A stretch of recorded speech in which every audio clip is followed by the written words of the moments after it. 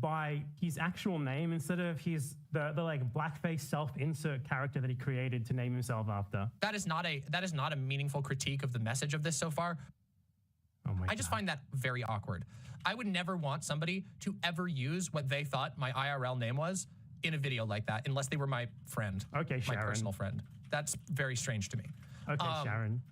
And also, I don't think that either of those 3 quotes that were played did a very good job of backing up the idea that Vosh does not understand racism. They 100% speak for themselves. Like saying, there's so many black people who are racist against white people. That is like the epitome of showing that you don't understand what racism is. Bringing up a literal stone toss argument. I've never seen a better misunderstanding of what racism actually is, which is a system created by white people for the interests of white people to justify domination over other people who they consider to be non-white. That's what racism is. That's what it always has been. So to be like, there's so many black people who are racist against white people easily demonstrates a complete misunderstanding of what racism actually is.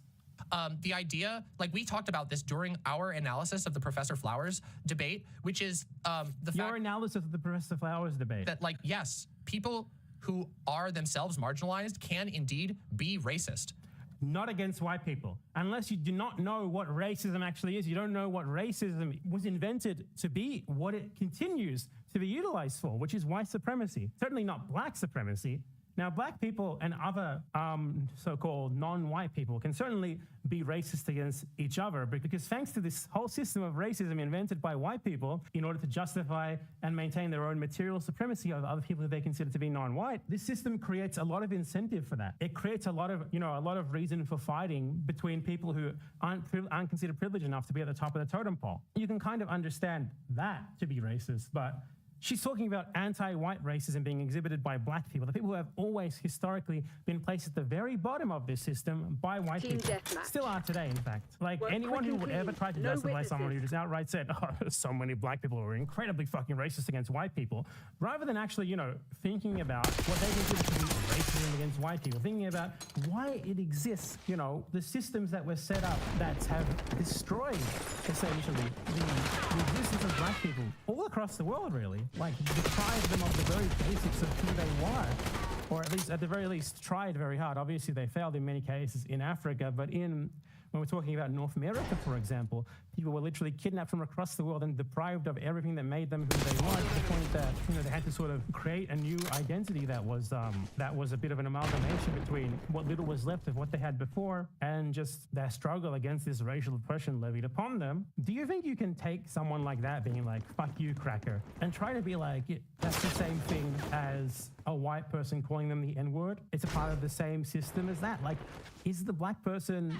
trying to justify their material dominance over the white person in saying that? Is it a part of this system of dominance created by them, for them, in order to dominate other people on little more than the color of their skin? Or is it maybe completely different and worthy of being analyzed in a totally different framework, a totally different understanding? Obviously, it's the latter, and to defend someone saying something that fucking stupid when they're supposed to be a supposed left-wing commentator is fucking stupid as hell.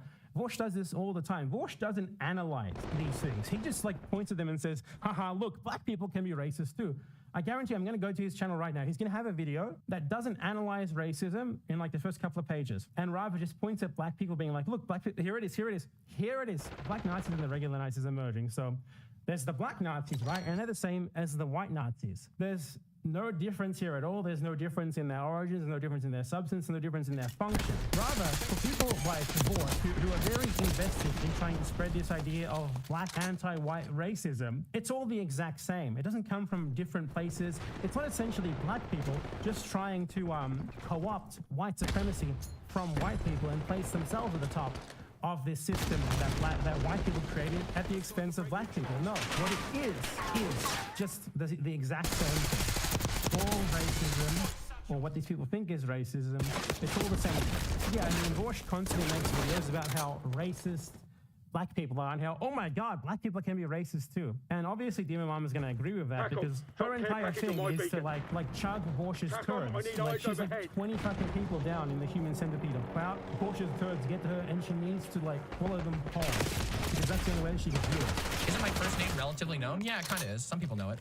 But still, I don't care. I don't want somebody to use my fucking government name. That's weird, okay? Government name. Okay, Sharon. The thing is that, like, I don't think either of those three were very good examples of it. So, yes, some people, they were pretty clearly clipped out of the context of the conversation where he was pushing back against PS assertion that colonialism equals white people. Well, it doesn't. It doesn't only equal white people. But yes, whiteness and colonialism and racism are greatly tied together. And I think that there are ways in which you can come to the conclusion that, like, it's a lot harder or a lot different for somebody who is in a marginalized racial group to engage in racism, but we know that this happens. We know that there's racism that happens. You see, she doesn't really have a systemic understanding of what racism is, despite sort of putting on the facade that she does. It's just that, you know, they can engage in racism. It does happen. It's less common and it might be slightly different, but it's still racism. It's still the exact same thing.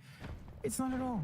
It's really not. One of these, you know, racism is specifically a system of domination. It's a system of domination created by white people for white people. So, you know, just being mean to a white person, you're like, boo boo, I don't want to talk to you because you're white or some shit like that. It can be a bit, as the kids these days say, cringe or something, but it's certainly not even remotely a part of the same system of racism.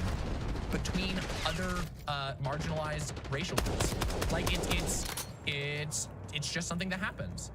So, Zanzi is going to talk to PF about how colonialism might have manifested in Ireland, a situation where everyone's white, so you can take whiteness out of the equation. Well, you actually can't take whiteness out of the equation entirely, but that will be an interesting conversation because These videos need editing. And he didn't want that to be me of. Even if you consider the definition of racism to be, you know, prejudice plus power. Because I think that... racism is more complicated than any of these people are really willing to go into. You can't define a concept like that with two fucking words like that, regardless of how much you want to, or even if you're just playing lip service to it. That's not what it is. God, I fucking hate how, like, these people are just such a low level of understanding of any of the things they talk about. And by a matter of comparison, that Dave Chappelle, for example, is in a position of power compared to most of the people that he was venting his prejudice against. So I think that these three quotes that were... Dave Chappelle wasn't engaging in racism. He was engaging in transphobia or homophobia. This is not the same thing. Aren't a very good starting point for this conversation. But let's see where it goes. It's not a good starting point. I mean, Vorsh outright said there's so many fucking black people racist against white people. That it's not your right to dictate the terms of decolonization to the colonized is actually not too unfamiliar to me, because it reminds me of, well, me. When I was a young leftist, I felt particularly uncomfortable by this man. Because if you know, Malcolm X didn't take his fools gladly. He didn't give a shit and he took no prisoners, because fundamentally, he wanted autonomy for his own people, and he didn't want that to be dictated by whites. His manner and content of speaking always made me, as a white dude, feel a bit, you know, I don't know, he says such hostile stuff, you know, he doesn't care about white people, you know, this doesn't work, we gotta work together. Yet, as time went on, I started connecting some of the stuff that he said to the stuff that I see in real life. And I started to understand a little bit better the mindset of minorities. I started listening to more of his work and other people's, like trans... Okay, but keep in mind that this is something that also happened in one of the other videos that was conveniently by a white person critiquing another white person, which is this idea that you understand the mentality of minorities. Minorities aren't a monolith.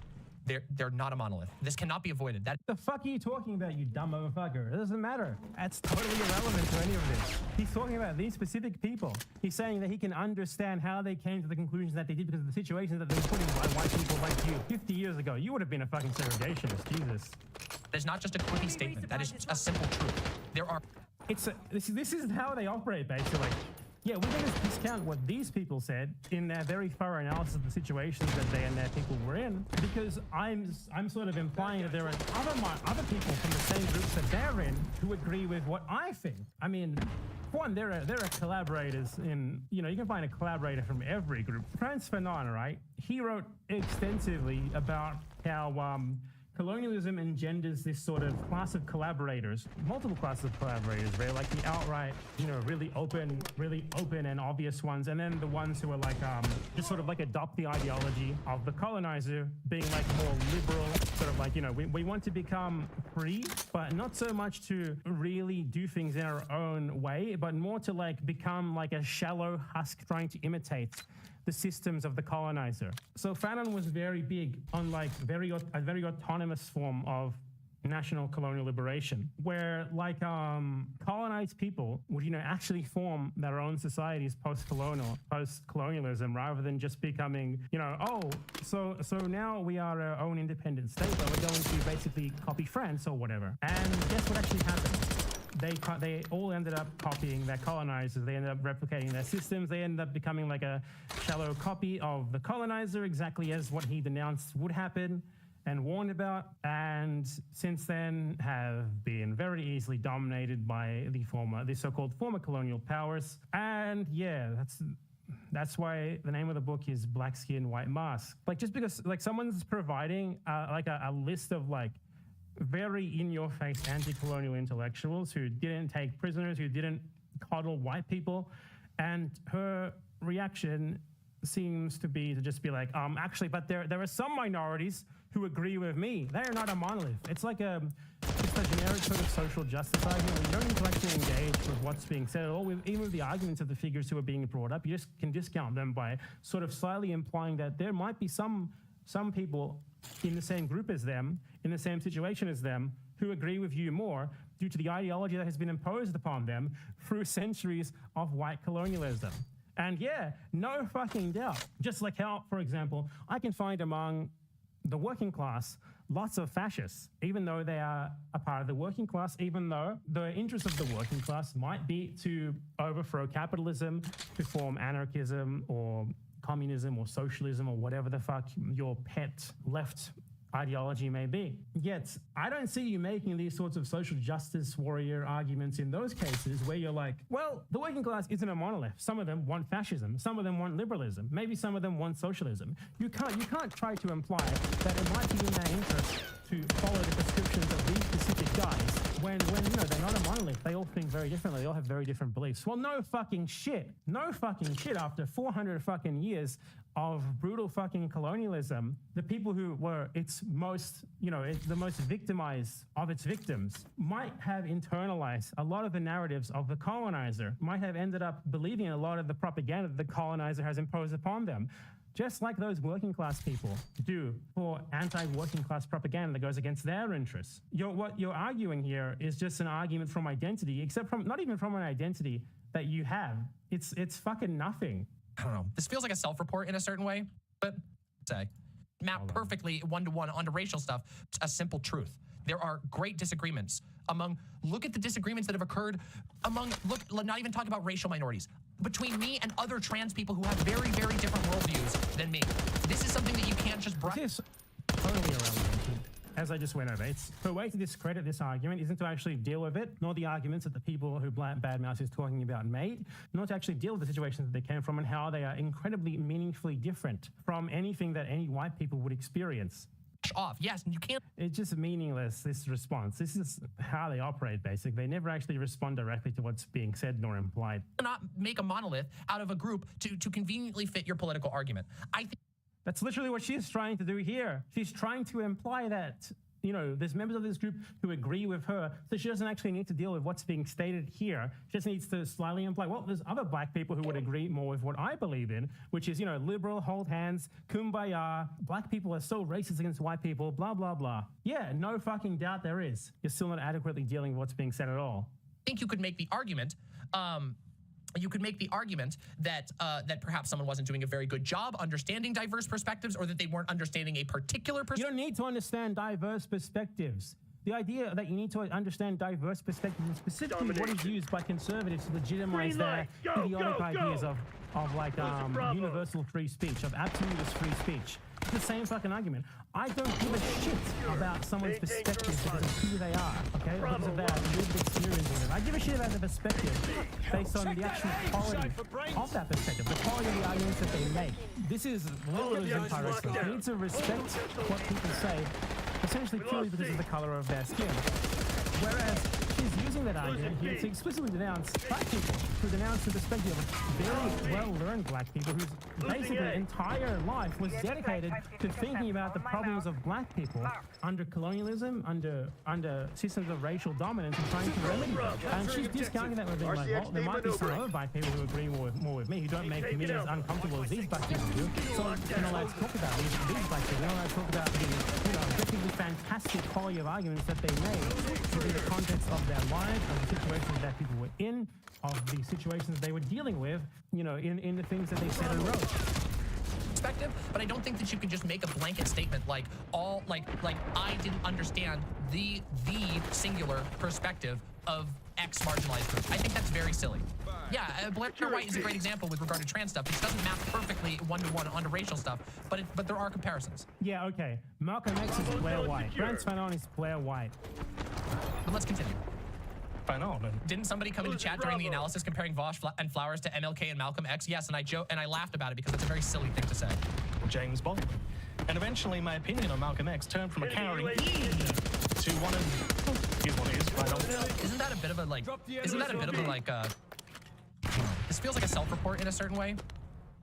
Doesn't it? A little bit? Yeah, cancel that. I don't know. Isn't it kind of weird? Like, how these people, they don't ever engage with the things they're watching. As I said at the beginning, they just sort of express distaste and kind of derail what's even being talked about. There's never a direct replication of what's actually being said. It's kind of a self-report. Why? What the fuck are you even talking about? Someone said, this guy used to make me uncomfortable with his talk on racial issues, and then I kind of came to understand it once I thought about it more. You should be aiming to do the same fucking thing, because you clearly don't get any of this. Because I understood, I guess, my place in the world. I understood, yeah, I got it pretty well off, to be honest, and I got that when it comes to your sense of self, all of the pedantic consistencies never really matter much in the long term. What you want first and foremost is to exist as a human being. I think people got this same anxious, almost offended feeling when No Name said that she didn't want Whitey following her on Twitter anymore. Okay, so that's actually not what No Name really said, honestly. Which, again, this feels very weird to me to have a white guy summarize No Name's comment incorrectly. Because it's like, oh my God, I can't believe a white guy is saying this. Someone who is explicitly here to argue against the liberation of indigenous people and black people, particularly in the US, but also in Canada, here to be like, it's so fucking unbelievable. This person would care to summon the argument of a black person. That's so fucking racist. Zero. Like, I don't even have anything to respond to because she doesn't want to make an argument with any sort of substance. No Name didn't say that she didn't want Whitey to follow her on Twitter. In fact, the tweet is right here. And I actually disagree with Vosh's response to No Name's tweet. I actually think No Name's tweet is perfectly fine, and I don't really think there's anything wrong with it. And I feel like Vosh's response to it was way overblown, personally. But this is fucking cringe. You're not allowed to disagree anymore. You're gonna get in trouble for that one. Oh well, she didn't. She's too much an integral part of the centerpiece for that. I find that very cringe. This is cringe? I find that very cringe. That's super weird. Are you a 14-year-old on TikTok? What the fuck? Can you please speak like a normal person? To take a tweet that's perfectly good in what it is here and then boil it down to don't follow me, Whitey. I mean, it's perfectly fine as a summary, because even if it was, don't follow me, Whitey, that would be totally fine. Do you think people of color, indigenous people, black people, whatever, need more white people coming into their spaces and just spouting idiotic messages of unity without actually doing anything to further them, without actually really getting to the crux of the issue, as you are failing to do massively here? Seeing someone say, oh, black people are so fucking racist against white people all the time, as Vosh did in the beginning, and not seeing that immediately, like, oh yeah, I don't agree with that. That's just fucking stupid. But instead of tagging the person who was using that as an example of someone not understanding racism or colonialism, that feels really fucking weird to me. No name, you gotta work together, no name. Yeah, exactly. Literally every single reply is, how do you divide us? How do you divide us? I mean, the question, the real answer to that should be, why did you divide yourselves from them? Why did white people create a system of racism to divide themselves from black people and put themselves on the top of a very advantageous system they still benefit from greatly today, and still very much in place today? That's a much better question than, why don't you want to take more shit from ignorant fucking white people who try to explain shit to you all the fucking time, which I think is a question with a pretty obvious, self-evident answer. Well, word segregation. Fred Hampton. Yes, because acclaimed black communist rapper No Name has totally never heard of Fred Hampton. Take a hint. I don't know what any of this has to do with anything. It is this very milquetoast, baby's first political education mindset that appears to be very common these days, especially amongst white American lefties, but is also across the God, I hate the word lefties. Anyone who self-identifies as a lefty, absolutely just self-reporting. Lefty is just a moniker that you apply to yourself when you're a Democratic Party aligned liberal. Maybe Bernie Sanders here at most. He's completely aligned with the continuation of white supremacy. Basically, with the new white supremacy. The new white supremacy is this idea, implied or outright stated, that so-called liberal Western civilization is superior, but it's not innate racial or ethnic superiority. Other people can also take on superior Western liberalism. Okay, that's the new white supremacy. So the new white supremacy is not we are better than you, we are innately superior to you, and you can never become like us. It's we are superior to you, but it's not innate, and you can become like us. You know, take our hand, and us white people will show you the way. That's the new white supremacy. And people like etc. Sorry, Ian and Sharon, they are very good examples of this. as well, who seem to think that it can all just be solved by what I can only describe as they gesturing. Let's all work together. A good example of what I was talking about, by the way, was during the 2018 World Cup, people were saying like a lot of the French players come from French African colonies. You know, they're like first-gen or second-gen immigrants from their former colonies. People were saying like, you know, the French team is basically an African team. Most of the players on it are African. French football would fucking suck without them having this sort of Africa. And all these French racists came to be like, oh my God, you're by saying that, you're denying the Frenchness of these people. You're denying that they have integrated into the superior French Western society.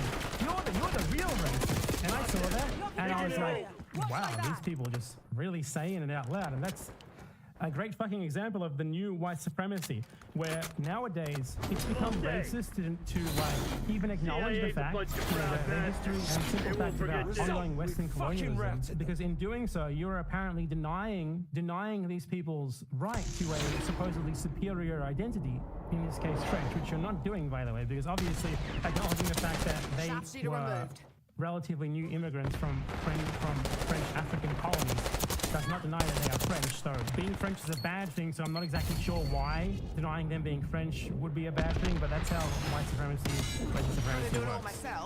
And that's not how it works.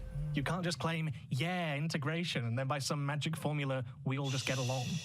I remember a certain black communist state his absolute disdain for when white pinkos come into black spaces during and after actions and hand out flyers for their org under the banner of, yeah, let's unite, but then are never ever seen again. Do you understand that doesn't really seem to fit, right? There's something very... Something out of static says, yeah, like Vosh may have done it too briskly, but he was trying to make a very valid point about people like PF's rhetoric. Yeah, well, that was before the PF chapter, though, right? Wasn't the no name thing before the PF chapter? And also, I think that his critique was That's great that like Vosh has been on like this fucking basically like, oh, the blacks are racist kicker for like years now. That this even goes back like before he got confronted by Professor Flowers. That's incredible. Poorly aimed. No name's take, in my opinion, is perfectly legitimate. There is an attempt sometimes for white leftists to enter active organizational spaces that have already come together. There have already been people doing things, and then be like, no, you're doing it wrong. I think that's a very real thing. Oh, you're talking, yeah, in the PF convo, but I already said my opinions about the PF convo. I think that Vosh made some missteps, but that ultimately PF was not prepared to actually have the conversation that she came into, and now we're getting into the real settler colonialism advocacy. I can't wait. Came in guns blazing in a way that I think most people will find imparsible. So most people. Now, if you want to talk about a self-report, that's a self-report. Most people, white people, that's what she meant to say. I think white people will find it impossible. No fucking shit. White people don't like to be confronted by their victims and told the truth about the societies that they live in. We know that. You should know that. You're supposed to be an anarchist. She's the like bathtub pharmacy anarchist, by the way. Let's see if I can find her incredible tweets. Her brand of anarchism is to be like, we don't need pharmacists, we don't need doctors. I'll make medicine in my bathtub and hand it out to my community. We don't need supply chains. I just want to blow shit up. Well, there is like a quote of what she tweeted, but it was turned into a Breaking Bad meme. Just get some lab equipment, befriend a chemist, and start making ADHD medication yourself. Talk to rural doctors and healers. A healer is just a euphemism for someone who should not be practicing medicine, who are already doing this out of necessity. Oh, holy shit, it's a verbatim quote. It's not actually misrepresenting her. And it wasn't her, sorry, I misremembered. It was her friend, Azealia X. How do you manage large supply chains without bureaucracy? Why would I want to manage large supply chains? To manufacture medication or generally leverage comparative advantage to be surplus to lower total required labor hours. That sounds boring and completely not something I'd have more fun blowing up. This is literally how all specialization works. How would you produce medicine? By making it. Oh man, this is the greatest example of how anarchism, in large part, as practiced by white Westerners, is a pure, like, just made up vibey identity category and not an actual political ideology in any way, shape, or form. Amazing. I'm sure there are real anarchists in the world somewhere, but I haven't encountered them in any English-speaking space. That's all. Pinko means no. Pinko is not a brand. Pinko is a offhanded term for basically a fake communist. It's like a hippie communist, aka Pinko. No, Pinko was not. Pinko was literally a term used by the U.S. state against communists in propaganda and shit. It just means a communist. Doesn't mean state. A Pinko commie was a term that was used for basically liberal. I'm like 90% sure that it was used just like a general slur against communists, but I haven't actually looked it up. Yeah, Pinko is a pejorative term coined in 1925 in the United States to describe a person regarded as being sympathetic to communism. So not like a fake communist or anything, just a general communist slur. Old communist LARPers back in the day. It hasn't been popular for a long time. It's very much unite on our terms. Hence why many socialist people of color prefer the company of other people like them. Even if their views don't exactly line up, then we're white socialists. And it only really takes a quick look at Ian's repertoire to see why that might be. So I'm gonna go a little bit hard on her. I don't give a fuck if you don't like being around white people. He's got this incredibly juvenile... I don't get that. I don't get, there's not enough context for me to understand what's going on there. Nile gamer bro. I mean, you don't really need context there. Like, you could respond to that, like with some sort of, that sort of thing, like with some sort of analysis, even if you don't agree with what they're saying, of where they're coming from. Like, you can look at these things with actual fucking care, any sort of nuance that shows that you give an actual shit about black people. You can just be like, I don't give a fuck. I don't give a fuck about what you think about white people. Like, when I see, like, Kanye West being anti-Semitic and shit, what I think of that isn't particularly, oh man, this guy's just like the fucking Nazis, he's the exact same. It's like, well, for one, where does this group, the Black Hebrew Israelites that he hates so much, come from? It takes like 2 seconds to find out. You look into their beliefs, and it's like, they believe every single white person who ever existed, white historical figure ever existed, is actually black, and them sort of like appropriating Jewish identity for themselves is just sort of another part of that. So where groups like that come from is literally the system of white supremacy. It's literally all the same shit. It's like, you know, it's the economy stupid. It's white supremacy stupid. Groups like that exist. Now, obviously, it's not an excuse for fucking Kanye West, who's incredibly rich and has, you know, he could pay people to do research for him on whatever he wants. He has no excuse. But generally, groups like this exist because the version of black history that is peddled everywhere and taught to people removes black agency entirely. The fact that black people fought for their own liberation every step of the way. It's like the way that black history is taught in the US is black people were passive victims who did nothing, and then MLK came along. That's how you get things like Afrocentrism, which Black Hebrew Israelitism is just an offshoot of. That's how you get those shit. That's why people gravitate towards it. So, ironically, the way that you fight these things isn't by just being like, haha, these people are literally black Nazis, they're the exact same. It's by analyzing where these currents come from and fighting the root of them, which is, it's all white supremacy. So what Bad Mouse is pointing out here, which she is too stupid to realize, is that Bush engages with black people and black issues, even black people who are very clearly wrong. Like obviously the Black black Hebrew Israelites are wrong, in a way that is just totally dismissive and really just racist. He doesn't want to understand where it's from. He's emotionally invested in trying to frame like black people behaving badly in these sorts of ways that stem from white supremacy as really equal to the white supremacists. Like they are like black Nazis, right? They're not equal to them. They're not coming from a totally different place.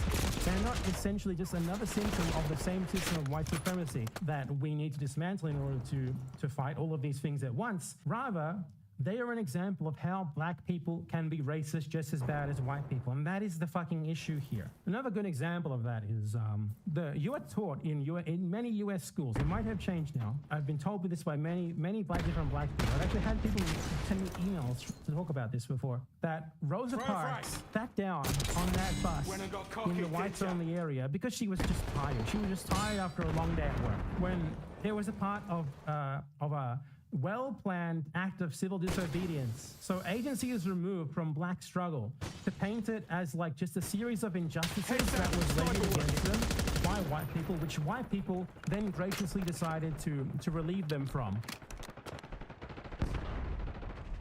Well, I hope everyone had a nice Thanksgiving because, sorry, it's time for some news. And if your Thanksgiving involved heated arguments with relatives and family members over the direction this country is going to be heading for the next 4 years, sorry. We'll be covering lots more of that. Yeah. But as a nice, tasty appetizer before our headache-inducing main course, we first turn to the world of orcas, who continue to provide a nice distraction during our trying times. Orcas were already fascinating animals before they declared a total war on boats off the coast of Spain, but that whole phenomenon has really highlighted how intelligent and social these animals are, with the prevailing theory about the boat attacks being that they simply find it fun. And it has spread through the orca community like basically a cetacean TikTok challenge. So, like humans, orcas, they're into trends. And in the time we've been following the news about boat attacks, we've learned about other orca trends, like one that arose in the 1980s in the Pacific Northwest, wearing dead fish as hats. Okay, so like so many other 80s fashion trends, one young orca started wearing a salmon on its head in the summer of '87. Within weeks, the whole local orca community was getting in on it, until eventually everyone was doing it and it wasn't cool anymore. Once the dad orca walks in with a salmon on his head, everyone says, boom. It's a wrap on that. But the thing about 80s fashion trends is that they always come back eventually, and recently, scientists and whale watchers up in Puget Sound have once again spotted orcas wearing dead salmon on their heads as hats. Because it's cool again. They might be doing it ironically, we're not sure, but it's been long enough that it's probably just another trend that has circled back. It's the orca version of like those pit viper sunglasses that look ridiculous, but they're a throwback to the 80s, and some people think they look cool. Yeah, that or like maybe like a Jinko jeans, because they're coming back. They're having a moment, right? Well, that's kids? more of a Right, 90s. And listen, Jinko never went away. Some of us purists been wearing them the whole time. You don't know what's going on under this camera. We're actually wearing one pair of pants. Yeah, I got so much airflow in these legs of mine. Anyways, here's live science with more on salmon hats. Researchers think the orcas sporting salmon hats now may be veterans of the trend when it first appeared nearly 40 years ago. It does seem possible that some individuals that experienced the behavior the first time around may have started it again. Andrew Foote, an evolutionary ecologist at the University of Oslo in Norway, told New Scientist, the motivation for the salmon hat trend remains a mystery. Honestly, your guess is as good as mine. Deborah Giles, an orca researcher at the University of Washington, who also heads the science and research teams at the nonprofit Wild Orca, told New Scientist. Orca researchers' best guess is that salmon hat fads are linked to high food availability. South Puget Sound is currently teeming with chum salmon. And with too much food to eat on the spot, orcas may be saving fish for later by balancing them on their heads, New Scientist reported. Orcas have been spotted stashing food away in other places too. We've seen mammal-eating killer whales carry large chunks of food under their pectoral fin, kind of tucked in next to their body, Giles said. Salmon is probably too small to fit securely under orcas' pectoral fins, so the marine mammals may have opted for the top of their heads instead. Yeah, they don't have pockets. Yeah. And they don't have thumbs. So I choose to believe this is them just having fun again. But look at me. Like, it's in abundance down here. We've got so much salmon. Let's just wear it on our heads. It's the whale version of that lady that went to the convenience store and put a bag of chips on her head. She's so crazy. Yeah.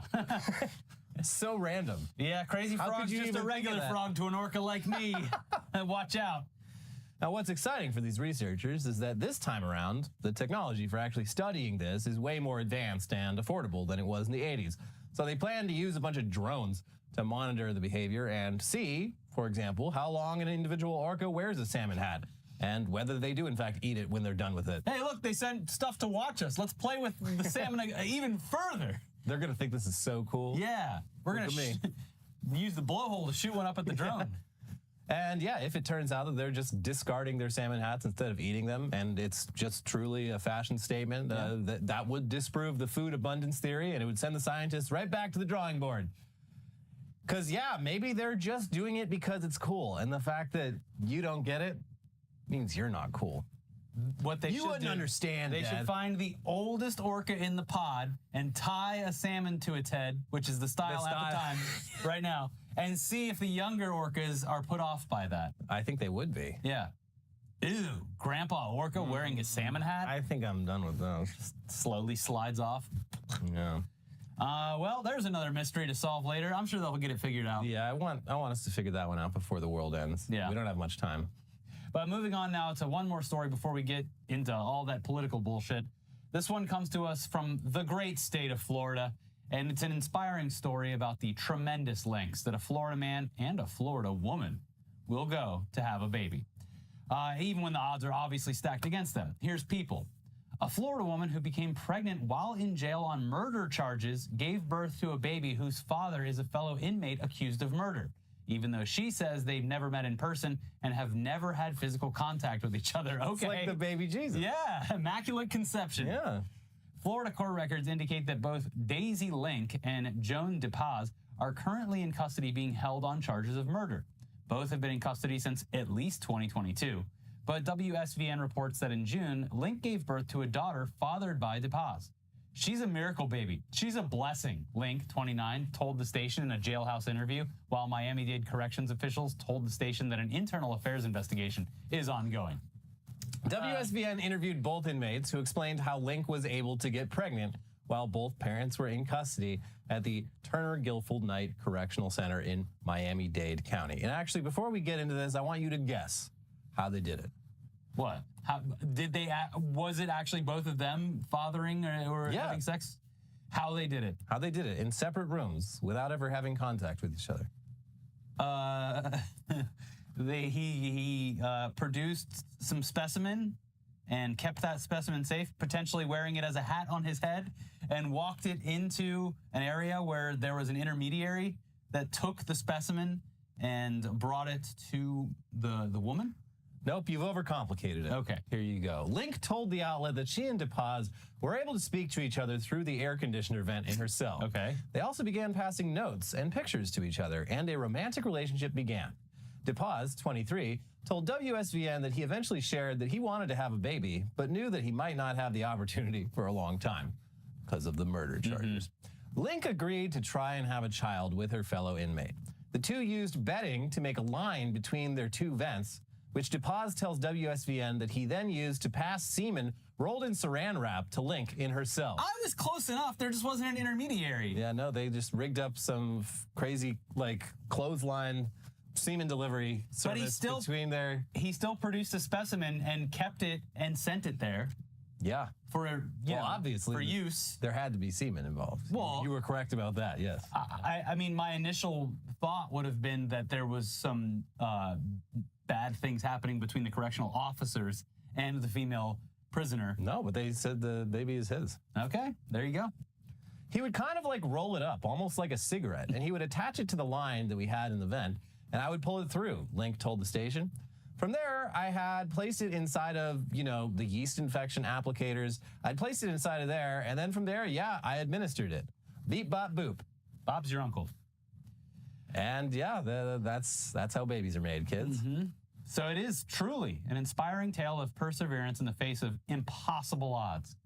And just imagine how resourceful and clever that kid will be with the combined genes of both of these people, and probably with the souls of their victims. Yeah, trapped inside of him. This baby got the double murder gene, but also the double clever gene. Yeah. So Watch out for that guy. could do great things, could do terrible things. Probably our next Elon Musk. Who's to say?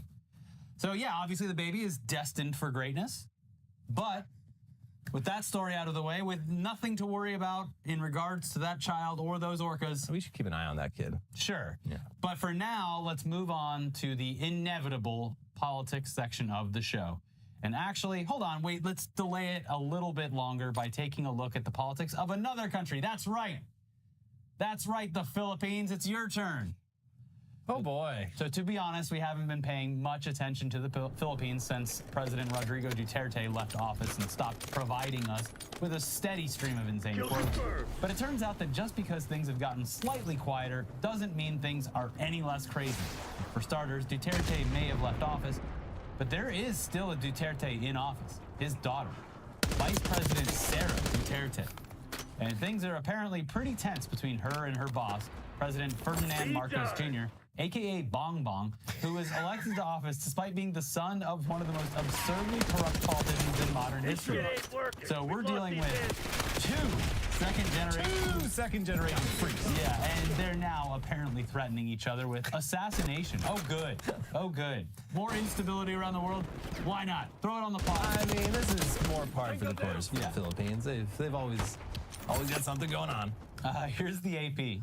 Philippine Vice President Sara Duterte said Saturday she has contracted an assassin to kill the president, his wife, and the House of Representatives Speaker if she herself is killed, in a brazen public threat that she warned was not a joke. Okay. Executive Secretary Lucas Bersamin referred to the active threat against President Ferdinand Marcos Jr.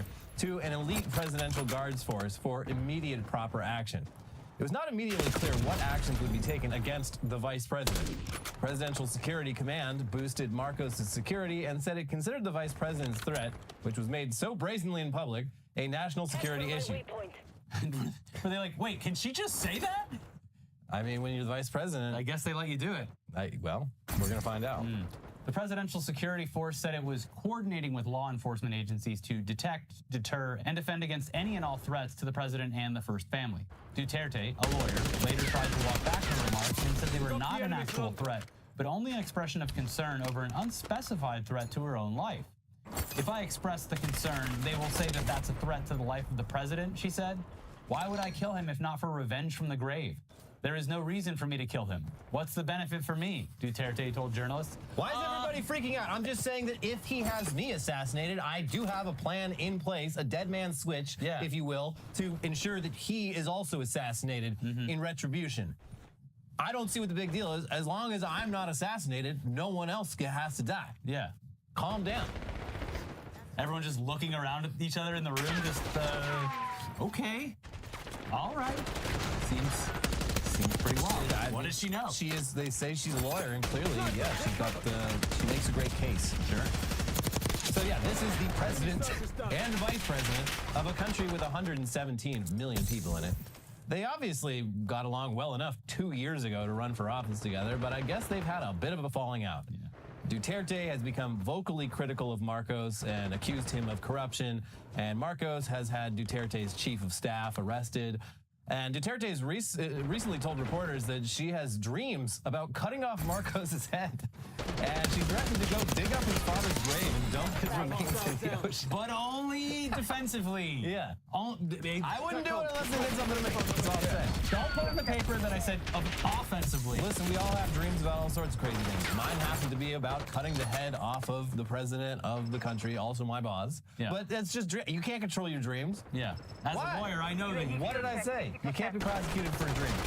All right, so yeah, this Sara Duterte, obviously kind of nuts. Runs in the family, I'd say. But again, Bong Bong is the son of the most corrupt leader in the Philippines' entire history.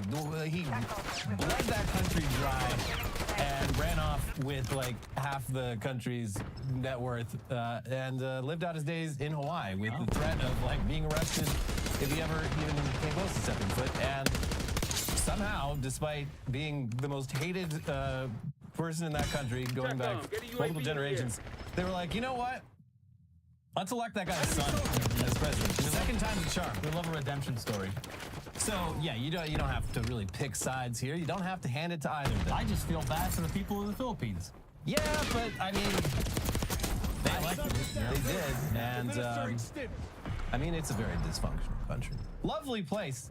Yeah, definitely worth visiting. Beautiful natural beaches and all sorts of things, but yeah, kind of a mess in terms of the government. Yeah. Well, who amongst us? I know, we can't really throw stones from here. Yeah, no. So yeah, just let them fight, I guess. Be interesting to see how this turns out, because I believe her. I believe a presidential term in the Philippines is like 6 years, one term for 6 years. So they only took office in 2022. I think so they got a while to go. Long road ahead.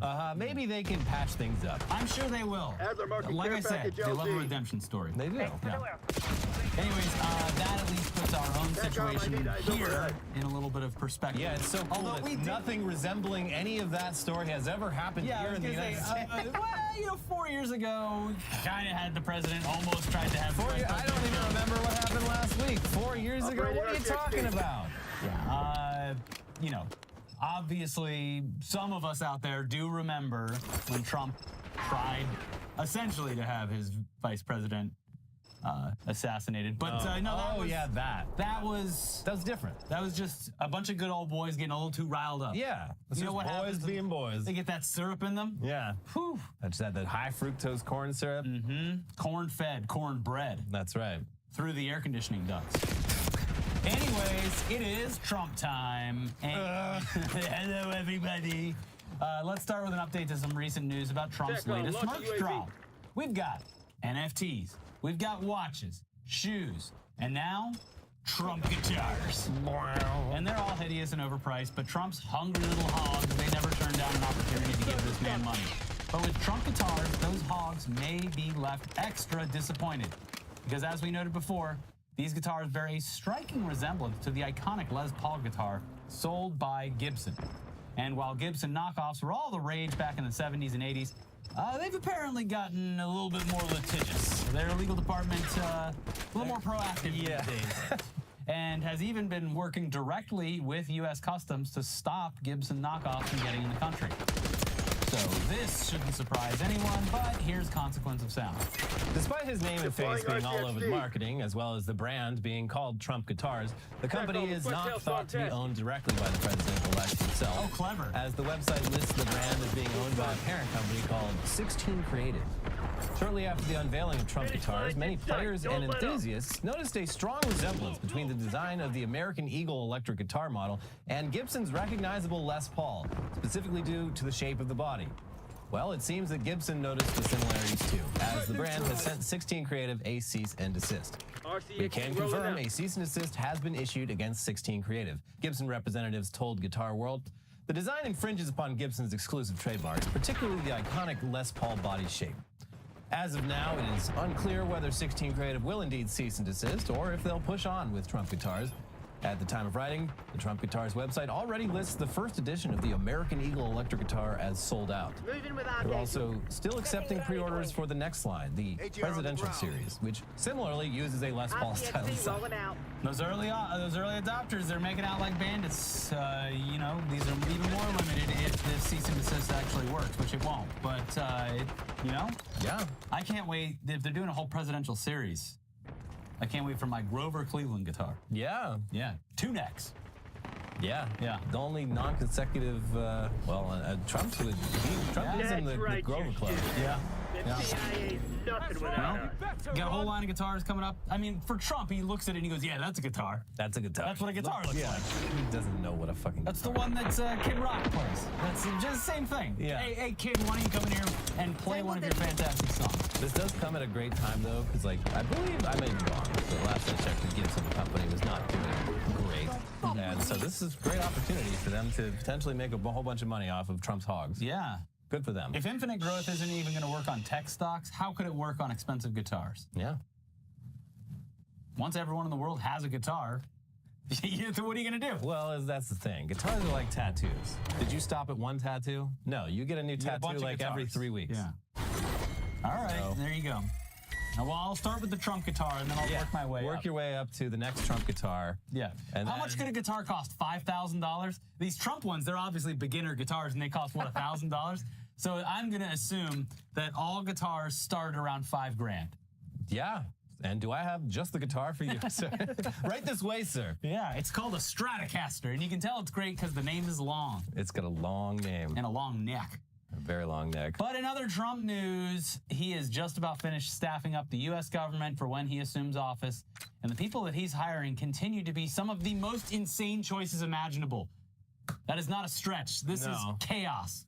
In a lot of cases, it has more to do with his picks lacking any relevant job experience. But in the case of Trump's pick to run the FBI, it's actually more scary than funny.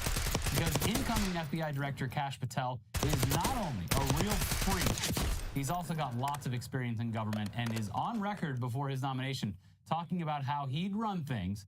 And it's very chilling stuff. Yeah. Here's the New York Times last year reporting on a podcast conversation between Patel and Steve Bannon. We will go out and find the conspirators, not just in government, but in the media, Mr. Patel said.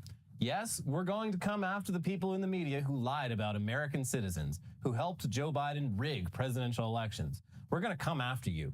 Whether it's criminally or civilly, we'll figure that out.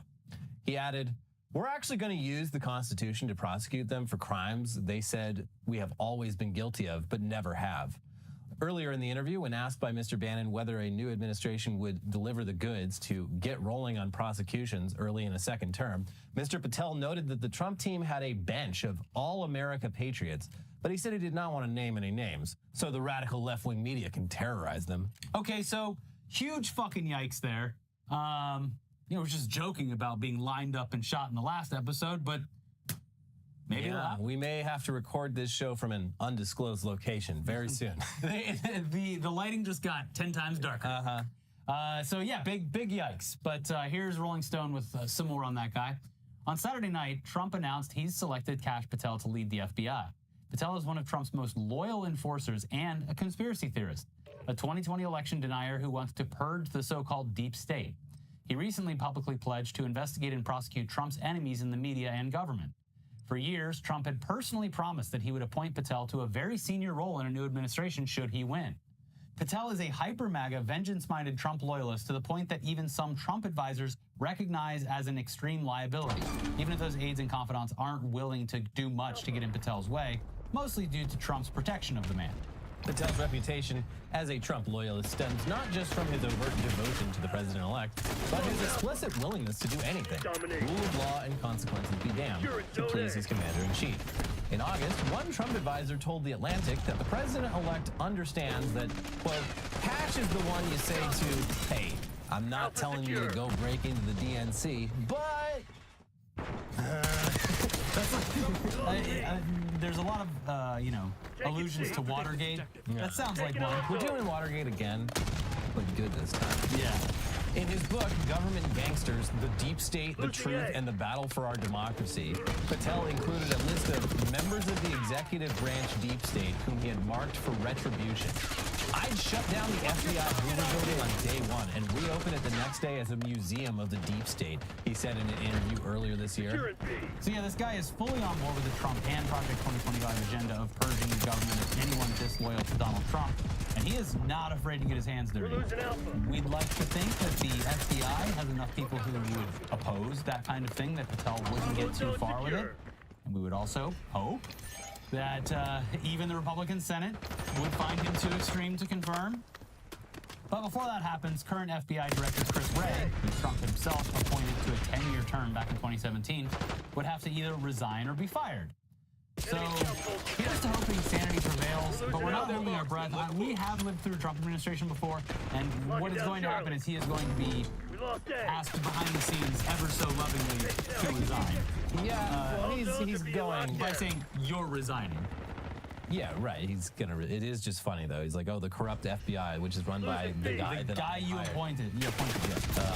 But anyways, yeah. Aside from the terrifying aspect, Kash Patel, like all of Trump's picks, also has a ridiculous side. And for him, it's the fact that he has published not one, not two, but 3 children's books about how the 2020 election was stolen. Hey kids, gather round. It's your favorite subject. You know, there's a lot of books. 2020. A lot of books missing from shelves in elementary schools and libraries across this nation. And I am going to be the man to fill those shelves with books about how Donald Trump was wrong. I'm going to be indoctrinating the children, but in the good way that isn't bad. It's called The Emperor's New Book, and it's on shelves across this great country. No, the series is actually called The Plot Against the King. And aside from the medieval fantasy setting, there is nothing allegorical here. The characters are literally political figures like Trump and Biden, but wearing robes and living in castles. It is some real freak shit. Yeah. And He's not fucking Bigfoot. making Trump, but a king. I mean, I know it's a convenient device for children's books, but yeah, a little bit on the nose. So terrifying, but also, again, what a weirdo. Yeah. 3 of these books. Like, I assume they sold well enough to justify all these sequels. Yeah. Wow. Can't wait for the 4th. Like, the second one, I have a whole saga going here. the second one is, like, based off, it's like the children's book adaptation of that Dinesh D'Souza movie, 2,000 Mules, that, like, even the distributor pulled from distribution because it, like, contains so many just straight-up lies. And the idea of, like, sitting down a fucking, like, 4-year-old and reading the movie. We're gonna learn about how Donald Trump. This guy that you weren't even alive when this happened. Can I watch Bluey? No. You have to hear about how a bunch of brave patriots went down to Washington, D.C. and smashed a bunch of windows. Yeah. Kids love it. They love It's it. kids' favorite subject, man. Yeah. It's- And apparently, it's for them, for the parents at least, this is all ended with a very happy ending. The next book is going to be a glorious end. And you know what? Nothing mattered anyway. That's just every book before this. Nothing mattered because the 2020 election doesn't matter. Yeah. But, of course, you know, being a Trump loyalist doesn't always work out so great. Many cautionary tales on that front. And more to be made. And no one exemplifies that more than Mr. Rudy Giuliani, who has spent the last few years just in and out of court for a whole bunch of different civil and criminal matters. Some related to Trump, but a lot of them not. A lot of them just related to him, just being a freak in his spare time. And yeah, he owes more than his entire net worth to various people who have successfully sued him. And while all of Trump's legal troubles magically vanish once he is president, it's unlikely that Rudy's problem is going away. Oh, jeez. Anyways, Rudy was in court this past week due to owing some people he defamed $148 million and not really seeming to do anything to actually come up with the money. And this court hearing resulted in what is now our favorite image of Rudy. And that is saying a lot, because there are so many images of Rudy looking ridiculous. You got the oil coming out of the hair, you got Four Seasons solo landscaping, His boxy shoes, the boxy shoes, the golf swing. the one where he goes like this. Oh! There's so many good ones, but this one, I think it tops them all, at least for now. Yeah. Behold, a courtroom sketch of Rudy Giuliani pointing and yelling at a federal judge. It's just incredible. The artists here, they really captured not just the moment, but the man himself. Yeah. And that's the job of a courtroom reporter. It's like, you know, you're not just doing photographs with a pencil. You're capturing the mood. You're capturing They definitely got the metaphysical side of things. They definitely got his temperament down. I mean, that's they got the teeth just right. Like, that's crazy. Yeah. It's good stuff. Anyway, here's Reuters with some background on what exactly went down here. U.S. District Judge Louis Lyman in Manhattan previously threatened Giuliani with civil contempt for failing to surrender assets, including a luxury Manhattan apartment, to partially cover what he owes. Giuliani's lawyer, Joseph Camerata, told Lyman that his client had turned over 90% of the assets. But the judge questioned Giuliani's alleged struggle to secure paperwork to hand over his 1980 Mercedes vehicle, saying Giuliani's prior job as the top federal prosecutor in Manhattan was a sign he was fully competent. That prompted Giuliani, 80, to speak up, complaining that his day-to-day life had been hamstrung by the election work. Your implication that I have been not diligent about this is totally incorrect, Giuliani said from the defense table, pointing at the judge. I don't have a car. I don't have a credit card. I don't have cash, Giuliani said. I can't pay my bills. Lyman then warned Giuliani that he could not speak again in court unless testifying under oath because his lawyer should do the talking. There should be no higher priority for your client right now than complying with the court's orders, period. Lyman told Camerata. He wasn't even testifying. This was just an outburst in the middle of court. My life sucks! You want me to get rid of my car? I'm fucking ruined. I have nothing. Is this the car that he, like, showed up in To vote? Yeah. I don't know. It might be. And I keep driving it around just to rub it in their face. And I fart in it all the time. Yeah. They're gonna be sitting in my farts if they ever take this car. Oh! I shit my pants all the time too. That's not on purpose. I'm trying to just fart, but sometimes poop comes out. Clean those floorboards. He's an old man. They're slipping out of the pant leg constantly. I assure you, God. Yeah. He's definitely the dude who shakes one out in the grocery store aisle. They're taking C. And nobody's the wiser. But yeah, you know, all things considered, it's at least nice that this man's life is. He's never getting it back. It's ruined. And his son is ugly as sin. Yeah. Hostile counter Yeah, that's UAV right. Because he looks established. just like his dad. So like ginger. Yeah, weird, right? Take it Bravo. That's what happens when you fuck your cousin. Yeah. A lot of recessive genes come out. That's right. Anyways. Oh, hey, look. Yeah. Hey, it's halfway through the episode. What's more No than halfway. sponsor today, so the sponsor is you. You need to go down to this website, which we will provide link below, and buy these exclusive dolls. These exclusive figurines. It says right here they're not dolls, Elliot. Gotta buy these. These are adult collectibles. Right. Are you adult enough to collect these? And I think a fair price. But yeah, two tiny little me and Ricky, but we're small and we sit on top of your monitor and watch you while you do whatever it is you do on your computer. The We're looking at you the whole time. The success of this toy will dictate our future success in the industry. If everyone says, oh, those guys worked with U2s, they didn't sell anything. Yeah. Then never We'll be ruined. We'll be the Rudy Giuliani's of YouTubers. Just in Please don't let that happen. in our one car that we share with our giant Jinko one pair of pants. Yep. So don't let us fail. Just do it one leg at a time. Yep, that's how we roll. God, I hate living like this. Well, what are you gonna do? Nobody bought enough of our monitor, buddies. Okay, anyways, now that our own ad is done, let's move on to the weirdest, wildest, craziest headlines from around the world this week. Starting with Utah officials tell people to stop brining turkeys in the Great Salt Lake. you know it's better if you do it in the lake.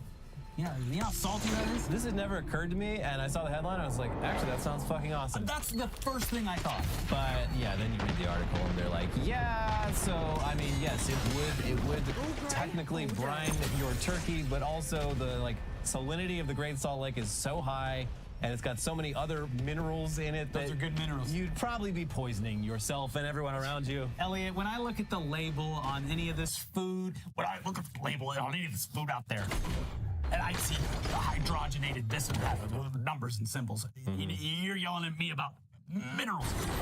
Yeah, well, it was like arsenic, one of them. Yeah, but a little bit of arsenic's fine. Yeah, so it's definitely, there's some minerals in the Great Salt Lake You're actually building up a that tolerance. you don't want in your turkey. Yeah. You know, if you ate a turkey that was brined in the Great Salt Lake, you could go to Russia without fear of anything, really. Yeah, none of that shit's gonna work on you. No. Slip You it don't in- understand. I ate a turkey out of the Great Salt Lake. They'd have to throw you out of a window because anytime they try to slip that polonium in your tea, you're just like, this is delicious. They try My to throw mouth you, is tingling. You throw you into the ocean, you float. Yeah, You float. Yep, because of the salinity. Yeah, because you're buoyant now. Yeah. So there you go. Thanks, Utah. We'll all be bringing our turkeys down to the Great Salt Lake next year. They only released this because they found a turkey washed up on the shore. They're like, Poor turkey. so they don't even know if anyone was actually trying this, but they're like, all right, the turkey trying we to- are obligated to let you know that you shouldn't do this. Make its way home and got misidentified as a brining turkey. Yeah. Yeah. Pastor fights off Thanksgiving would-be burglar with jujitsu training.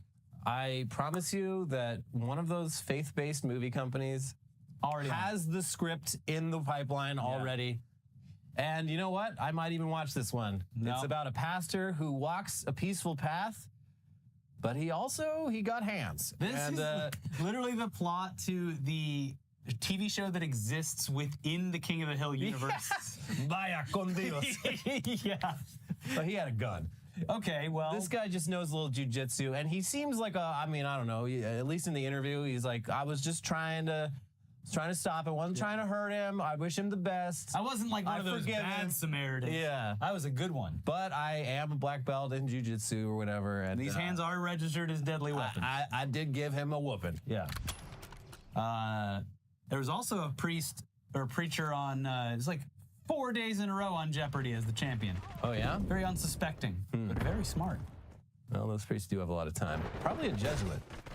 Maybe. I skip all the, I go for the trivia. I skip everything. I'm not here for the personality. When they do the introductions, Yeah. get over it. Yeah, it's not the same anymore. Trebek at least used to have fun with the introductions. Oh, Jennings is great. Yeah, but the introductions, Trebek would like insult them and stuff. Ken Jennings is too timid, too meek. He'll fall into it just fine. He does some gentle ribbing. Okay. Yeah. Okay. This church has an AI Jesus for confessions. It gave me so much advice. You need to leave that church. God. You know, say what you want about religion in general. Even if you were a believer, a follower, giving confessions to a fucking robot, and who controls that data? It literally Probably a guy in a box behind it who's just. You go into the confession booth and you have to like click permission before it starts, and it's like, yeah, by the way, don't tell Jesus any personal information. It's like, then what's the point of this? It's confession. Yeah. But yeah, people are like, oh, it's amazing, and it's literally like this would be the easiest AI chatbot to program because of everything you tell it. Do a couple Hey Marys. Yeah, just I don't know, pray on it. You know, You got this. You gotta like think about what the Lord would want. You know, it's just the same. Is there a message in here anywhere that you were learning? Yeah. You know, there's something to write back with, but yeah, telling a confession to just putting your data, you don't know where this is going. Yeah. It's probably not going to a great place. And even if it was just going to other members of the church, come on. But it seems pretty high tech. It's like an actual image of Jesus's face, and it speaks, and the mouth moves, and Look, if you people are very impressed.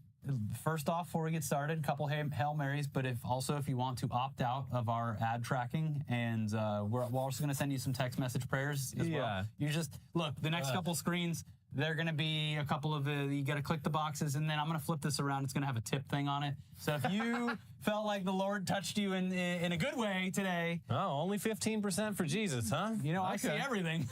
So... only anyways. 15 for Jesus, for the Son of God. Jesus remembered that. Ebenezer Scrooge's gravestone smashed to pieces. Good. I think is this a real person? Apparently not. No, this is one of the movie versions of A Christmas Carol. Yeah.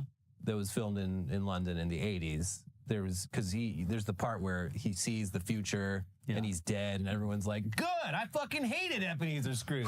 I'm glad he's dead. That dude sucked. Hawk tour? Yeah, they're hawk touring all over his grave. You gotta give that grave a hawk tour. That's what they said. Yeah. And but yeah, I guess they made like a real fucking grave for it. And the church where they filmed the graveyard scene was just like, yeah, we'll keep it. It's a fun little thing. Yeah, it's fine. But yeah, someone over in England has declared war on Christmas, apparently. And has smashed Scrooge's grave to pieces. That's fine. I like England having a war on Christmas. Are we going to have one this year because of Trump won? So no, Trump stopped it. There's no war on Christmas. Yeah, everyone's saying Merry Christmas now? Fox News is already doing like reporting where they're like, yeah, no, like people aren't afraid to put up their Christmas lights anymore. Like, what are you talking about? Who was afraid to do that? No, people were when Joe Biden was president, people were terrified of saying Merry Christmas. They didn't want other people to hear them say Merry Christmas. Yeah. Because then, you know, they knew you were Christian and they discriminate against you. Yeah. But now that Trump's back, you can have as much Christmas as you want. You don't have to have Starbucks write Merry Christmas on the cup and then read it out loud to you. Yeah. Everything's fixed now, apparently. And when you get when they give you the coffee, they have to say praise Jesus. Yeah. Yep. As if they don't, Kash Patel's gonna get him. That's right. Straight to the gulag. I heard you weren't praising Jesus when you were passing out those lattes. Mm-hmm. Gulag. Yep. Straight into the AI confessional. Yep. The contraption. South Korean man dodged draft by binge eating. I mean, it's pretty clever. It's a lot of work, though. It's no Ted Nugent. Yeah, Ted Nugent just shit his pants and didn't bathe for like several days. Yeah. And showed up and they were like, God, get the fuck out of here. The only cool thing he ever did. Yeah. Can't remember exactly how Bruce Springsteen got out of it, but I think it was something similar. Not quite as gross. But yeah. Binge eating sounds cool. Go away to dodge the draft. This guy gained like 50 pounds. He became obese. Just say he's training for a movie role. He's just a guy. Yeah. When he reported for his like registration, he was normal weight. And then like a few months later when they're like reporting to duty, he's severely overweight. And they're like, glandular, sorry. What happened here? And I mean, I feel like you could still get away with it, but somehow they figured out that he had done it on purpose, and his friend had given him like specific tips on how to gain a bunch of weight quickly. That's the problem. So now they're both in trouble. Too many links in the chain. Yeah. Yeah. You can't figure out how to eat a whole bunch on your own? I mean, yeah, it's pretty easy. Just milkshakes. Eat more food. Yeah. Watch those mukbang channels and do what they do. Just stay completely still and eat a bunch of food. Yeah. Yeah. Then they won't send you to the DMZ. Yep. Well, he showed them. I mean, it's Korea. Like, if I wanted to get fat in Korea, that would be no problem. Yep. I'd just go to KBBQ multiple times a week. Easy peasy. I like my food cooked for me, Elliot. I mean, they do 90% of the work. You just got to put it on the grill. And it's not Hey, bring those scissors out here and cut me up some more meat. I'm hungry. I'm trying to dodge the trap. Here, now serve it to me. Doctors say it's fine to pee in Wait, was that a Clockwork Orange reference? Good on you. That's a total millennial reference. the shower. Well, that's good news. I didn't need their permission. No, I never asked. I don't remember asking you a damn thing. Yeah. Oh, that's cool. I've been doing it anyway. Yeah. Saves water. It's good for the planet. Yeah. You're supposed to get some all over your feet, too. Kills the bacteria. That part is not true. The army told me so. No. Yep. They said it works even better if you pee on your friend's feet. It works best if you clean your bathtub nice and squeaky clean with a good bleach wash, and then you pee in the tub while that bleach is still nice and fresh. No, don't do that. That's mustard gas. Mustard! But yeah, pee in the shower. Do it. It's fine. Yeah, it's actually really cool. It feels really, really great. Yeah. Yeah. Nothing's stopping you. You know what? Don't waste a flush. Just don't do what Redditors do. The waffle stomp. Yeah, don't do that. Yeah, they're doing a little too much. They got the waffle stomp, the poop knife. There's too much going on. Yeah, don't do any of that. What you do is you take the grid, the filter off of the ground, and then you just go straight into the hole. I always thought pissing in the shower was a life hack. Yeah, it's a game. See if you can get it to go all the way down. Just make it disappear. Yeah, that's somebody else's problem. Japan launches drinkable mayo for fans that just can't get enough.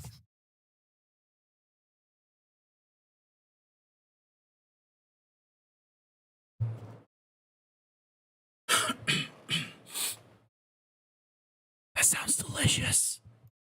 Ricky, you love mayo, so you'd probably love this drink. Glug, glug, glug with the mayonnaise. They do love mayo over there. This is so gross. Thing is, Japan, we introduced mayonnaise to them, and they perfected it. That Kewpie mayonnaise it's just packed, loaded with MSG.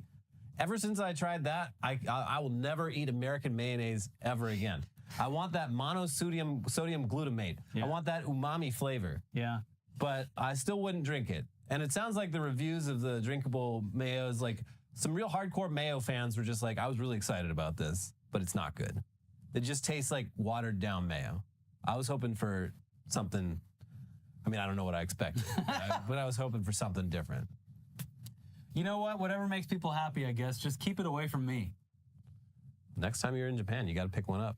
Have you been to the Japanese milk place here they have yet? They fly in the milk from Japan. They make ice cream with it. What? Yeah. What's so good about that milk? I don't think that it's raw milk. I haven't looked into it yet, but You couldn't do that. That would be illegal. It's from Japanese cows, so it's fancier, obviously. Oh, okay. It's like in Echo Park. Wagyu milk? La-dee-da. To be real, though, probably taste at least different. Hard to say whether that would be better, but drinking milk from cows from a different part of the world, it would probably taste a little different. And it might be a good change up for you fucking pus drinkers. Thank you. Yeah. Pizza Hut tomato wine. Does it actually taste like Pizza Hut? We found out. Well, not we, but the guys who wrote They did. And yeah, they said it tastes kind of like pizza. Yeah. I don't know. They said it sounds like it tastes like a Bloody Mary. Yeah, that makes sense. That doesn't sound too bad. And I guess it does pair well with the pizza because, you know, a lot of crossover. Thanksgiving I went to was Italian themed. Oh. Which I found to be offensive. As a full-blooded Italian. Hey, what the heck, man? Where's the turkey? One of the sides, though, was a As a Florida Italian. It was pizza-themed scalloped potatoes.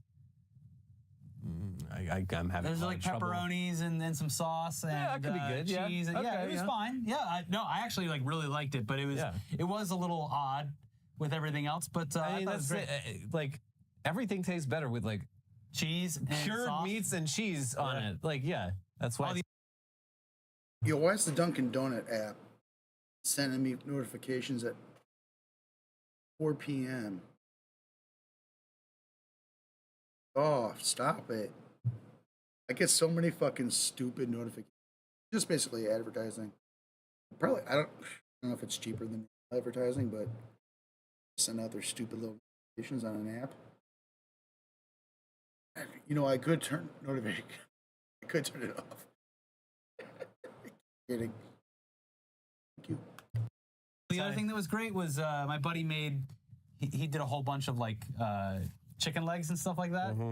Not turkey, too dry. And he forgot. He made half of them spicy and half of them not. Forgot. So that was a fun game too. Yeah. Yeah, it was a fun Thanksgiving. I hope everyone else had a fun Thanksgiving too. I watched they popped that bluey balloon, but they got it.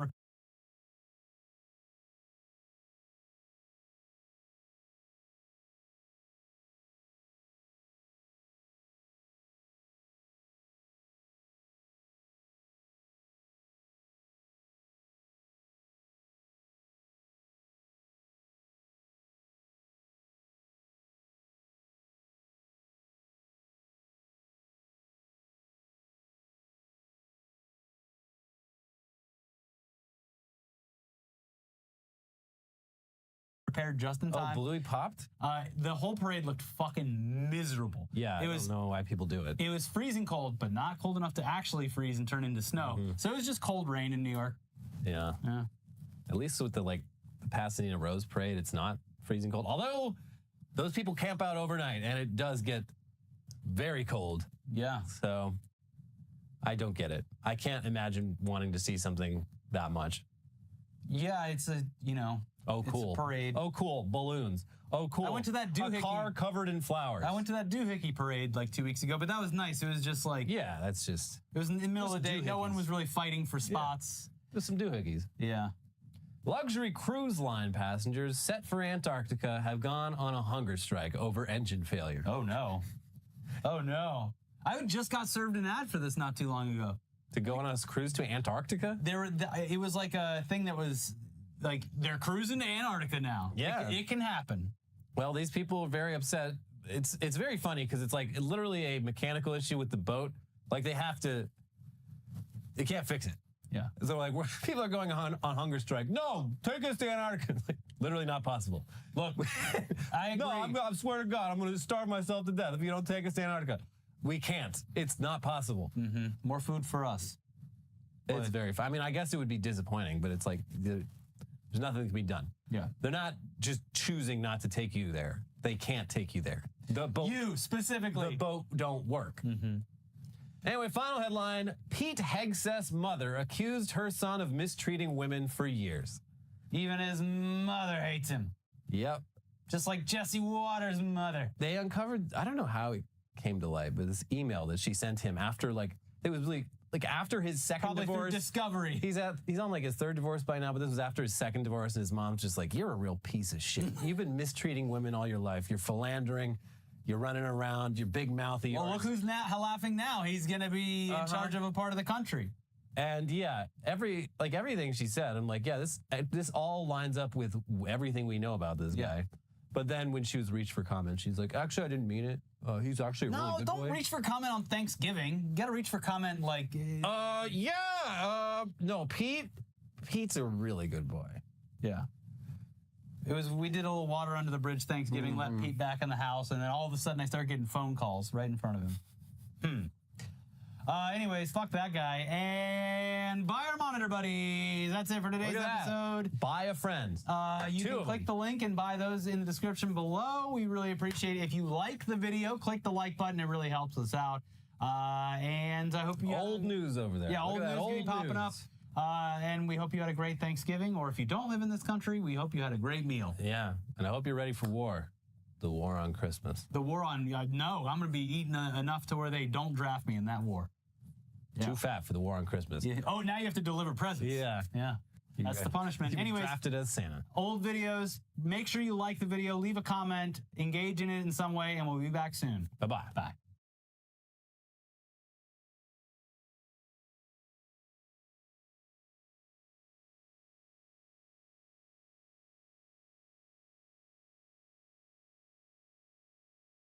rather than white people being forced to change these things because of black struggle against them. So all of the really positive parts of black history in the United States of America and also in other places is stripped from them to tell these narratives of black people being graciously freed from their bondage by good, nice white people. And that is really the root of a lot of the so-called black racism that these people have been rallying against recently, particularly with the black Hebrew Israelites. I don't expect Demon Mama to think about this on that level because she's not smart enough to, but that is where Vorsh comes from here, where he's just immediately dismissing and yelling at any black person who he comes across. Populist understanding of race. Throughout history, there has been one thing the capitalist class has feared: workers of different races organizing separately without solidarity. Read history, lib. That's why strikebreakers and business owners have historically encouraged labor unions to racially integrate, because it makes them weaker. What is this? The thing with this tweet is it's largely untrue. Unions in settler colonial countries, especially the US, Canada, Australia, etc., have been historically incredibly racially segregated. They didn't want black people among them. Unions were essentially a core part of white supremacy, just like the white racial class struggle that excluded most other people. You know, it was unions in Australia, for example, who organized campaigns against Chinese immigration. It wasn't the capitalists. I don't know if that's why Bad Mouse put it here, but it certainly merits being here because it's just factually, historically incorrect. What is wrong with this statement? I think it's a little sarcastic, but what is wrong with this? This is like literally a thing that actually happened. For one, largely, no, it didn't. Framing this as something that was like a historical truth that you know, generally represents the history of the matter is not true. But two, it's totally valid to put this here because it's another great example of how Vorsh just completely offhandedly discounts black people talking about their own issues and how white people just kind of push these really unhelpful narratives, demands for how they should act upon them. Because if you don't understand how and why black people might want to organize separately from white people, after enduring and still ongoing everything that has been imposed upon them, not just in the US, but in many other places around the world too, they're just being intentionally obtuse. And this goes back to everything I just talked about with the black Hebrew Israelites. You can apply that to everything else. You can try to understand where they come from, even when you disagree, rather than just offhandedly dismissing them with these smart, sarcastic, know-it-all sort of truth. Like businesses in the past, bosses in the past would intentionally would intentionally make racial tensions in the workplace worse. Bosses in the past and today also have always largely been in favor, for example, of migration because they could pay Chinese workers less, for example. Now that doesn't mean that the unions who oppose them because I hate Chinese people were correct, but it's a complete exaggeration of what capitalist interest, or what was in their interest. It's a complete mischaracterization of history. Bosses wanted Chinese people to come in to work on the railroads because they could pay them less. Now, the problem with that narrative on the side of the white unions was this narrative that them doing so somehow disadvantages them, which they also then integrated a bunch of other racism to sort of justify that. Like these very general statements about history that are very unrepresentative of large and hugely important parts of it can be a disservice to the overall narrative here. But either way, it's a big aside because even if what Vorsh was saying here was factually correct, it would still be dumping to say this because he's just avoiding thinking about the issue in anything resembling remotely complicated terms. Like, why might my historical victim, yes, you're a historical victim because you are a white person living under white supremacy, why might my historical victims feel this way about people like me? That is the question that you should be asking yourself, not just dismissing them and getting fucking offended and being like, black Nazi racist. That's the crux of the issue here. We caught Amazon doing it earlier in the year. Yeah, Amazon literally did this earlier in the year. It might have been back in April. Maybe that was what the response to this was. But Amazon was literally using racial tensions to break up union action in their factories. Amongst many other things, that appears to give off a progressive tone, but in reality it just feels mute and hollow, not to mention egoistic. It's not a reactionary perspective to want to not talk to white leftists. It's you being arrogant and starting with the position that I am right, everybody comes to me. Thank you very much. They're not coming to me. Well, then in that case, they must be reactionary. But of course, it's I not. don't feel like this. I don't feel like this is a. I don't feel like this is a particularly accurate analysis of what's going on. It literally is. It's a white guy who is incredibly fucking pissed that actually no, most people of color who have ever seen him and know who he is don't care about what he has to say. Dismiss what he has to say. That's what it's all about. I do think there's room to. You go to Horsch's YouTube metrics. I'm not sure if it shows like ethnicity in YouTube metrics, but I guarantee if it was there, you would get like 99% white, 100%. To criticize what Vosh said, I just did it 2 seconds ago. I just don't think this is a fair framing. Just Ian, it's fair systemic. And I think part of this comes down to the way we're often taught about topics like nationalism in school and the media by just simply showing the white boogeyman and not understanding it as a very serious thing that has a lot of complexities and duality to it. If you watch Flower's video, she explains there that there were once various people groups across the contiguous United States who are now just known under the simple moniker of Native American or American Indian. That's because of history. History, power dynamics, and minoritization. These forces created a shared struggle amongst those people, a shared experience, if you will, that coalesced these groups as a nation. Importantly, they... This is not accurate, though. This is not accurate. This is not accurate. There Just say it 5 times and it might be true, I guess. is not one single nation. Hold on a second. We can prove this wrong with a fucking Wikipedia search. Do you understand that there can be a nation with multiple constituent parts? Or is that not a thing that you can understand? The indigenous people were factually united in their struggle by what has been collectively imposed upon them by the United States of America. That's why you get, you want a simple Google search. Wow. What is this? Like, what happened in the US and in Canada? Do you get shit like, for example, like the older crisis in Canada in the late 80s, early 90s. Native Americans from the US literally crossed the border to Canada with guns to go and fight the Canadian state alongside other groups of indigenous people. Because what has happened as a result of colonialism in the US is the sort of coalescing of indigenous nations into one united sort of interest group. It doesn't mean that this wider group, like, represented by organizations like the American Indian Movement and others, doesn't still have individual nations within it. But the fact of the matter is that labels like Native American, American Indian, etc., they exist today, not simply because they were imposed upon these people, but also because these people have been united in a very common struggle against their colonizers, against people like her. So it's like, I can debunk this with a simple Google search. Yeah, there are different nations of indigenous people, and there's also a much wider nation, so to speak, of American Indian, indigenous. Hell, there's even indigenous solidarity across borders, things like that. People have been united, particularly in the United States, for example, where they are all fighting against the exact same enemy. So they've been united against them over the course of many centuries, to the point where people within regions often identify as a part of a much wider movement alongside their own national identity. The thing that she's taking exception to here, it's kind of like saying, no, you can't say they're all Soviet, because they're also Ukrainian and Russian and whatever. It's totally nonsensical. Let's say they're debunked. Look at this. Look at this. I can do this quick. Look, tribal nations. This is from literally National Congress of American Indians. There is tribal nations. Why is it the National Congress of American Indians in the first place if they are not in some way largely united in their struggle against the USA due to what has happened to them as a result of colonialism? Why does this National Congress of American Indians even exist in the first place if what Dad now is saying isn't true? My God, man. Someone learning about the very basics of settler colonialism in their own country for the first time in their entire fucking life. And it's just like, I'm going to debunk this by Googling. I'm going to debunk this by Googling and clicking on the first thing I see. Think for a fucking second. Jesus, man. States, how many of them are there? Let's look at their little thing. Hold on. Let's look. This is their... What are you talking about? There is no single national movement right now. That is not even accurate. There is no single national movement right now. That is not even accurate.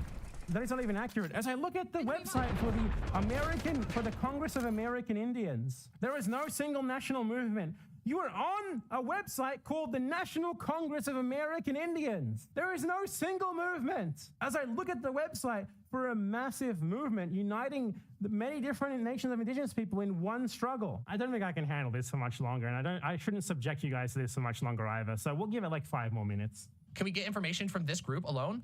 Like, native peoples are the essence of our nations, not one nation. Land, our connection to place is both physical and spiritual, and it helps define who we are as people. Culture, traditions, new and old, sustain our societies. Language, family, It's like reading things and hoping that she comes across something that, like, she thinks agrees with her, I guess. And art, ceremonies, life ways of living. Governance, social organizing and political structures vary from tribal nation to tribal nation based on unique histories, cultures, and worldviews. This is ahistorical right here.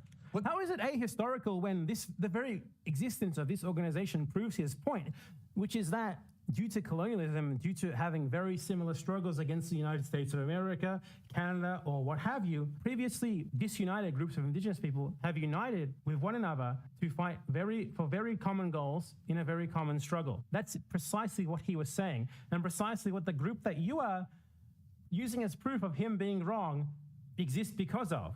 Like, Jesus Christ, man. This is what he's saying here is false, is definitively false, and also is just it literally ignores the perspective of the very people she does this she's just like, you're literally ignoring the perspective of this group of people who I claim to speak for. You're literally ignoring the minority perspective of these people. This is weaponized social justice rhetoric. Social justice, great concept, used by the dumbest people in the worst ways. It's just a white person weaponizing this notion that, like, you are literally disrespecting X group of people. You are literally disrespecting X group of people to ironically attack someone who is not only correct, but explaining the very basics of settler colonialism to them. Based on what? Like a bad turn of phrase because he said nations, because he used the word nation. Communism is based. Unbelievable. It's very similar to the way that Israel weaponizes social justice rhetoric. So it's someone ironically using the notion of this incredibly false notion of someone else marginalizing indigenous identities and indigenous nations or whatever to justify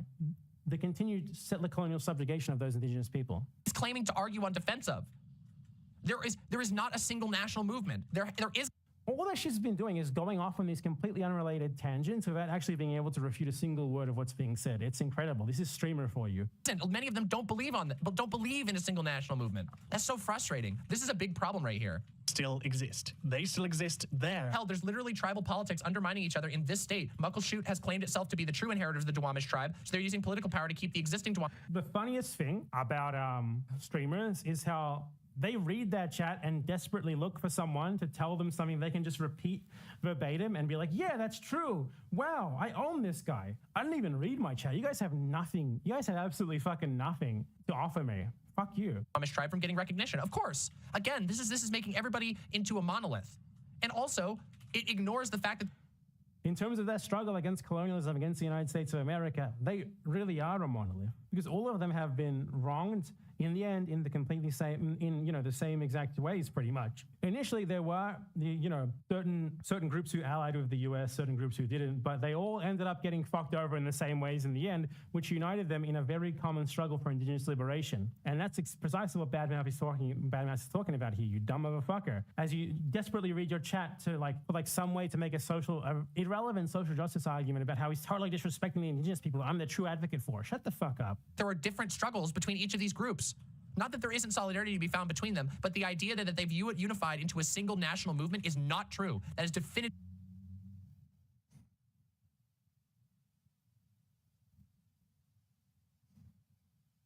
Like, she's splitting hairs here. There's never a single national movement ever, anywhere, ever, obviously. But the very existence of this, the first thing that she clicked on Google here is proof of the fact that they very much have coalesced into having very, very similar interests in their very, very similar fights against colonialism and very much act as a block in doing so. Definitively not true. And most importantly, there's somebody else there who isn't part of that group for a plethora of reasons. Ask yourself the reason why we call people who live in Britain British rather than, say, Brittonic. It's because the What? What? Oh God, UK people need to stop talking about American politics, for fuck's. What? American politics? She's characterizing indigenous struggles against colonialism as American politics. Now, My friend, the indigenous struggle against colonialism exists precisely in opposition to the existence of the United States of America. We're not talking about American politics here. We're talking about opposition to the very existence of the country that you live in, the settler colonial country that you live in. Oh my God, British people need to stop talking about this. Makes me so uncomfortable. Let me try and find the first fucking thing that I can find to complain about. Sake. This doesn't even make, this makes no sense. I'm about to, I don't know, let's Why? How does it make no fucking sense? It makes perfect sense. You're incredibly stupid. This is like a really dumb person having like a brain overload. No, let's fucking keep. Teutonic tribes physically don't exist as a concept anymore. They've been absorbed into the dustbin of history through conquests, miscegenation, and the lack of a dominant power to contrast with. It doesn't justify any such horrific acts of history, but it's simply a fact. They... What? Is this an ant? Wait, okay, hold on a second. I don't know how to feel I don't want to hold on a second. Can you just play the fucking video? about this. and they can't really be reconciled. You attempt to try and revive an ancient culture as your identity. You can try, even if you trace your ancestry back. I love this. It's like a fat Brexit guy being like, "Oi, bro, I'm indigenous." Over 2,000 years. I don't think this argument is making, this is not what he wants to say. You don't even know what he's saying. Holy shit, this is not what he wants to say. Just hold on, let me show you something. What he's saying here is that indigenous people don't exist in the UK because they have since coalesced into, the UK has essentially coalesced a bunch of different ethnicities into one relatively unified ethnicity, national group with very similar national interests. Real quick, hold on. And that's why we don't call people from the UK indigenous, but we do call people from America indigenous, because in one of these cases, there is an ongoing anti-colonial struggle. In the other, there is not, nor has there ever really meaningfully been. A lot of people misconstrue ethnogenesis as being some form of colonialism when it's not. Okay? So the parallel that he's drawing between these people, who we're supposed to laugh at, right? Because he's saying these are the goofy people trying to reclaim their stuff. He drew these people in parallel to Native Americans. He did not.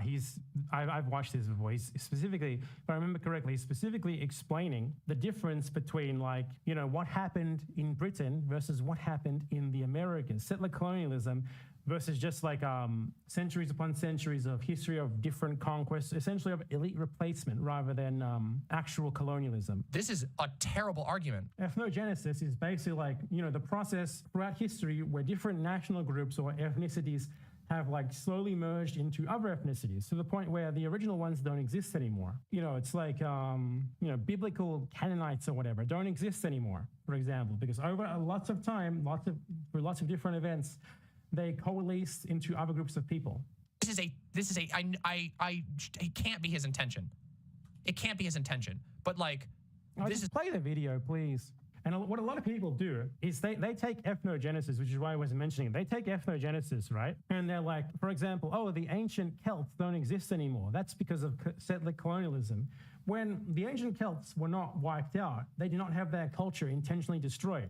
They just essentially, over the course of time, cultures changed, societies changed, to the point where there was no more identifiable culture. And that's basically what it means. It's a terrible argument to make. He's placing these people that he's I wouldn't even say they were assimilated. They were not assimilated. They just, over time, ceased to sort of exist because ethnicity, culture, are not physically existing things. They're social constructs of human beings.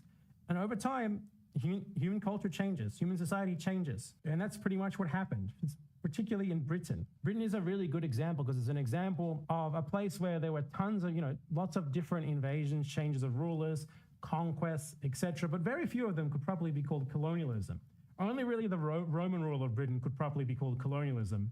Most, you know, like, for example, the Norman conquest. The Normans conquered Britain. They brought over like only 20,000 or so settlers. They installed themselves in the elite. And within like one or two generations, they were functionally identical to the people who were there before them.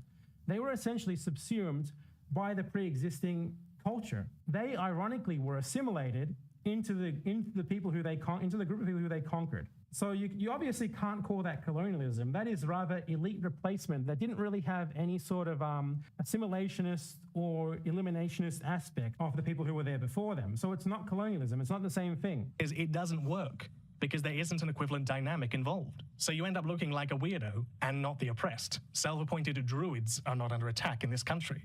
That's what it's all about. Who's being affected now? Exactly. That's what he was fucking explaining. She just assumed that he was making a totally different fucking argument. Not some stupid red ice media level discussion on who owned it last. So when these groups form as a nation, their inherent experience, in contrast to the other, takes on a fundamentally different character. You can see what he means here because he's explicitly comparing things like Pan-Africanism and stuff like that to the indigenous groups of the US and Canada. This is very odd so far. No, it's not. You're just fucking dumb. You know, not everything that you don't understand is odd. Sometimes you're just fucking stupid. This to be a very, I find this to be a very poor critique so far. I want to talk about poor critiques. What the fuck is this? Let me ask you another question. Communism is Name based. me a white nationalism, or an English nationalism, or a French, Aussie, German, American nationalism that fundamentally cements its beliefs as left-leaning. You can't. That's because the inherent nature of majority powerful nations leans itself towards vulgar characteristics. Like spoiled toddlers getting their toys taken away, they lash out at the slightest glimpse of fairness. You go to a country... That's not even an argument. I don't even... How is she this dumb? How does she not see that he is comparing, for example, black indigenous nationalisms to reactionary nationalisms whose primary goal is the maintenance of power versus oppressed people's nationalisms whose primary goal is their liberation? You don't get it? It's so fucking obvious. Saying that you don't get it, this is a bad argument. It's an attack on yourself. It's not an attack on the person who you're responding to. Know how to respond to that. How has anyone watched this? It's someone basically just revealing themselves as an idiot constantly. Country like Ireland, however, a former colony, and notice how the nature of Irish nationalism, or republicanism, historically carried with it a very different standing to that of its neighbour. Go even further down the rung, there are even more pressing issues that need solving, and thus the nature of these groups fold themselves towards solving those present injustices. Whether a group actually calls itself a nationalism or not, it doesn't take away the very material reality that emerges when one is of a shared culture, history, or language. I mean, that's actually a very good way of explaining why some nationalisms are far better than others. It's just material interest, really, because when you have, when a national group is on the top, on the, like US nationalism, for example, that nationalism is naturally going to gravitate towards supporting the material interests of that country, which in this case is continued genocidal imperialism. Whereas when you have a nationalism of an oppressed group like Palestinians, obviously the biggest issue facing them is their national oppression and the need to solve that. Hence, they're just going to naturally sort of materially gravitate towards solving that issue above anything else. So it's a very good explanation of how some nationalisms are different to others and how we need to treat them differently rather than just be like, black Nazis, ha ha ha. But she somehow doesn't get it. As American, you can watch all manner of American media and get that funny feeling inside. That same feeling cannot always be said for others. That funny feeling isn't a good thing. That nationalistic fervor is a bad thing. Is nationalistic fervor for a Palestinian the same as nationalistic fervor for an American? No, it's not. How do you not understand what he's explicitly and obviously saying? This is painful. Knowledge that these nationalistic structures are not a good thing. What the fuck is he? What the fuck? This is what happens when you're very stupid but think you're very smart. You just say what the fuck at everything without being able to explain yourself, without being able to understand the very basics of what is being said. This is just painful. I'll give it like one more minute. Fuck. This is an incoherent video. I just don't get it. I don't understand what's being set up here. It's not even being set up. It's been outright said. That funny feeling is cringe, yeah. What? Okay. I want to try and make sense of this, but so far this is a very weak argument. I did not think this was the angle that was going to be approached. I bet the comments. Honestly, I thought the angle was going to be much more along the lines of what John the Duncan did. So having watched this so far, I think John the Duncan's video is stronger, even though I do still feel like that John the Duncan missed the mark on that video. But most people here probably haven't seen that one yet. So Scottish Green Party, Scottish Socialist Party, and Northern Independence Party, parties that are on the left and would be classified as nationalists in the UK. Yeah, I recognize that. I recognize there are leftist nationalist movements, but I don't understand what he's trying to say here. This is just. I don't know. There was no. I got it literally immediately. I don't. Oh my God. Point made there. It was just that, like, why are there no left-wing nationalist movements? But that he had previously just mentioned left-wing nationalist movements. He's specifically explaining why there are left-wing nationalist movements because their interests are fundamentally different to those of reactionary nationalist movements due to the status that their countries haven't defined themselves in. It's so I don't know what he's talking about. Jesus Christ. Out here. There's a great shock to discover. Notice how I respond to what she's saying. She's just like, I don't get it. He's so dumb. I don't get it. That when Gary Cooper was killing off the Indians and you were rooting for Gary Cooper, that the Indians were you. You live in a country in which the dominant hegemony represents and glorifies people like you.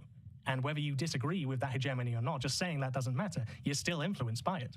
That's why the calls of people to say, oh, it's nothing doesn't really matter because you still have a home to go back to. Nobody says, no one in this conversation has ever said, oh, it's nothing. I think that's very bad faith. It's funny because what she and Vorsh argue for is essentially, oh, it's nothing. It's happened, get over it. Still have a nation by which you can rest on.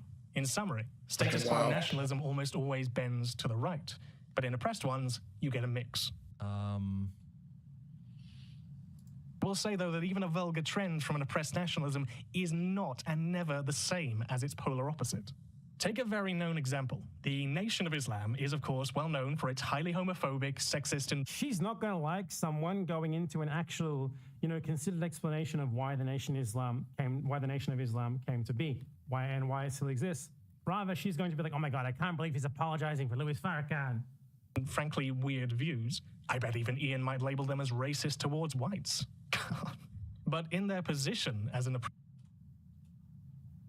That Smuckle was embarrassing. oppressed I would never call anyone embarrassing if I were you. group, they are still in the mission of helping black self-determination, be that in prisons, drug rehab, and housing and employment projects. Those are all things that speak to the people they're talking to, and just as a matter of fact, Wait, but they often do it a lot better than many communist groups in the United States. So, yeah, think about that. It is true. The Nation of Islam, and Farrakhan specifically, not so much anymore. I don't think he really does much anymore. He's pretty old. But in like the 80s, he actually did do a lot of community organizing, and that's what brought a lot of people into the Nation of Islam. Not so much into the Nation of Islam as much as into idolizing Farrakhan. That is a very easy... Shit. And that's not to say that he's good or anything, or he has good views, because his views are fucking terrible. But people like him and the groups that they are a part of, that they're leaders of, fundamentally have very different origins to, for example, white supremacist groups. They are fundamentally formed from sort of different reactionary leaning explanations for oppression that all come down to white supremacy in the end. Way of understanding why there is a difference between black and white nationalism, and how the common reduction of it into a vile mass of in-group and out-group dynamics just doesn't hold up. But I don't think that doesn't track. That doesn't follow. Why not? The idea that Nation of Islam is really anti-Semitic, but sometimes advocates for good things, does not actually say anything about nationalist movements. That's just... I do think that Bad Mouse gave his audience too much credit with this video, and he should have been far more explicit with his explanations, because people like this just do not understand it. There's no conclusion there. There's been a step missed. Yeah, there's no conclusion because it's a part of a broader argument. You don't just make your conclusion in the middle of like 25% into the video. Because there are very genuine claims made by one group that simply doesn't compare to the other. It's not all relative like some seem to think it is. Such claims are decidedly liberal. Wait, hold on. No, they're not. Gay people in Saudi Arabia are just a product of Western degeneracy that feeds in through global media. This was really funny how like Vorsh tried to say that like gay people in Saudi Arabia are the same thing as like white people are colonizing, for example, Native American land. And this was incredibly fucking funny because could you please tell me when gay people have ever done settler colonialism in Saudi Arabia? Is there a gay supremacist settler colonial regime in Saudi Arabia? I don't think that's ever happened. What the fuck are you talking about, you stupid motherfucker? So like inventing a scenario that literally hasn't existed and comparing it to something that has absolutely nothing to do with, and apparently his audience goes crazy for it. In reality, it's actually a product of white international culture. Well, yeah, a gay settler colonial conquest of Saudi Arabia would be very good. That is true. Unfortunately, though, the USA would prevent it from happening because the new gay nation would probably sanction the USA and not give them oil because of the USA constantly mass murdering gays and trans people. Cultural bias that is infesting the people in Saudi Arabia. So given they're basically a symptom of Western degeneracy, do you think they not have a right to address that in whatever way they think is most culturally effective? The great thing about reality is that you can read out the difference between troops and untroops. What you're saying and determine who's colonized. Okay, Bad Mouse here has no right whatsoever to claim anything about this, about the truth versus non-truth, seeing as how he alleged that the Native American movement in the United States is a purely nationalistic movement that is so dumb. united behind a single nation. And that is definitively not true. And anybody who's Hardpoint I locked wanted down. you can't just go back Why to are the they point where raging? there wasn't actually a point. ever engaged with indigenous politics would know that that's the case. This is just... You've never engaged in indigenous politics and you did not understand specifically what he was saying there, especially given the comparisons that he made afterwards. He's just wrong about a lot of things so far. He's just been wrong about the facts. Why have we fucking brought it up on here? That even the more liberal organizations recognize that there are multiple independent nations that all have different views on Holy shit, how is she harping on something that she was just wrong about for so long? And dogmatic. But like I said, we live in a world made up of nations. And until that physically goes away, anything else is, again, just vague gesturing. No. Oh, we get to call out some fucking statist propaganda right here. This is lifestyle anarchism par excellence. We live in a world made up of states. Factually true. Statist propaganda. You don't live in a world made up of states. National liberation doesn't matter. Oh, if she does the thing where she's like, no Palestine or Israel. Abolish Palestine and Israel. Fuck Palestinian nationalism and Israeli nationalism. That's like the anarchist take on Israel-Palestine. It completely fucking ignores that when you are oppressed on a national basis, that national oppression needs to be fucking dealt with above all else. That right there is statist propaganda. That is... If I say statist propaganda, is simply not true. See, I strongly disagree with this position. I don't care if you strongly disagree with it. It's factually true. We live in a world of nations and states, but that does not mean that we have to engage in a conflict of nation-state. It's like fucking vibrating here. I want to die. A direct nation-state conflict. In fact, I think that perpetuates the problem. The answer to nation-state is... You know what perpetuates the Palestinian struggle against Israeli colonialism? It's not Israeli colonialism. It's that Palestinians fight back. It's that Palestinians even have a national identification and national aspirations in the first place. Statist propaganda, I cannot fucking believe. Refusing to engage in the nation-state. In my opinion, most places. I think there are rooms. I think there's... Look at you refusing to engage in the nation state right now. You're doing a really good job of it, aren't you? I was to say that some nationalistic-based struggles have had success. I just don't think it's a great answer. Was this the dude? Okay. What's your alternative? Where's your successful anarchist movement? They don't fucking exist. They literally don't exist. Some national-based movements have had success. Very true. Not just some. Many. Countless dozens. Now, let's compare them with the alternative. The anti-state, the anti-national liberation movement position that she seems to be espousing here. List of successes. Zero. Zero. Ever. None. Absolutely fucking none. Now, of course, anarchists like to say that Rojava, for example, is anarchist. It's not. It's literally the most generic example of state capitalism you could ever imagine. They like to say that the Zapatistas, the EZLN, are anarchists. They explicitly say that they aren't anarchists and that they are an organization with people of many different ideologies who simply essentially take on the role of a municipal government with very much statist level of organization. You know, they have their own little police force. They have their own like municipality organized medical centers. They organize essentially in the same way that a generic statist municipality government does. So all of the examples they try to claim successes are not anarchists.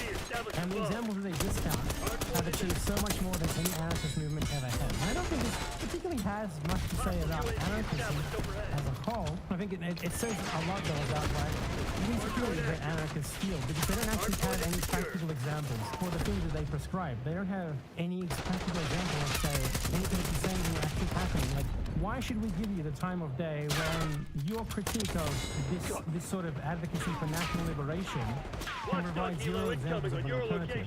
Feels like he supports the National Holocaust. liberation perspective of, you know, when you as a nation, as a group, are oppressed on that basis, fighting that must take precedent over anything else where you get, any moving forward and anything better. That sort of thinking has led to so much more improvement and good in the world, what someone like this would probably call harm reduction and frame as good, than anything resembling anarchism that ever even remotely come close to achieving. So from the get-go, we're not really that together with equal concepts here. Chat that likened Pro Flowers versus Vosh to Malcolm versus MLK. I don't know if it was. But this is you can see this person's bias leaking in. The idea that the world is a world of nations and states and that we must engage on the terms of nations. The world is a nation of nations and states. Yes. And states is... It's so weird because I'm 100% sure that she uses the phrase harm reduction. Let me check. So it's like harm reduction, right? For her, we need to reduce harm using the presently existing frameworks of nation and states, but also we should not do that. Okay, easy, right? Here's Zealand and I'm talking about harm reduction using status frameworks for harm reduction. Apparently acknowledging that exact same sort of argument in the case of national liberation movements is somehow wrong, and we should like pay credence to completely unproven lifestyle anarchist ideas of how the world should be instead, and just ignore the incredibly pressing issues of national liberation that can either choose to, that those fighting for liberation can either choose to solve them in ways that have been proven to function in practice, or just adopt your idealistic notion of how things should be. It doesn't work very well. I don't know why I haven't stopped. That is not. You have to actually evidence. I want to see what bad Mouse has to say.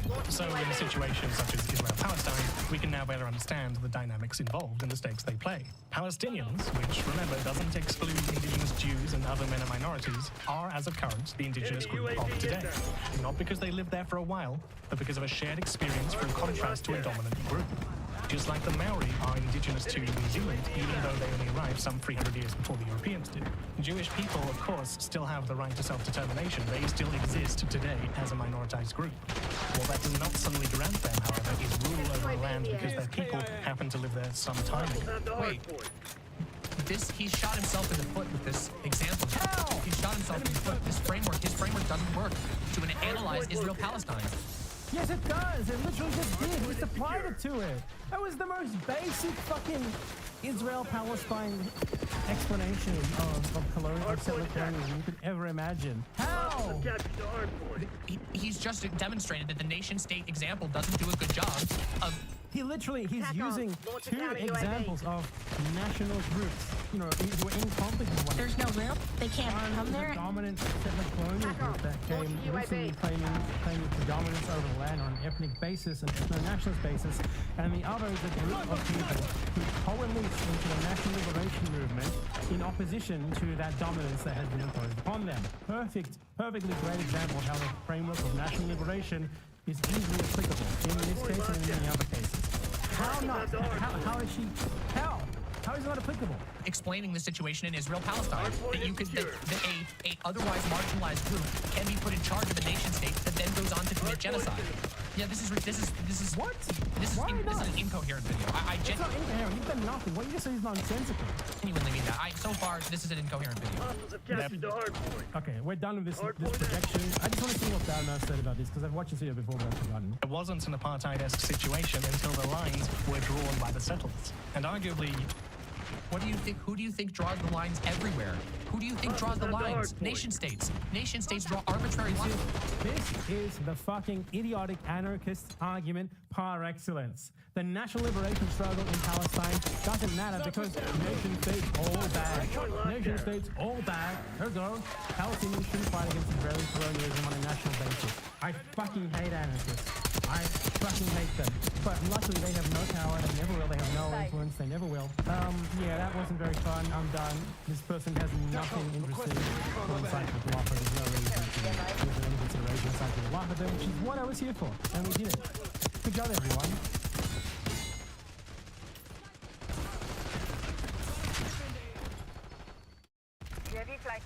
Hey everyone. So you might have heard recently that the YouTubers Destiny and Lonerbox have been on a tear against the evil terrorist Hassan Piker. They've been calling him a terrorist because, like 8 months ago, he invited a 19-year-old Yemeni man to a single video call on his stream. It's since been clarified that this man has no link to the Houthi organization nor any other sort of group that could even remotely be called terrorist. And that's not even getting into looking at what the Houthis actually do to see how exactly they are terrorists or not. So you would think that those guys have like a blanket, anti-terrorism, anti-bad thing stance. They would never platform bad people or anything like that, right? They would surely never associate with anyone terrible on levels far worse than even their own worst fantasies about that Yemeni kid, right? Anyway, so here's a picture of Lonerbox and Destiny hanging out with Alon Levy, the first official spokesman of the Israeli genocide in Gaza. He's been called the Israeli Goebbels, and he relishes in that label. He likes it. You can clearly see as well, Lonabox in this picture here is wearing a different shirt. That's because this one's from a different day. They hung out with the Israeli Goebbels, the guy who spouts bullshit to legitimize the massacre of children. They just hung out with him, had a great time with him for 2 whole days, 2 entire days, smiling together, having a good old time. And then, well, guess what else happened? You know, take a guess. Could you guess what happened? So have you ever heard of American neo-Nazi Nick Fuentes? Anyway, so as reported in the Tribune, alleged sex tape of streamer Destiny and Nick Fuentes surfaces online. Explicit video allegedly shows Destiny and Nick Fuentes in an intimate act, fueling rumors of their relationship. So, you know, Destiny, who would never ever platform a terrorist, who would never do anything quite as bad as that, he not only platformed a terrorist, a neo-Nazi terrorist, he not only hung out with him for weeks at a time, having a good old time with him like he was his best friend, but he also apparently swallowed him whole. I wonder if his pathetic little orbiter, Lonabox, got in on the action as well. Anyway, that's all that I wanted to say. See ya!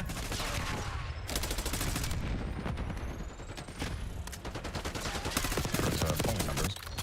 No, he's never going to get elected again. Whether that means Israelis move further right, I mean, they have for now. Like, I don't know if they'll stay that way. But yeah, I think the problem... What does it mean, further right? Every Israeli is by default a far right-winger. You can't support the use of an ethno-state on stolen land and the continued colonization of Palestinians, you know, denying them the right to return to their homes and not be a right-winger. The problem now is, and this is where I get stuck, is that, like, to be clear, I want what's happening right now in Gaza to stop. I don't think it will, but I don't think anything will make it stop. But, like, yeah, like, it's just... What's happening in Gaza exactly? It's not the way. Like, there's... Not the way. And, like, Israel don't even... Again, like... He talks about this like Israel is just, like, morally corrupted and accidentally carrying out, an immoral action that it can't control or something. And if this is not just doing what it's always done again. I'm sure they've been very vague about what they want to do afterwards, right? Even if they get rid of Hamas, like, what next? I think just recently... They haven't been vague about it. They've been saying what they want to do. Like a buffer zone, but they don't really know who's going to... I already went over what they want to do. They've been open about it. Be doing that buffer zone in Gaza between northern Gaza and Israel. So whether it's someone suggested they want the UAE to do it, or maybe Qatar or like the UN, but I don't know who's going to be willing to do that, right? So, and Israel's not going to occupy Gaza because that would be a disaster as well. They are going to occupy. They do want to occupy. They say they want to occupy it, but they want to get rid of the Palestinians first. Yeah, so, this is you know what leads me. Lonabox talks like an IDF strategist. He talks like someone who's like critiquing the IDF as someone who's fundamentally on its side. Like he talks about the IDF like the way that guys from US military think tanks talk about the US military. You know what I mean? He talks like them. He talks like a good faith critic of the IDF rather than someone who's against it. And is there any like denial of this guy's Zionism at this point? Like, come on. I guess to the sort of doomer conclusions I have here, you know, at some point, I don't know if Biden would put his foot down or whatever. I guess as the PR campaign mounts, it's not as though support for Israel has been great for the Dems either. But the fact that the Israeli government doesn't really seem to have a plan with what they're doing here, which is like, that's not that surprising. We didn't have a plan going into Iraq, right? But I don't think there was ever much. Yeah, you did. You had a plan and it was carried out. What the fuck are you talking about? Israel has a plan in Gaza. They've openly stated what the plan is. It's been leaked to the press on 2 occasions. What are you talking about? Much of a question about like, oh, I hate the way these people talk. Like they talk about like the invasion of Iraq and like this genocide in Gaza. The problem is just that they don't have a good plan for what to do after. Like they talk about like the invaders are acting in good faith with good intentions, and they just don't have a plan. You know, they just haven't fought it through well enough. No, that's not why they're there. They're there because they want something for themselves, and they don't give a shit about the people who live there. Like certain things on the table. Nobody thought America was going to annex Iraq, you know? Nobody thought that like our plans there... The only reason why people wouldn't think that is because obviously you can't annex a country on the other side of the world. Israel can annex Gaza. Involved some kind of ethnic displacement. It was very obviously like we had no game plan after we got in there, but certain things were never reasonably on the table. No 51st state bullshit. Whereas here, like, I don't know. And then you have Netanyahu's officials who occasionally say really crazy shit, you know, like they'll say, the nuclear option is not off the table, and then you're not allowed to cabinet meetings anymore because you let it slip that we think that. Or, you know, like there have been multiple officials who have essentially said that Gaza is just Israeli territory. You know, why not annex it? We have videos of IDF soldiers that are like planting flags all over the place with, you know, posts on how like they're reclaiming their land, and you get all the shit. The Israeli cabinet official who was doing those Hollywood conspiracy bits, where it's like, actually, you know, every time you see a dead Palestinian baby, it's CGI, buddy. And you look at all that, and it's like, we've seen this rhetoric before, right? This level of hysteria and like racism and this is genocide. This is generic genocidal rhetoric. You think and fervor and an ambiguity with the end goal, and it's with the alt-right. The alt-right did all of this. It's not with the alt-right. This is with any genocide in history. This is what happens. Oh, Vorsh's only reference point is like the internet war, like 4chan internet wars, and occasionally he makes like very uninformed references to World War II. So he's just going back to anything they know. This is genocide already. He's not going to say he doesn't really know it, but this is every single genocide that's ever happened is exactly like this. They say these things, they make this propaganda, you know, they deny what's going on, what they're doing. It is precisely this. It's because it's like just typical fascist behavior, really. But they were in a position where they had to hide their intentions, and I think Israel does too. At least some Israeli officials, because they know that on the world stage, optically, they can't just literally scream like, "Yeah, Arabs out," without there being some consequences. I think on that point, like as for their intentions, I think you're right about definitely some people in the camp. Like Ben Gvir, he literally had a picture on his wall of like that fucking terrorist who killed 30 people in a mosque, right? Or there was Smotrich who like he wanted that village, that city in the West Bank to get wiped off the face of the earth, right? So we've had that rhetoric before. I think we have it right now, and not just from them, from the Minister of Defense, from the Prime Minister, from many others. I might reiterate what I guess like Richard said to you as well. Is like I think with what's happening now, war crimes straight up plans is almost 100%, like a pretty apt charge to put on it. When it comes to ethnic cleansing, like maybe I guess we're only going to know if it's an ethnic. 1.8 million people have been forcibly removed from their homes, and the homes have been systematically destroyed. How is that not ethnic cleansing? I mean, they don't let them back, right? Because getting people to evacuate war zones. If you let them back to what? By the way, they went over 2 plans that we know of for the complete ethnic cleansing of Gaza. Go back, like that happens. Ethnic cleansing, when carried out alongside mass killing, as they have been doing, is an element of genocide. That is a ruling from the Srebrenica tribunal. So, yeah. More, but whether they will, I mean, the buffer zone suggests they might not. As for like, I guess if we're talking about like genocide, then that's like some of the rhetoric definitely points to that, especially from Ben Gvir and Smotrich and whoever the fuck is running the genocidal acts and genocidal rhetoric is what genocide is. So it sounds like a genocide then. Israeli Twitter account. But I think the thing with that is that, like, unfortunately with the Middle East is like rhetoric in just about every war Israel's ever been in, with Israel from the Israeli side and from the Arab state side, has always been a bit like that. Like but then whether or not it translates into. We're not just talking about rhetoric, we're talking about action. They have carried out a genocidal pattern of conduct, that's the legal term, by systemically bombing. Not just the bombing, by the way, through the blockade on food, water, and electricity. That is really probably more of a genocidal act than the killings. But that combined with the genocidal pattern of conduct is basically 0% probability that it's not intentional, that it's just random. Of actions where they know, we know that they know that these actions are going to result in mass civilian deaths because they have the Gaza population registry. That they're going to be killing Palestinians in Gaza with every single one of these bombings that they carry out. They know what they're doing, and they know what's going to happen when they do it. Yeah, they're still doing it repeatedly. That is a genocidal pattern of conduct, and the ethnic cleansing alongside that is so proof of genocidal intent. It's not just rhetoric, it's action. It's very clear genocide. If Srebrenica was genocide, this is genocide 5 times over. Concrete plans. I mean, so far it hasn't. I think at the end of the 6-Day War, when Israel took over Gaza and the West Bank, they very briefly spoke about expelling everyone from the West Bank and Gaza and just taking it all. They ruled it out because, and that was in the 60s. A little bit too gamer for them, even at the time, I suppose. A bit too much, yeah. It is true that language in conflict in the Middle East, because this is almost always holy war shit, the language almost always trends like pretty apocalyptic and pretty genocidal. Like, obviously, you'll see the same shit if you listen to Iran or Hezbollah or the Houthis or whatever, you'll hear stuff that if like applied on a governmental level would probably be Like what? about as bad, if not worse, than what we're seeing the bad members of Netanyahu's cabinet trend towards now. Oh, there are good members of Netanyahu's cabinet. It's really just a matter of like, being able to actually put it into action as opposed to it just being, ass-mad Iranian-backed militias who are, don't like American presence in the region. Yeah, and it's ultimately as well is the difference between like the far right of the government and then that sentiment communicating down to the IDF, who are quite a different entity. If you look at like even with Israel, with Israelis, they have like their trust for Netanyahu is like what 10-20%, but their trust for the IDF is like 80. So these are different bodies. Exactly. Israelis always trust the people doing the murdering of Palestinians on their behalf. That's not a good thing. That's a bad thing. It makes them look worse. And it's also, I guess, like Israel does still recognize that they need the rest of the world to be somewhat okay with them, right? Which is probably why you see, like, every time you see like an IDF person on Twitter, right, doing these videos, they just look so wired, right? Like they just look like so desperate to get the world to understand what they're doing, to the point where I saw. Oh my God. To get the world to understand what they're doing. So they're doing something that is understandable, and we just need to listen to what they're explaining. They're so desperate. They're so desperate to inform us about how righteous what they're doing is. He talks about that like he thinks like it's like a damn shame that we don't believe them.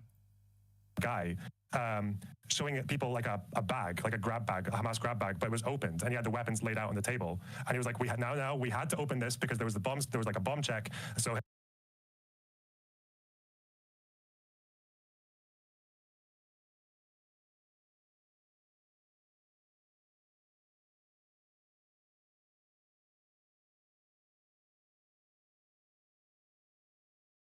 hey, don't get any of this shit, you guys, about us planting it there. Yeah. Bro, are you like, the official are you going back to the hospital. base and like check and reading the replies on your fucking Twitter account in the middle of Gaza? Like shit. Literally, these guys are like social media managers. First, he was literally like, "All right, I see you guys. You're always getting me on pre-opening these bags. Hey guys, I didn't pre-watch this video. I promise. I swear. Okay. No, like actually, I've never seen a military effort be so Interesting that neither of them seem to bring up the fact that every single piece of supposed Israeli evidence is just like, hey, look, Hamas has weapons, which is one type of that propaganda, which is like, yeah, obviously do. And the other type of propaganda, which they've been engaging in constantly, is like, hey, look, here are all of these very easily transportable objects that we just so happen to find here. Wow, we definitely did not put them here. We definitely did not put these here ourselves. You have to be so fucking stupid to believe that. so PR conscious and so bad at it at the same time. It's fucking crazy. Yeah, I think stuff like that, I feel, trends towards sincerity to an extent, because that is a key distinction between the way the IDF officers act and the way, say, like Russian officers have been acting. I do think there are a lot of comparisons that you can draw in terms of sort of willful misinformation, but the one thing that I do consistently get from IDF and Israel advocates and stuff like that, I guess people who I'd otherwise argue with pretty severely, is sincerity. A lot of them, I think, even if they're saying stuff that they know in some cases isn't really true, are like they do believe in something underlying, which I guess... I mean, so do the fucking Nazis. Who cares? In their case would be like Zionism, like defense of the Jewish state. Whereas with Russia, there was this much more nihilistic, like a lack of concern, even for... to the extent to which anything they were saying even was truthful. I guess I get the sense that they care more, which kind of tracks with what you said, the idea of like own up to something but make up the justifications as opposed to lying about it outright, Like Israel could say that only like 1,000 Palestinians have died. I don't think people would believe them. That's what they've basically been doing. Not just them, but Biden as well has been denying the death count. But they while Israeli propaganda has been focusing on, you can't trust this because the Gaza and Health Ministry is Hamas. Say like, no, yeah, it's been like 15,000, but half of them were Hamas, which is a very different style of self-justification, I feel. Yeah, I don't even know. I think the last video I saw of the guy talking about Hamas deaths was like, I think the 1,500 that they gave initially made sense because there was like 3,000 fires went into Israel, and I think like half of them died there. But since then they're just saying like thousands. But that can mean 2,000, can mean 8,000, 5,000. I don't know. But I guess we'll never know because the Gaza Health Ministry doesn't tell you when a soldier died. They'll tell you when a military, like a commander dies, like a high profile person. But the Gaza Health Ministry doesn't identify anyone who dies. It's not their job anyway. Like how are they supposed to know anyway? All they know is who has died in morgues and hospitals. That's all they know. Anyone who dies out in the field whose body isn't recovered, you know, they don't know about those deaths. So how exact? And I mean, the fact that Hamas is mostly fighting in the north of Gaza would indicate that most of the Hamas there probably are not even in the count, because their bodies are almost certainly not getting to hospitals or morgues to be counted. Yeah, it genuinely, it's so fucked, like, to tell, you know. Ukraine has always been pretty straightforward. Like, the defense ministry gives updates on, like, Russian equipment lost, and they're definitely underselling their own deaths, but I think most people agree they're in the ballpark at least. No, like, what? You just trust what Ukraine says about Russian deaths, or what Russia says about Ukrainian deaths, or what they say about their own deaths? No, you can't trust any of that. Whereas the Gaza Health Ministry, you can certainly trust them because they are actually civilian.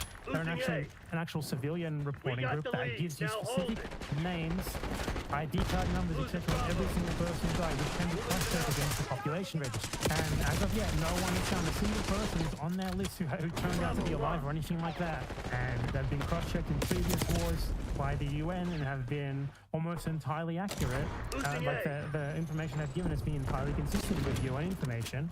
So there's no reason to disbelieve them. Whereas the figures given by Ukraine or Russia or any of the people actually involved in the conflict are basically just estimates. They're big numbers thrown out with little to nothing to back them. Like, they're being optimistic. And that's IDF numbers as well. Numbers thrown out with nothing to back them. The IDF is almost certainly massively understating their own casualties or massively overstating the Hamas casualties. Whereas, like, I have no fucking clue what's going on in the Gaza Strip. No, it's not just that the Gaza Health Ministry slightly undercounts, is that by nature they are undercounting, not intentionally so, but because the way that they count deaths is extremely thorough. It's a very high standard. To undercount a death if you've actually seen the dead body, that's an incredibly high standard.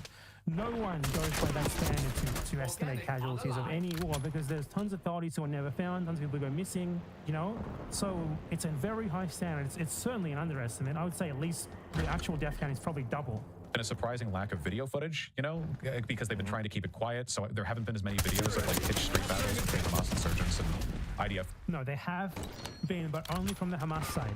And that tells you something.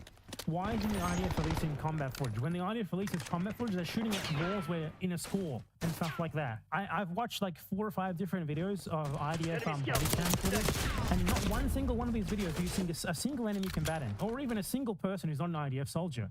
Whereas in the Hamas videos, you see them shooting soldiers, you see them blowing up tanks. There's no comparison. Forces as I would have expected to see, and I don't know how much of that is because it's not happening that much, or if it's because it's not that dramatic, because they'll just airstrike an area into dust and then, like, cover it, you know? It's really difficult to say. I'm inclined to distrust any numbers Israel provides, but in terms of the last deaths, I don't know. Most of them probably fled south, right? Like, that would be the sensible thing to do. You leave some guys up north to make occupation a living hell, but then you set up, like, the real bulwark in the south where the IDF said to go to because you have more time to prepare. Yeah, I'd imagine a lot of them did. I think there were quite a few videos of, like, people coming out of the tunnels and surrendering, or Hamas were trying to, for the first few... Oh my god, he's literally... People coming out of the tunnels and surrendering. The videos that he's talking about, the footage that he's talking about, is literally civilians who were sheltering in a UN school, a UN shelter, who the IDF rounded up, stripped naked, and detained, illegally, by the way. And all of them were civilians or journalists. That's what he's talking about here. That's absolutely fucking unbelievable. Because Hamas, Islamic Jihad militant, certainly do not come out of tunnels to surrender. Most of them will die fighting. Let me show you the footage, or at least the photo. Footage shows IDF parading scores of Palestinian men around in underwear. This one right here, you see the one in the blue vest in the middle. He's been confirmed to be a journalist for, I believe, Al Arabi. So they're literally mass arresting. They're doing what the Serbs did in Bosnia. They would round up any men who they consider, men and boys who they consider to be of combat age, and imprison them or massacre them. And there's this photo which looks like, though there has been no confirmation, the preparation for a mass execution. And Lonerbox is framing this as like evidence of Hamas coming out of the tunnels and surrendering. What a disgusting pig, dear God. Few days of the ground invasion, Hamas were trying to put their propaganda videos out of, like, oh, we came out of the tunnel and shot the tank, and the tank sucked. Like, yeah, but I saw that one video. That was pretty funny. I mean, I think the estimate is they have like 30,000 fighters. But I guess if you're Israel, yeah. 30,000 seems like so much. Would that be all, like, direct combat? Israel's estimate. The 30,000 estimate comes directly from the IDF.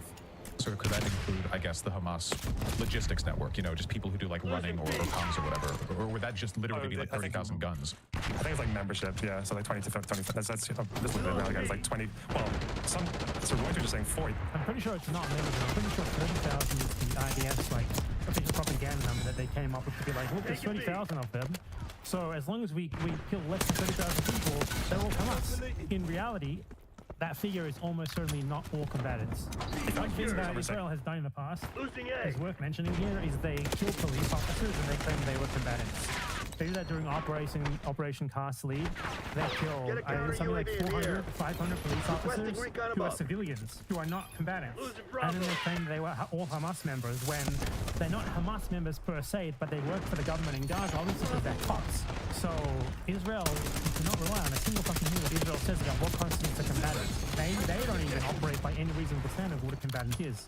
20 to 25,000. I don't know. Well, that's membership, so maybe the party is different from the fires. Yeah, you know. It wouldn't surprise me though. Like Gaza's not difficult to find recruits in Gaza. True, and they probably don't need as much logistically as, you know, a real military would. Why isn't it difficult to find recruits there, Lona Box? Let's just expand on that. Make sure everyone has food and ammo, and even then, not that probably. Yeah. I wonder, I'm trying to think of a few things that I maybe had like some disagreements with or contentions, and if they're more fucking entertaining for the audience. You're not Zionist enough. Be more Zionist. Warsh is extremely dumb, but even he can see how bad Zionism is. And Lona Box can't. And Lona Box is mostly here because he's angry that Warsh isn't Zionist enough. Yeah, I saw some of your bit. I think I had to do a bunch of reading afterwards because I felt like I undersold a lot. When I was arguing with that dipshit, because you always have to simplify a bit, right? But I think I just simplified. Yeah, that fucking guy. I think I just simplified wrong. So, you know, it's being able to simplify and be concise while also being correct is pretty important. So I looked up some stuff on my article in the piece of course, and it's only like a fraction of what you've gone over on your stream. So I know there's a lot more complexity to it. I guess I defend the overall premise of what I said, which isn't a defense of any specific inaccuracies, but like the overall feeling that I had and what I was trying to convey and what I still think is that there have been plenty of times in the past where there has been a good faith effort on the part of Palestinian advocates to bring about peace, and that Israel shouldn't have been. There shouldn't have been. Because every single effort to bring about peace in the Palestinians has been carried out by what are essentially Israeli puppets. Has done a lot to undermine that peace process and sort of like destroy. Again, even with the PLO trying to negotiate with them, they still never came to anything resembling an agreement because Israel always asked for what is essentially like like an occupation, an international occupation of Palestine, of like a split, tiny Palestinian state on 20% of their land in Gaza and the West Bank with no right of return. That's the agreement that they claim the Palestinians are, like the peace-hating Palestinians are refusing. Hope in the possibility that diplomatic resolution could, you know, actually get them anywhere. I think as far as there were good faith efforts for peace from the Palestinian leadership, I would say once, maybe, yeah. What is good faith for you? How much they need to be willing to give up for it to be good faith? Why is it that for Lona Box, Ukraine should be able to push Russia to the end, even with the possibility of them being used? Yet for Palestinians, they need to like give up basically everything they have, or it's not good faith. Probably been between sort of like from Oslo leading up to Camp David and Taba. I think here's how I tend to put it is that I think there are three main things that just like that are kind of universally just like morally what has to happen. It's like one, Palestinians have a right to self-determination. Two, that refugees have rights, whether it's return or some kind of like resettlement or compensation. No, they do not have a right to resettlement or compensation. They have a right to return. There's nothing in UN Resolution 194 that says that you're allowed to keep their land. You give it back to them. Doesn't matter what's there now, it's still theirs. Too fucking bad. Shouldn't have built shit there. No resettlement or compensation unless they voluntarily accept it. Not as a group either, as individuals. And then the third one is that both sides have the right to live in security and peace. So, like, and I feel like when you might as well just say I'm a Zionist.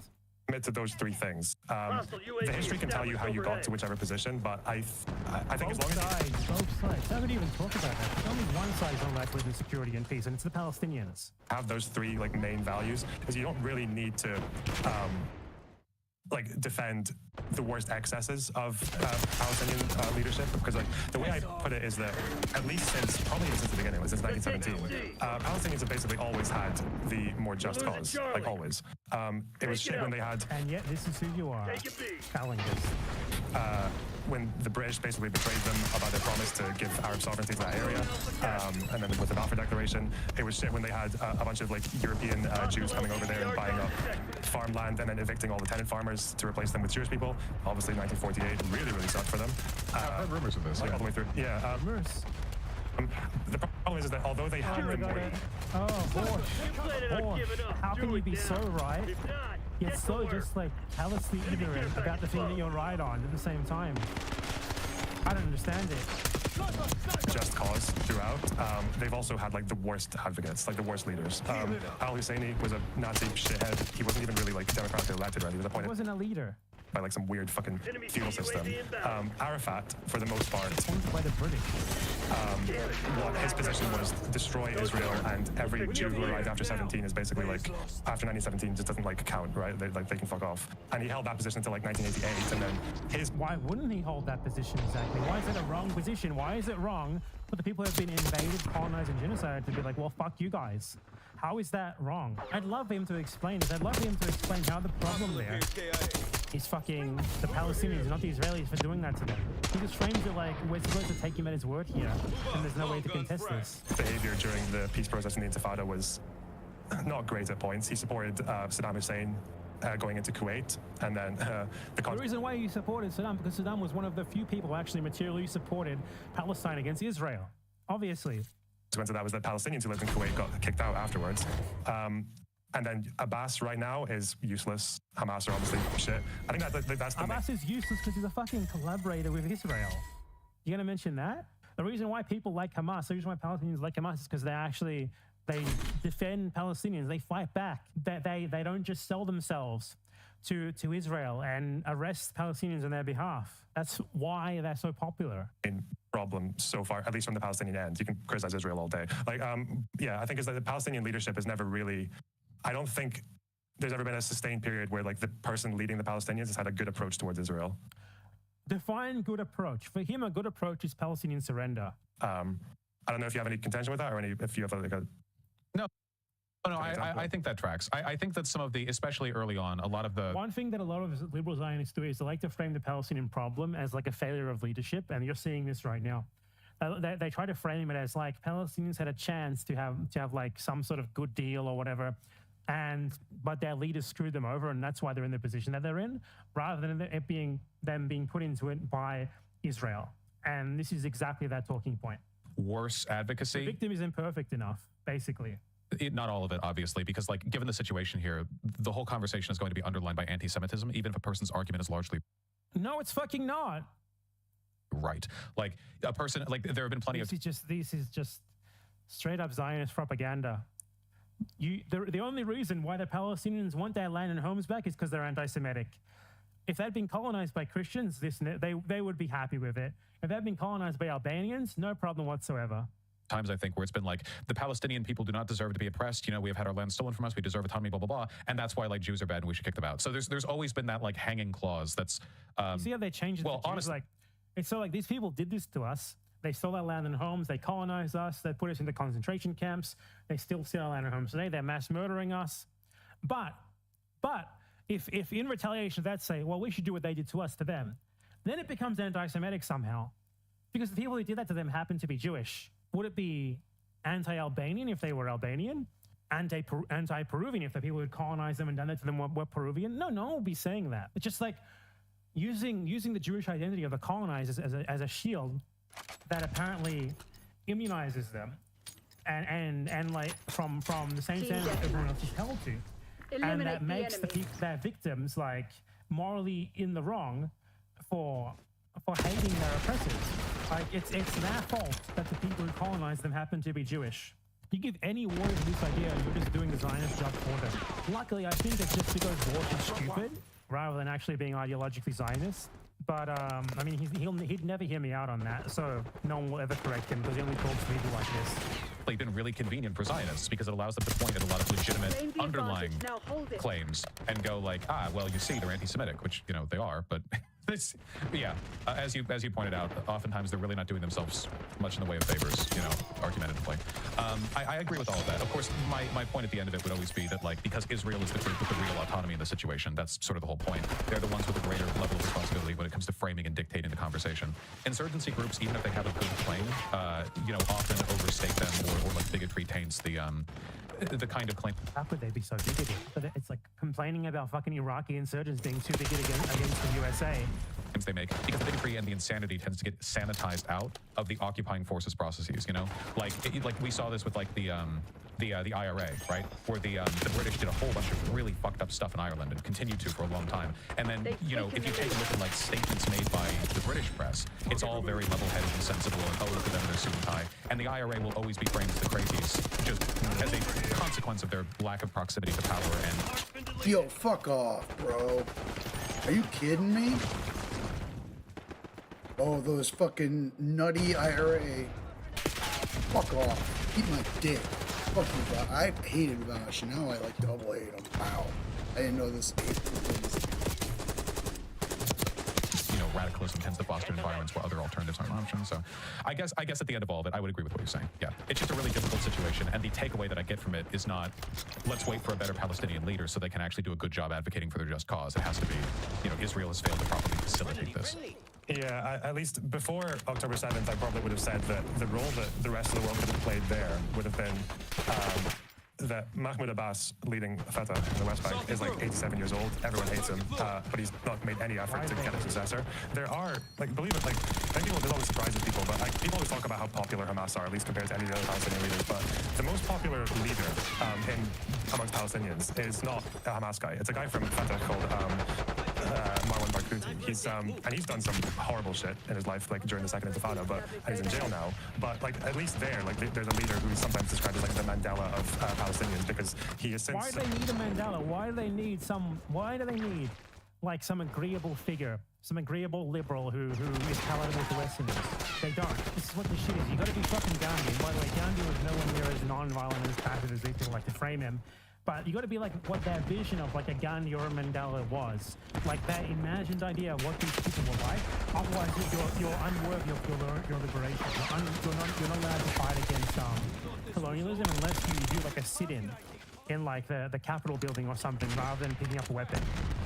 Spoken out against targeting civilians, and he believes in this idea of like treating Israelis as future neighbors. He doesn't renounce violence completely because it's an occupation. People are going to be violent. You just need to channel it in the right way. It's like, yeah, there is some channel it in the right way. Like him is actually quite popular. And how is that Leoner box? I guess here's the question for you is, like, do you think any peace process or any advancement can happen now, so long as Hamas is still in charge or still exists?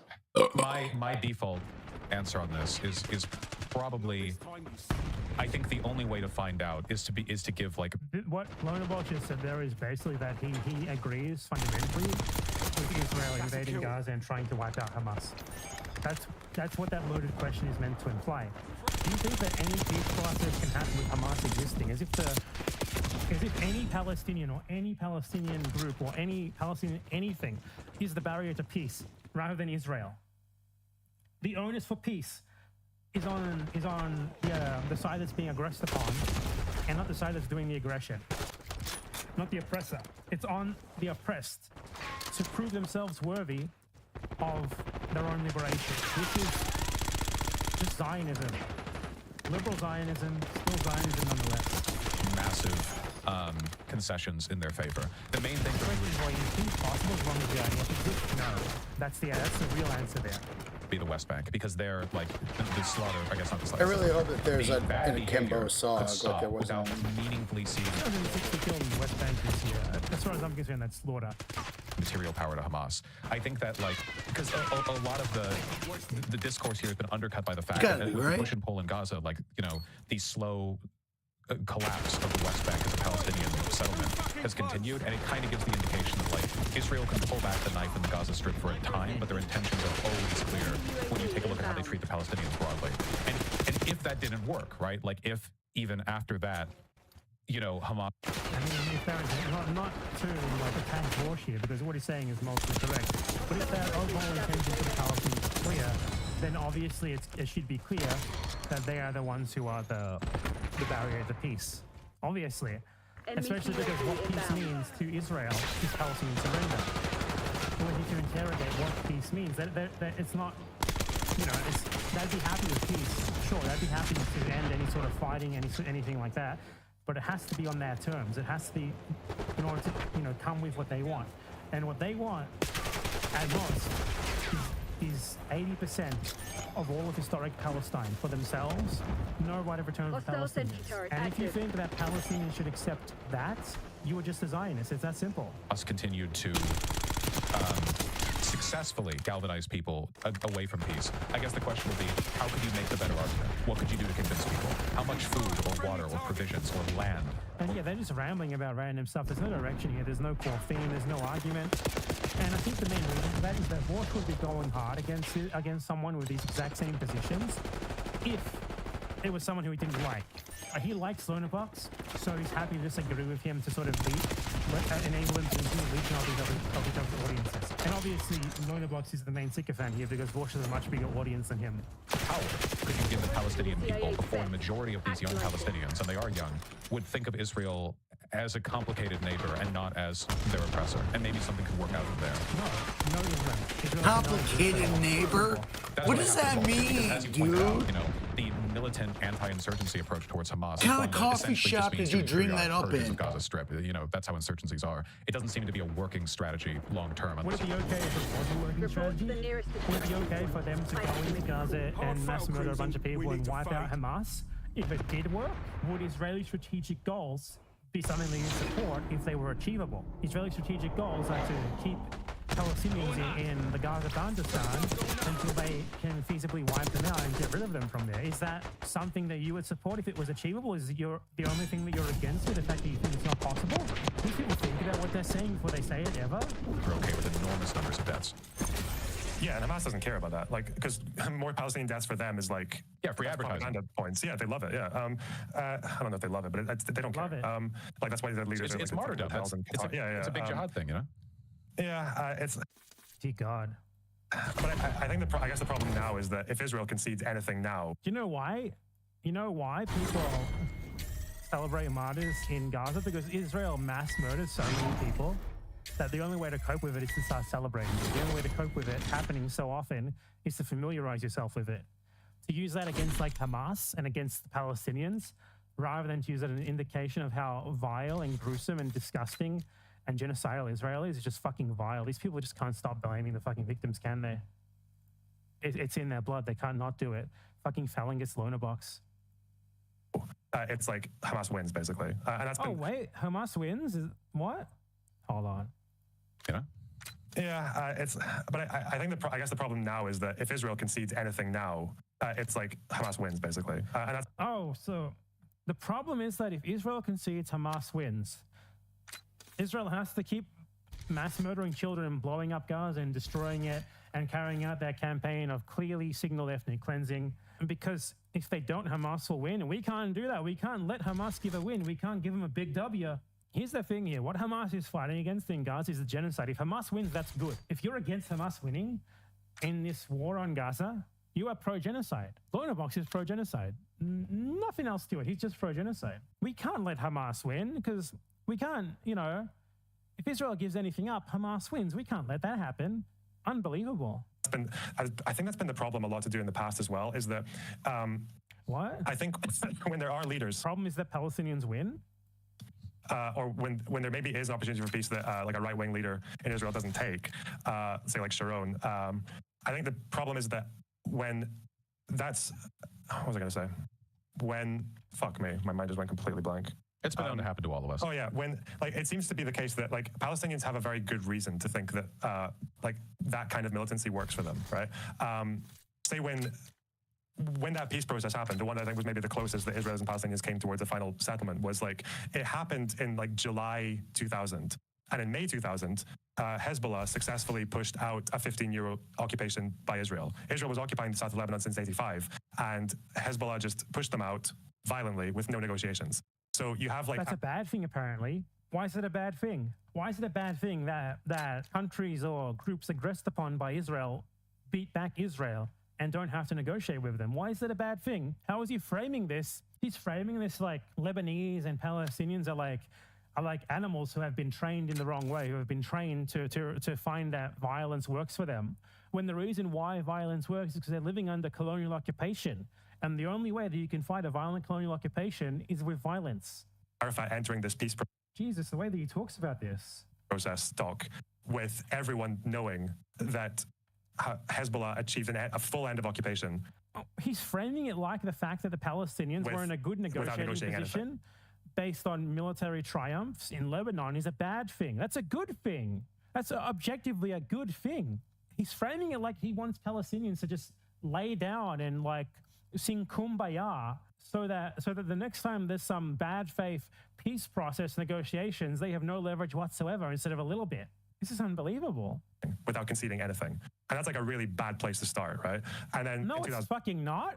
I can believe what I'm hearing. This is who he is.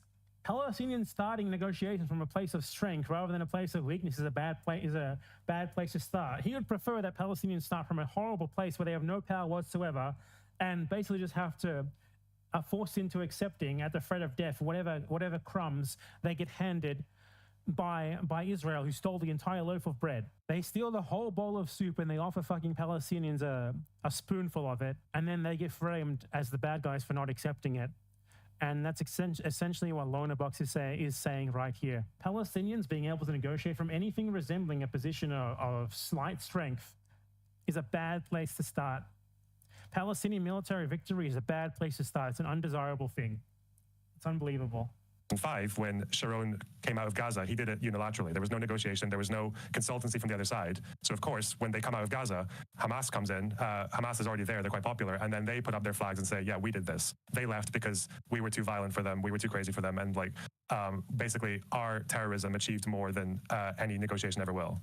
Which, to be fair, is correct. Terrorism? Did he just call Hezbollah defending Lebanon terrorism? Lebanon gets invaded by Israel and they successfully fight them back, and that's terrorism. I cannot fucking believe them. Yeah, of course, you have the soldiers to back it up. If a full military rejection of Israel was at any point on the table for Palestinians, I probably would support that over almost anything, given what's happening. Good. At least Vosh has these moments of lucidity where he says things that are just completely logically correct and morally correct, and obviously things that anyone with half a brain and a little bit of ounce of empathy who's in a fascist Kremlin should support. At least there's that.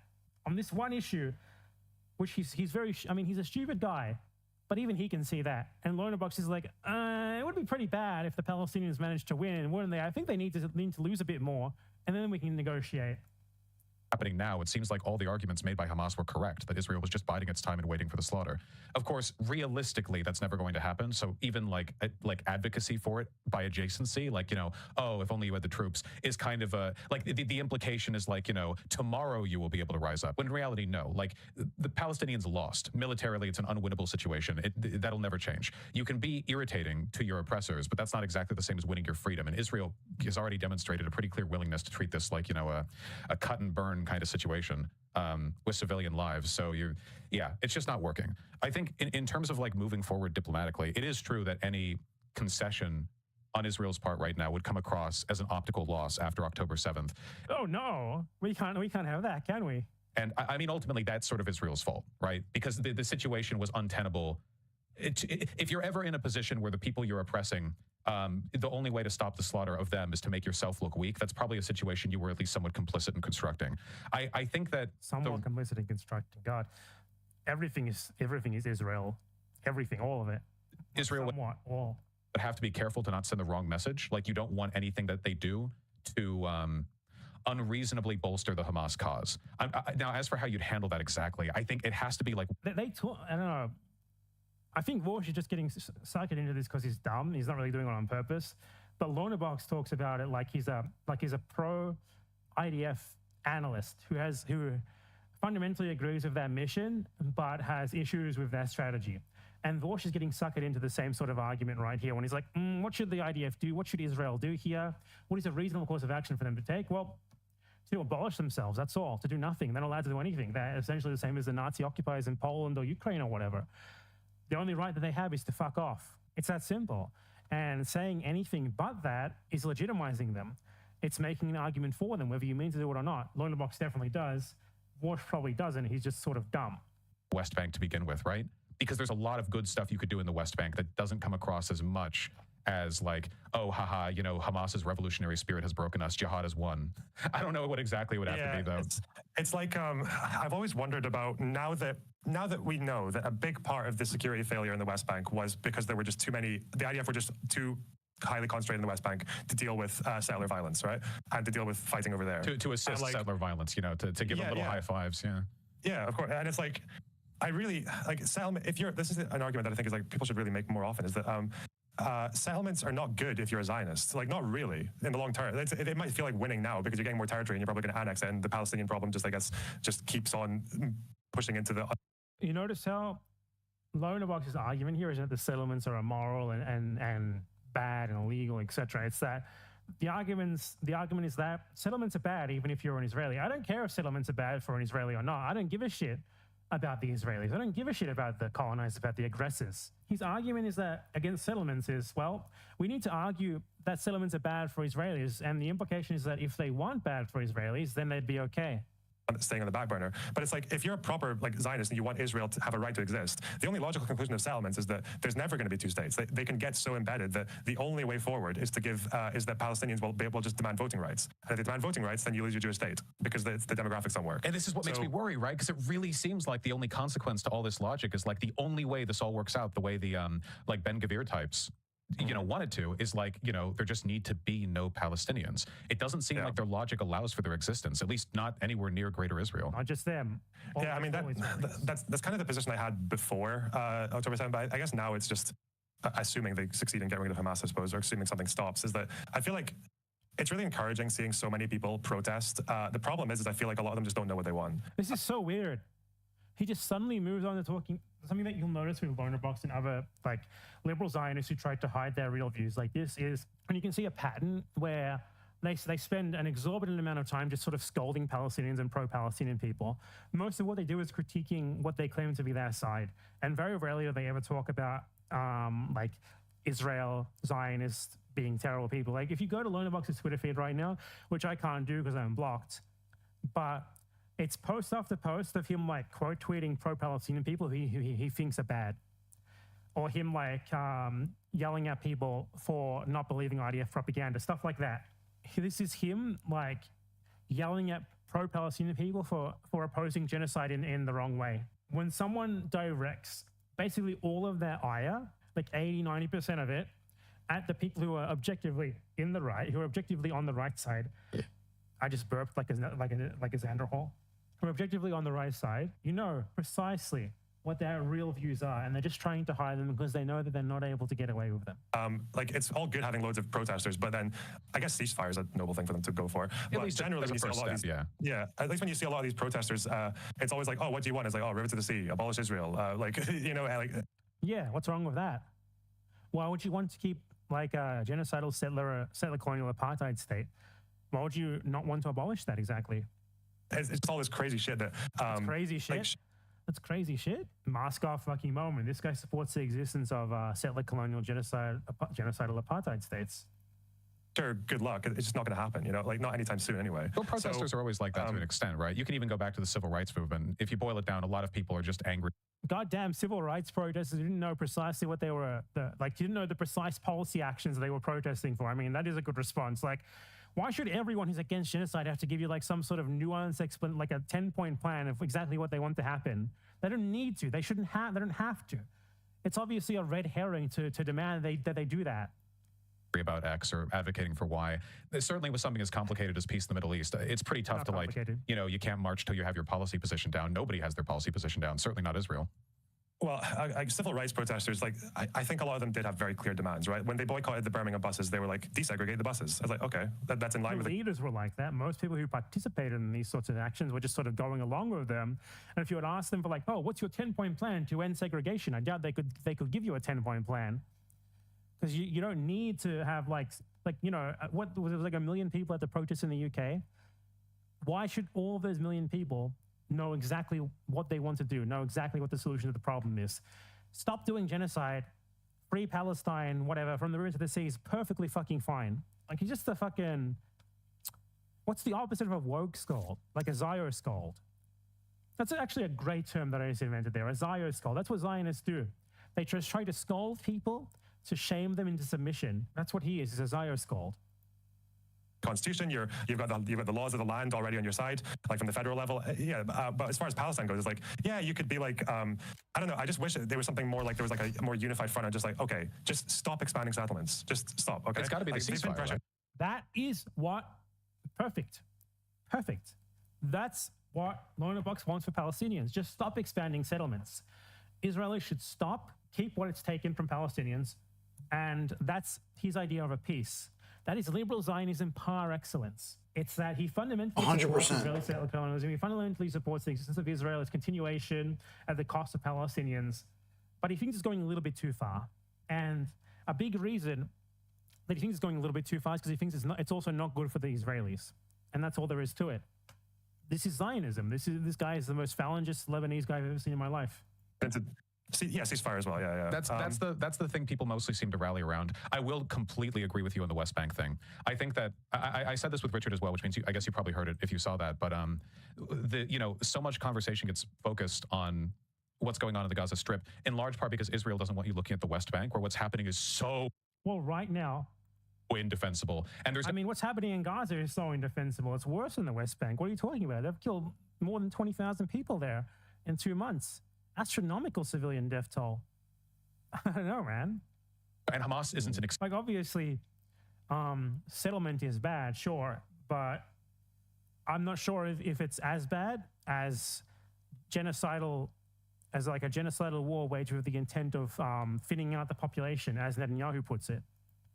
excuse, which is kind of a sign, right? Like, if there wasn't a Hamas, they would need to construct one, which to an extent Netanyahu sort of kind of did, at the very least facilitated one, because in the absence of Hamas in the West Bank, you still get like the systemic displacement and killing of Palestinians aided by the IDF. They're just doing it with like basically no excuse, you know? So I like that. I think that's why I think peace has to start there, because it is true that like, even if there was a ceasefire, you know, I think Israel would break it, but I think Israel would break it. I know Hamas would.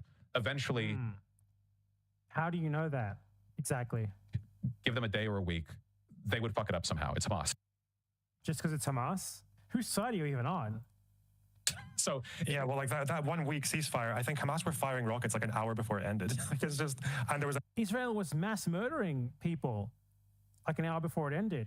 Like, Israel killed like a dozen people in the West Bank during the ceasefire. What are you talking about? that And shooting they killed multiple civilians during the ceasefire as well. in the bus stop in Jerusalem, right? being wacky. Isn't that kind of amazing? Like, the rockets just haven't stopped. Oh yeah, well, from Hamas in Gaza, like, yeah, shit. From Hamas is like they've siphoned so much off to make those rockets, and from their perspective, How expensive exactly do you think these rockets that don't even have explosive warheads attached are? They've siphoned so much off to make these rockets. Like, what are they supposed to do? They're supposed to just take the bombings without retaliating? Like, what the fuck? like this is, you know, revolutionary They're not allowed to retaliate? jihad. Like if they're willing to die as good Muslims of Palestine, right? When 98% of the population supports your genocide, as 98% of the population in Israel factually does, they just went over with the poll earlier in the stream, I think making them feel some sort of at least fear about what they're doing is extremely fucking warranted. Extremely warranted. Extremely righteous. Militarily justifiable. Morally justifiable. To be against it is incredibly stupid, especially given the fact that these missiles don't even do anything. Because if you think that Hamas should be more careful with their targeting, okay, give them guided missiles. Give them guided missiles. You should support giving them guided missiles so they can launch them at the Ministry of Defense. Would you be okay with that? I don't think he or Lonerbox would. So their opposition, unfortunately, to Hamas launching rockets isn't so much launching of rockets. It's that they fight back at all. That's what their problem is with this, and it's just fucking sad. They're, you know, sort of roped in on this, I guess, in the Holy War. They're obviously not good shepherds of, you know, the future of the Palestinian people. That much is clear. And if a concession made is one that ends up bolstering... Doesn't fucking matter if they aren't perfect victims. Doesn't matter if they're not good shepherds or whatever, because the absolute worst group among the oppressed is still better than the best group among the oppressors. as long as they are fighting for the basic cause of the liberation of the Palestinian people from colonialism, they are on the right side. Hamas, that's probably not a step in the right direction. I guess, like, It's theoretically, probably not a step in the right direction. So if Israel should have to concede something to Hamas, it's not a step in the right direction. So I guess they shouldn't. I guess you just continue. Hamas could end up being a reasonable diplomatic ally of Israel, given enough time, because nothing's innate. Oh my God! Why should they be a diplomatic ally of Israel? There is like an innate conflict between the zero-sum game between Palestinian liberation and being an ally of Israel. These two things cannot exist alongside one another. Things can change. Give it 2 decades. It's like talking about fucking Jews in World War II having to prove themselves good allies of Nazi Germany. Like, what the fuck are you talking about, man? Maybe the right leaders switch around, but you're starting from a pretty bad position with Hamas. There are probably easier places to start from when it comes to, like, you know, having some kind of diplomatic rapport in the Palestinian Authority or whatever. And, you know, in order for them to exercise their power reasonably, they kind of need to do so. Maybe that would be a good step. Like, you could hold like you could have like a what's the term? Like a displaced election. What's the term?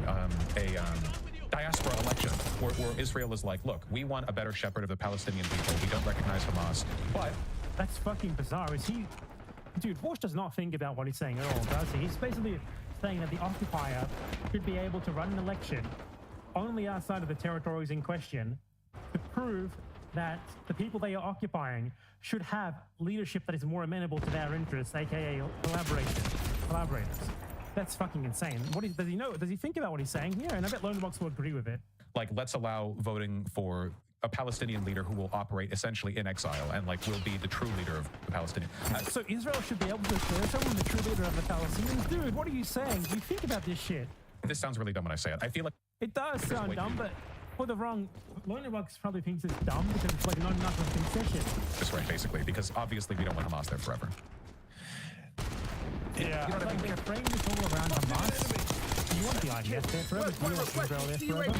How is it possibly all framed around like an imperfect victim group rather than about the people who are making them victims? How is it always the onus is always on the Palestinians every time? You know, a core part of Zionist strategy is to always, you know, blame the victims, put it all on them, and that's what Lonebox does.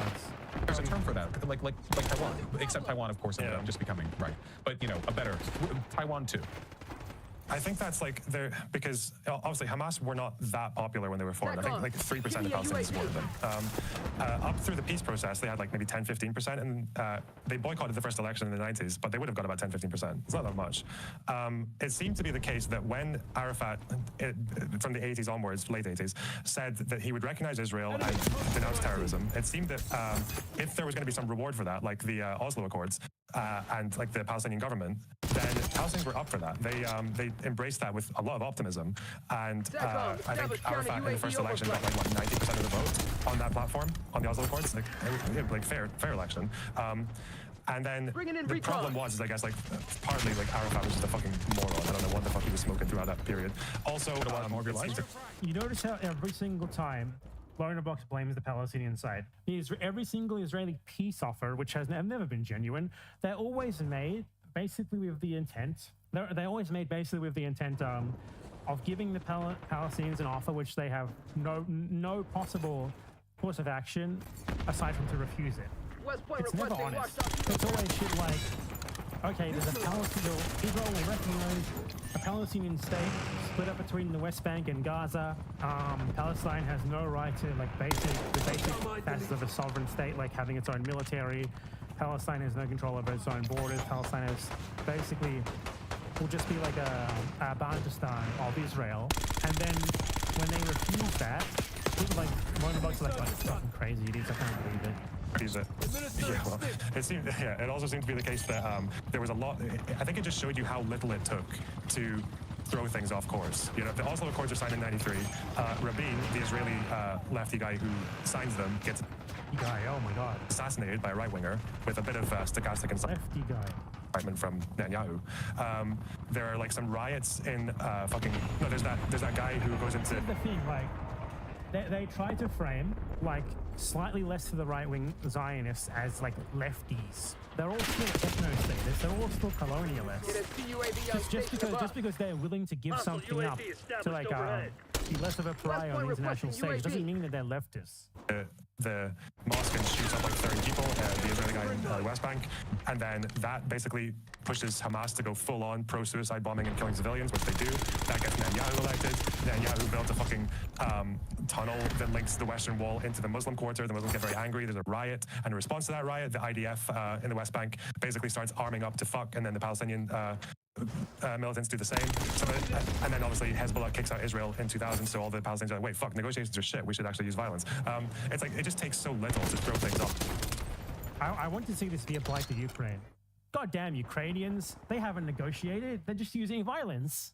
He made an entire video about how Ukraine should not negotiate and should only use violence until the bitter end. When it comes to Palestinians, though, this is what he gets. This is his prescription. No violence ever. You should do like complete non-violence, just like lie down in the middle of a road or something. Palestinians, what's wrong with you?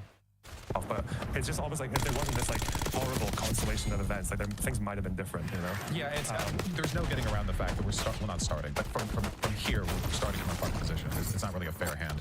The conditions that make this almost impossible to manage are ultimately, I think, changeable at least to some extent from Israel. Like obviously locking up everyone in the West Bank and fencing them in and keeping them in the sorry, not the West Bank, in the Gaza Strip, and then having like the apartheid system that they have in the West Bank. These are all like essentially guaranteed to foster distrust in a way that will make the Palestinians incredibly hostile to... Man, they're talking about Palestinians like they're caged animals who need to be trained. I want to give Vorsh the benefit of the doubt and say that he's just being baited into this by Lonabox because he's kind of dumb and doesn't really know about the topic that he's talking about. But they're talking about like this, framing of what can Israel do to tame the wild Palestinians. This is pure colonizer talk. This is pure like 19th century like American frontier colonists talking about what to do about the Indian question. And Vorsh is very dumb for allowing himself to be baited into this when I don't even think he believes any of what he's saying here. I think he's just trying to be nice to Lonabox and clout. What they perceive as a disingenuous attempt at brokering peace, even in the best of times. I think a government in exile of kind would be nice. It'd be nice to like... He's literally...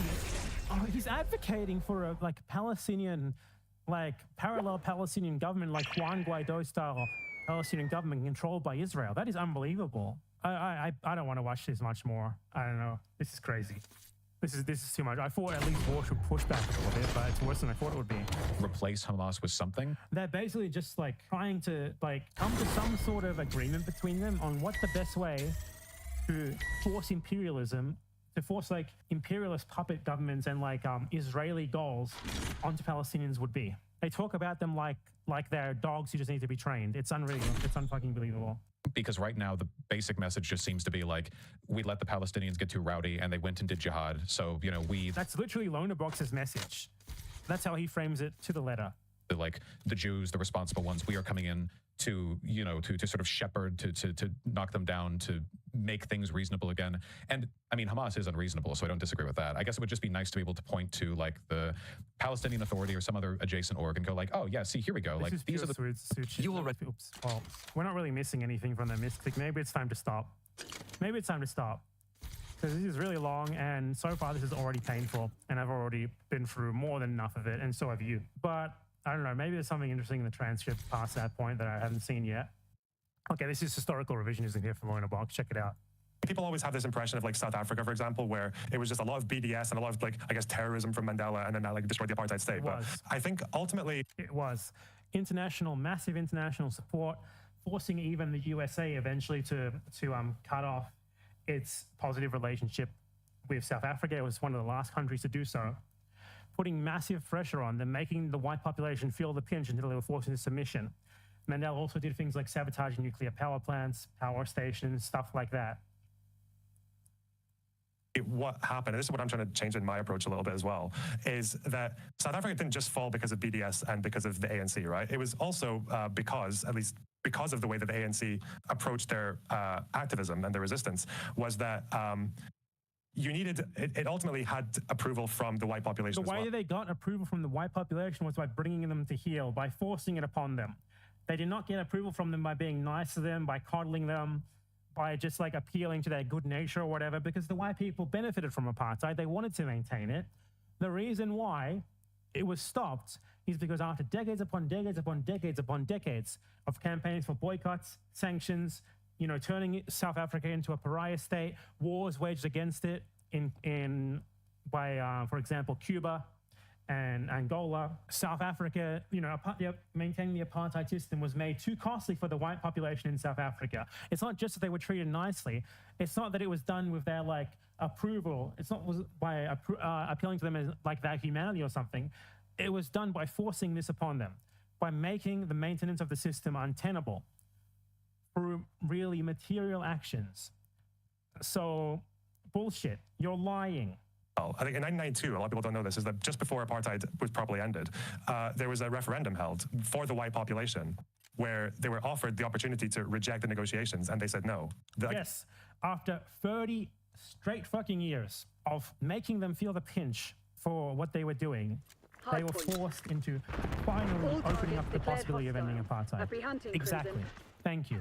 It's not like they were just treated nicely by Nelson Mandela, who was a nice man with a happy face on the TV. That's not what happened, and he's lying here. This is historical revisionism. It's just plain ignoring what the apartheid struggle was in order to frame it as basically why the white colonizers coming to their senses about how what they were doing was bad, and sort of of their own position, freeing the agencyless black people. That is what this framing is. I've gone over it in my video on Black Hebrew Israelites before. It's the exact same framing. The white people graciously freed the slaves. Lincoln graciously freed the slaves, rather than the slaves and their advocates working with them to force them to do so. This is colonizer narrative par excellence. 60+% of them, of the white population, actually favored continuing the talks to end apartheid. And the reason they were okay with that and they weren't worrying about white genocide or any shit like that was because Mandela took an approach that I don't think we've ever seen from Palestinian movements, which is that they didn't target civilians ever. There's never a policy. The ANC killed plenty of civilians, and they would have been super justified in being even more aggressive with their army. Civilians were killed by their fires. Another thing is the apartheid South Africa government was factually less militarily brutal than Israelis to Palestinians. So they provoked relatively less of a militarized response to their actions. And obviously not saying they were good, just they were slightly less aggressive in their mass killings than the Israelis are. So obviously Palestinians react with more violence than South Africans because they are subject to more violence. It's that simple. And people were reprimanded for it. So the idea there was that Mandela's strategy was to target infrastructure, because the idea was that we don't want this system to be sustainable. Here's a question for you, which obviously you can't answer because he's not here. Do you think that Palestinians would not target infrastructure if they could? Do you think they wouldn't launch missiles at power plants if they could? They wouldn't launch missiles at military targets if they could? They wouldn't sabotage a nuclear power plant to turn it off if they were able to? They of course would do that. The reason why they don't is because they can't. The options available to them are much more limited. And a big part of this is that there are no Israelis who are on their side, who are really on their side. There's no Israelis who are willing to really take meaningful action. The nuclear power plant sabotage in South Africa was carried out by a white man of English descent who was a secret member of the ANC, an engineer who worked there. Do you think you could find an Israeli who would do something so radical on the part of Palestinians? Hardpoint identified. No, not one single Israeli in the history of Israel has ever taken up arms, aside from the Arabs being the Palestinian citizens of Israel. No Jewish Israeli has ever taken up arms for Palestinian people, has ever really taken, they've never sabotaged anything, they've never really done anything of any real consequence to Palestinians. They've just protested, they've used words, they've used slogans, they've never actually done anything really meaningful. So a big part of why this what he's prescribing here cannot work in Palestine is one, the Israelis are even more brutal than the South Africans were, and two, the Israelis are even more compromised with the system than the white South Africans were. You could find plenty of anti-apartheid white South Africans and hundreds, if not thousands of them, who are willing to clandestinely work with the ANC in really, really risky sabotage operations and borderline terroristic attacks. You cannot find that same group of people among the Israeli population, and you should perhaps interrogate why that is. And it's not the fault of the Palestinians that you can't find them either. It's the fault of the Israelis themselves. It's made the country ungovernable. But by targeting infrastructure and generally making up every effort to leave the civilians alone, they were also sending that message, like with Desmond Tutu, the idea of the rainbow nation, right? The idea that white people have a future in South Africa, that they won't get, it won't be like Zimbabwe, right? Where Mugabe just... It's fucking ridiculous that, this guy, the freedom liberation of the oppressed, colonized, genocided people should be contingent on them basically assuring the colonizer that their liberation won't cause any inconvenience for them. The fact of the matter is, I'm sorry, it is. This is a good point to end on. But Israel is going to have to give things up. Those of them who are on stolen land that Palestinians can prove was theirs, you're gone. Doesn't matter. Go somewhere else. It's up to other Israelis and the Israeli government to help you out with that. Palestinians shouldn't have to assure you of anything at all. The liberation of Palestinians is not contingent on whether you lose enough. The fact of the matter is, when you live large at the cost of another group of people, you're going to have to live at least a little bit less large for those people to be brought up to your level. There's going to be consequences. There's going to be inconveniences for the colonizer. And there should be. It's their fault that this has to happen. And the reason why the end of apartheid has gone so poorly in South Africa, I mean, it's better than it was before by a lot, but the fundamental problems of inequality, racial inequality, have not been fixed at all, is because they didn't do any of that. It was like the end of apartheid, the abolition of the apartheid state, but it did not come with anything really material in terms of giving the land back and stuff like that. If you want to learn from the lessons of the end of apartheid, there you go. Take that in. Palestinians should not have to convince their oppressors that what they're doing, that perfect victims, and that their liberation will be absolutely 0% inconvenient for them, because it's not going to, nor should it have to be. And it's ridiculous to demand that it is. It's like saying slaves shouldn't be freed until they can prove they won't retaliate against their oppressors until they can pay them the compensation for their freedom. Fuck off. No.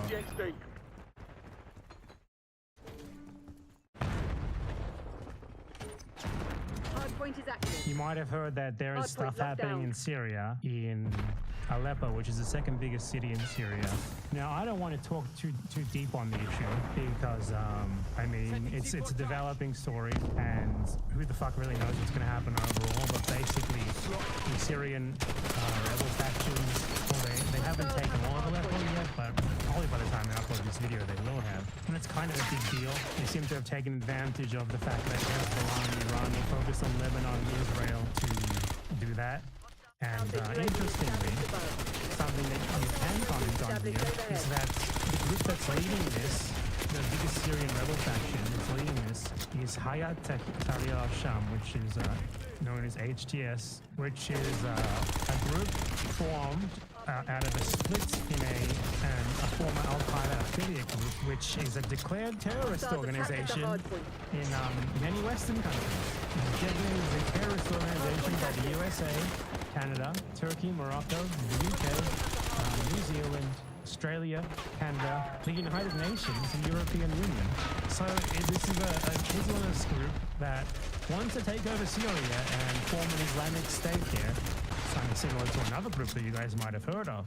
But because they are attacking a government that is anti-Western, everyone's happy to support them. Isn't that interesting? So we all need to oppose Hamas because of shit we made up about them, like they're going to form the Islamic Caliphate. They throw gays off buildings, a thing that no one has ever been able to show, ever. However, here's this group founded by a split in a fucking Al-Qaeda affiliate group that wants to establish an Islamic state in all of Syria. I guess that's fine. Totally cool and good, actually. So now you have like a bunch of people who have spent the last year justifying genocide against Palestinians on the basis that that Hamas is Islamist. And here is a group, an Islamist group that is a million times worse than Hamas could ever be, who just took over Syria's second biggest city, and it's being cheered on by all those same people. Expect a Loner Box video and a Destiny video soon, talking about how awesome and base they are. It's coming, trust me. Or like an Ethan Klein. Ethan Klein who's always like, but we can't give Palestinians freedom because they hate us. And then he'll look at like the former Al-Qaeda affiliate taking over Syria and he'll be like, that's fine actually, I don't mind.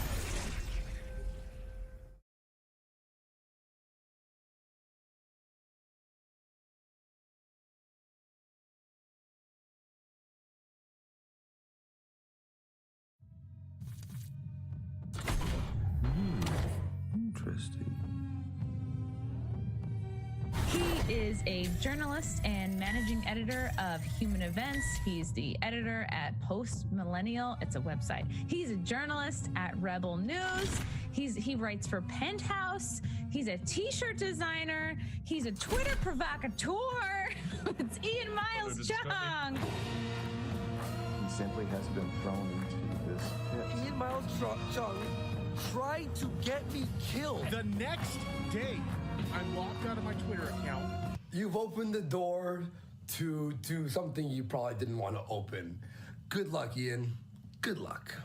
Hello everyone, how's it going? You alright? Today we'll be looking at the man behind one of the most infamous accounts on Twitter and his surprisingly wild backstory, from Gamergate to internet blood sports, swatting to Elon Musk reply guy. Ian is a chameleon, blending into the background but being influential in some of the internet's biggest movements. So let's start at the beginning. Ian first popped up on the internet in 2002 on a website used for talking about RPG games. He was a moderator on this site, but even in his early part of his career, he would set the stage for the years to come. Users of this website started to complain about Ian wielding his power as a weapon and just generally got sick of him, so they set up a Wikipedia page about his antics. This went on for a few years until it was found out that Ian had been writing racial slurs about black and Jewish people on the public chat rooms, plus calling himself a banana who is yellow on the outside but white on the inside. Ian was fired for this and would seemingly do a complete U-turn on his worldview. This will be an ongoing theme. Mr. Chong was now a self-described turbo-feminist gaming journalist writing machine.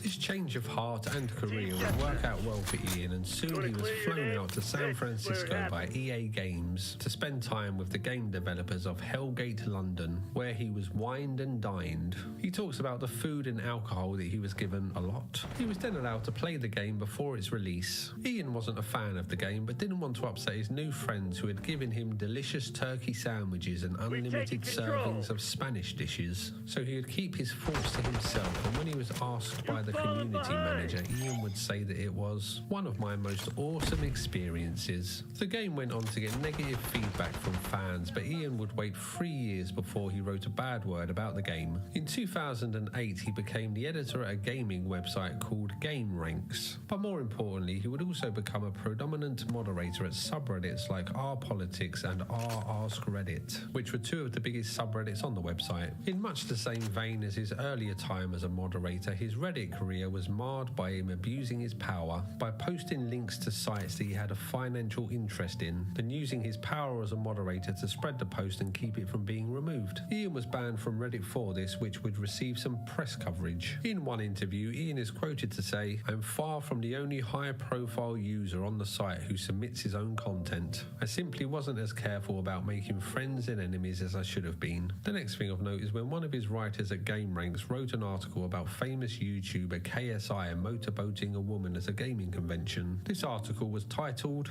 "Assaulting women, verbally or otherwise, at gaming conventions is not okay." I'll just point out a few things about this disingenuous headline. Firstly, you can't assault anyone verbally. The definition of assault means a physical attack. Secondly, assault is a crime in Britain where the incident took place, so it would have been a very foolish move to record yourself committing a crime then posting it to millions of viewers. These pretty basic facts didn't stop the writers from demonising KSI, who had asked the woman in question if it was okay to do this, with her seemingly being pretty happy with it. This article would get pushback, so Ian took to Twitter to defend the article, claiming that the harassment that he was getting was illegal in the UK. The woman who was motorboated is named Brandy Brewer. I'm assuming that's not her birth name. Brandy would join the discussion to say that she was not harassed, so Ian backtracked, claiming that he was not talking about her. Brandy then pointed out that there were no other women that were touched in the video. Ian would counter this by saying that he was talking about a microphone touching some of the other girls, so Brandy ended the fight by telling him to get away from his computer, meet a real girl, and that he should go and burn his bra. Ian seemed pretty set in his feminist game journalist life, but a storm was approaching, the likes of which the internet had never seen.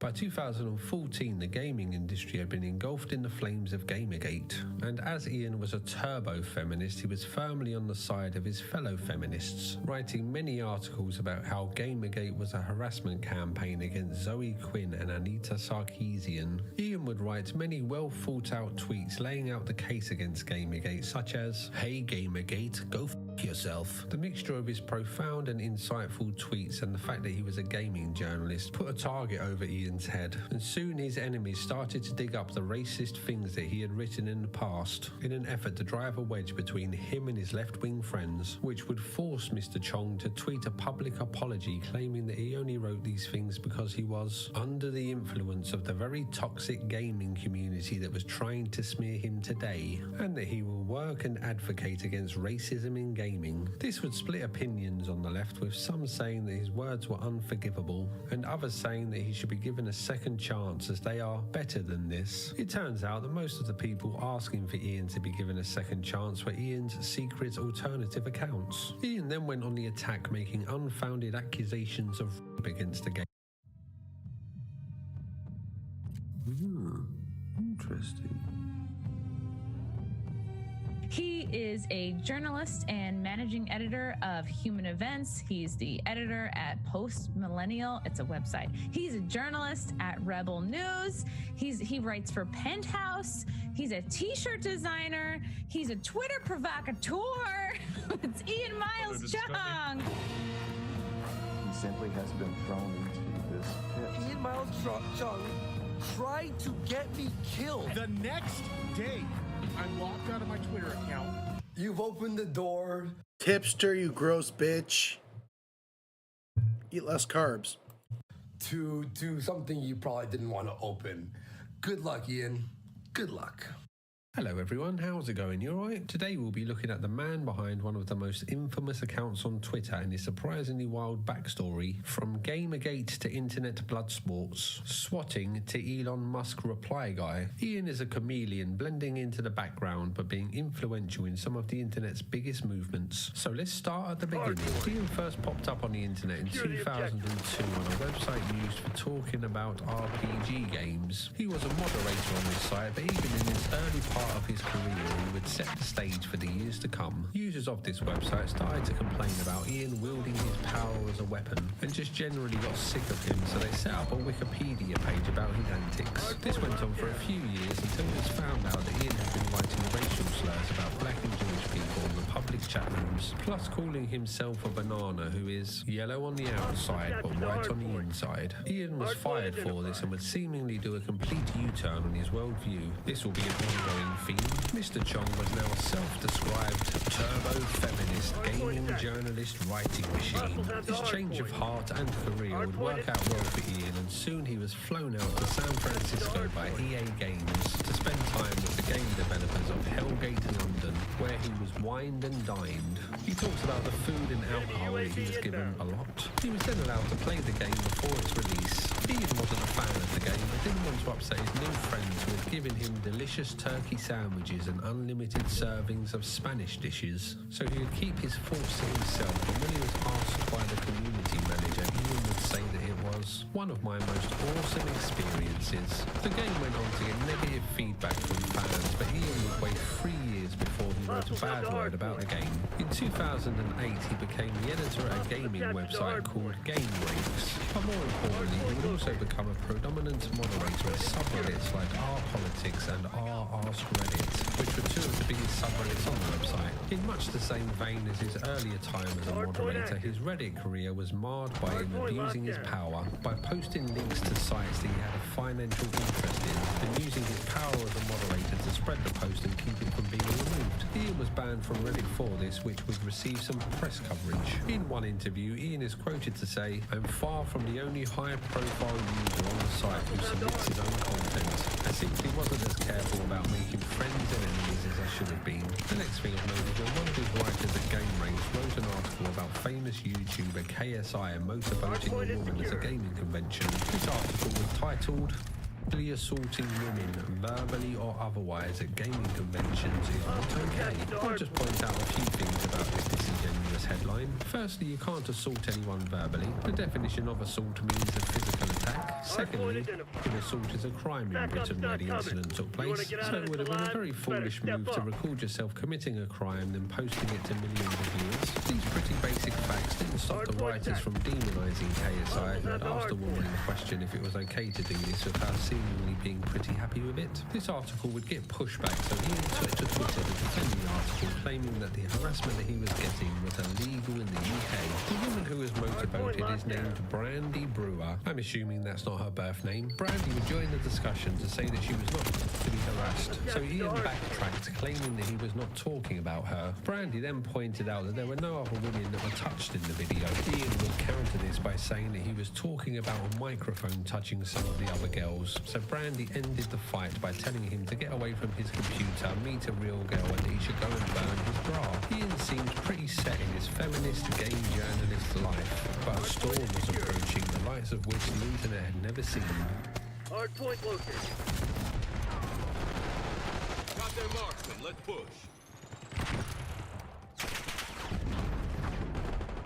By 2014, the gaming industry had been engulfed in the flames of Gamergate, and as Ian was a turbo-feminist, he was firmly on the side of his fellow feminists, writing many articles about how Gamergate was a harassment campaign against Zoe Quinn and Anita Sarkeesian. Ian would write many well-thought-out tweets laying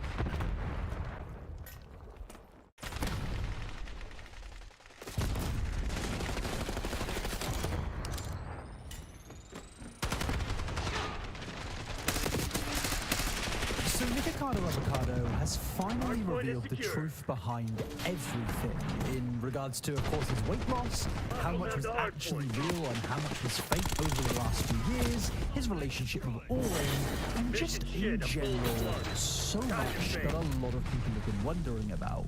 But I think the most important thing about all of this is the fact that Nikocado Avocado is seemingly no more, and what we've been left with is, well, Nicholas. And all of this does come from Nicholas's brand new podcast in which he appears incredibly grounded, like a regular, normal human being. Not the guy from the last 2 years, or the guy who put on the Joker act recently, but just a regular dude. But despite the regularity, there were a lot of things said throughout this podcast which I think would be very interesting for you guys to hear, and when I heard them, I was kind of surprised and shocked at how much Nick was willing to admit to. So in today's video, what I want to do is pretty much just sit through this entire podcast, break it down, and give my genuine opinion on, well, absolutely everything. Because of course, a few months ago, as you may or may not know, I was, infamously made to look a little bit foolish after doing a massive video documenting everything to do with Nikocado Avocado. And yes, throughout this video, you are going to experience the occasional seasoning of, well,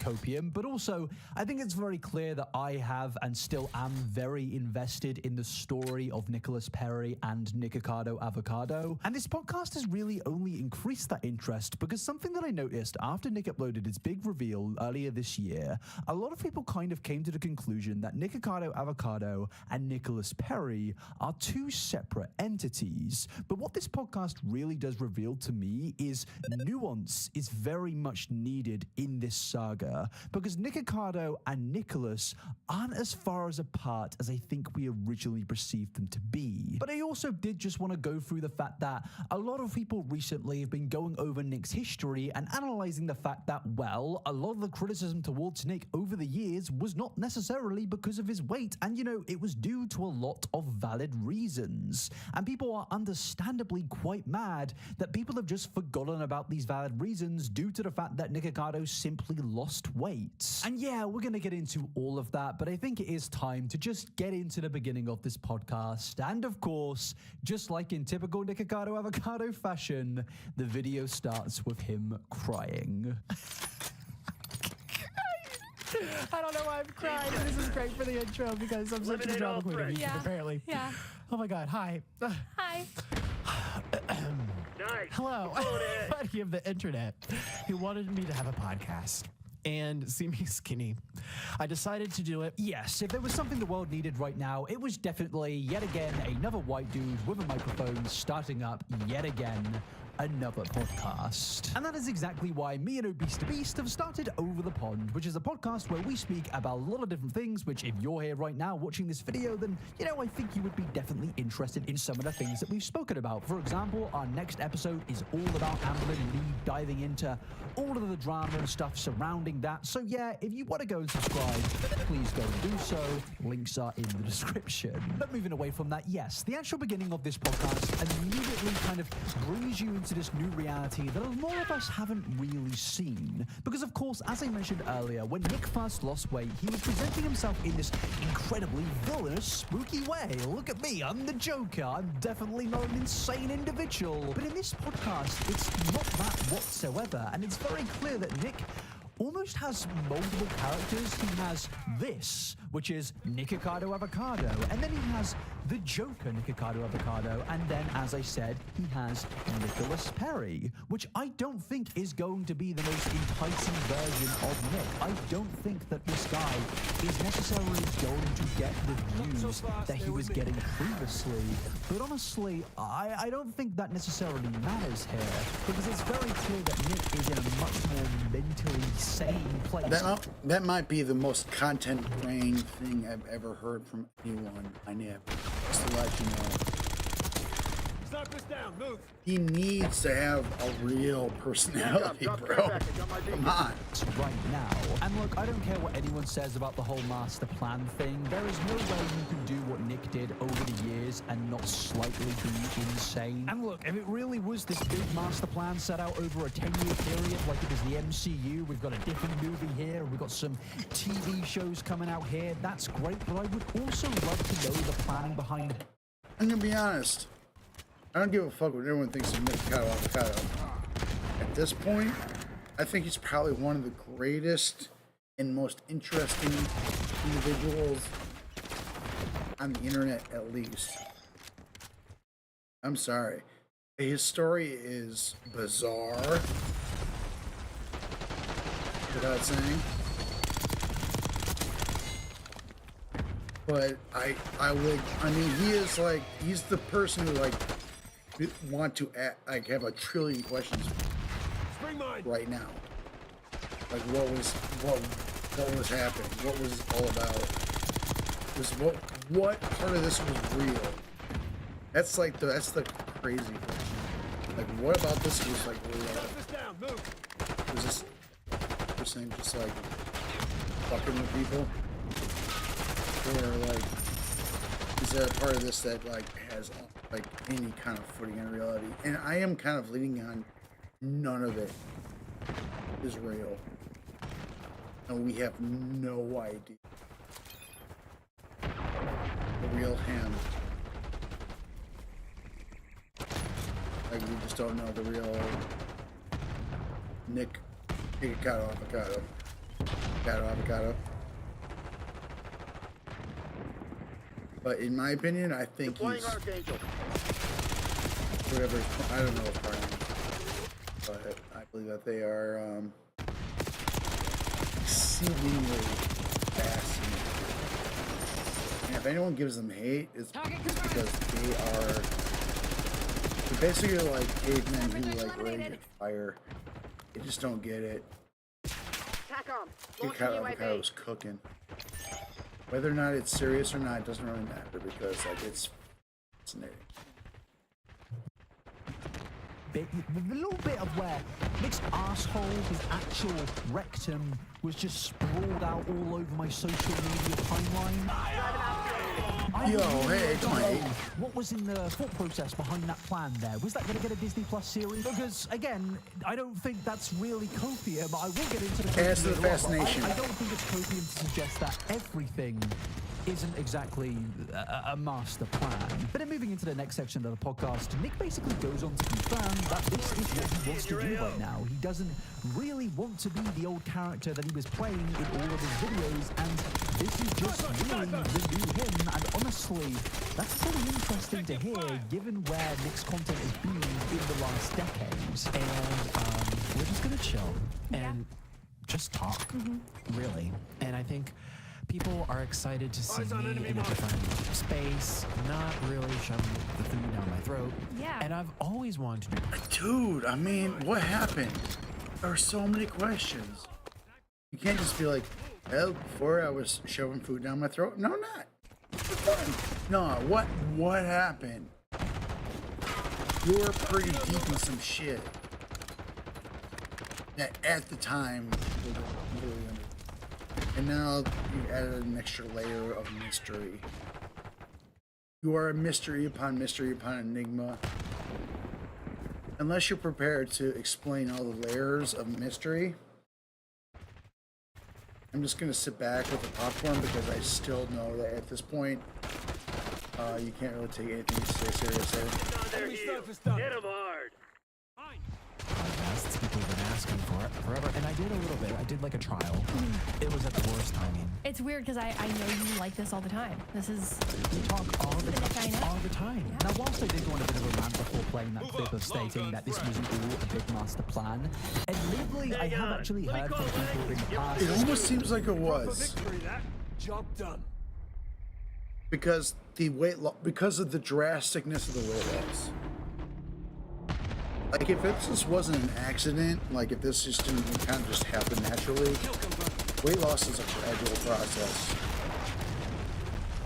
So unless this is like what's completely unhealthy, which it doesn't look like, or like he was like hiding shit from us.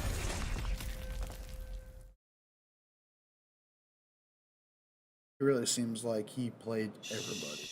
And in that respect, one entertainer. What an entertainer. Like one of the best in history. I'll say it. Friends that I have now, that they have spoken to people that know Nick behind closed doors, and they've basically stated that who Nick is in this clip right here is what he is like behind the scenes, even when he was, you know, going. We still don't even know that. We don't. He isn't. You know what? I just. Avocado isn't Andy Kaufman. Boom. Through all of the ridiculous things that he was going through over the years. Possibly even more because of what he's done to himself. He's more Andy Kaufman than Andy Kaufman. He's in love. I have heard that Nick Ocado isn't like a big supervillain behind the scenes, and honestly, that doesn't exactly shock me, and I don't believe in my YouTube video when I covered everything, I actually said that Nick Ocado was definitely like who he is on camera. In fact, a large section of that video was basically me saying I'm gonna kind of avoid big chapters of Nick's lore because it was blatantly him just doing things for attention, trolling and baiting in the name of getting views and money. For example, a big subgenre of content on Nick Ocado's channel is his relationship with All-In, where they pretty much just rage bait to a maximum extent. They fight each other, they throw food at each other, they break up, they cheat, all of that good stuff. And I remember in my video basically saying that, I mean, this is very obviously a sub-genre of content for Nick. This is something he knows will get views, and this is where I'm going to come in with a little bit of copium, because again, I don't necessarily think this was all a master plan. I think that there may have been struggles over the years. I think Nick clearly acknowledged that certain things get views on his channel, and he definitely played into those things, and eventually it did become a complete and utter theatrical performance. And something you're going to note about this next section of the podcast is basically his co-host likes to be like, how do people not know about this? They basically call the audience dumb for these things. And yes, I definitely think that there were people out there that genuinely did believe that everything we've seen from Nick in the last 10 years was absolutely 100% real. And honestly, even in the research of my big video, I remember sitting there thinking, wow, am I going to get hate for saying that most of this is fake? Because yeah, there definitely was a big audience that believed everything. But at the same time, that doesn't necessarily mean, again, that this was all a master plan. Was it a master plan to get outright exposed by Stephanie Sue and multiple individuals and become hated by the entire internet for quite a long time, because this is something also which I think is kind of interesting, that Nick lost weight and immediately everyone just kind of came to this belief that Nick Ocado was hated because he was heavier weight, which the reality is that's not true whatsoever. Nick Ocado was hated for a lot of valid reasons. There are videos now actually going back to the past and looking at those reasons. I mean, again, it's gonna sound like I'm coping, but that was what my whole big video was mainly about. We looked at the very origins of Nick and we did a bit of a historical analysis on some of the fake things, but also on some of the very genuine and real things. His beef with Trisha Paytas, his beef with Stephanie Sue, his beef with Zachary Choi, and I don't think any of that is necessarily redundant because he lost weight. And something that I've noticed quite interestingly is people aren't willing to listen to that. Like, I've seen videos where people have just, you know, pointed that out. They've said, well done on losing the weight. And yes, there clearly was a plan in the fact of he pre-recorded videos for 2 years and then secretly lost weight behind the scenes. I'm not going to take that away from the bloke. That is genuine genius. Because Nick was also, yes, definitely known for his weight, but I don't think he was mainly hated for that.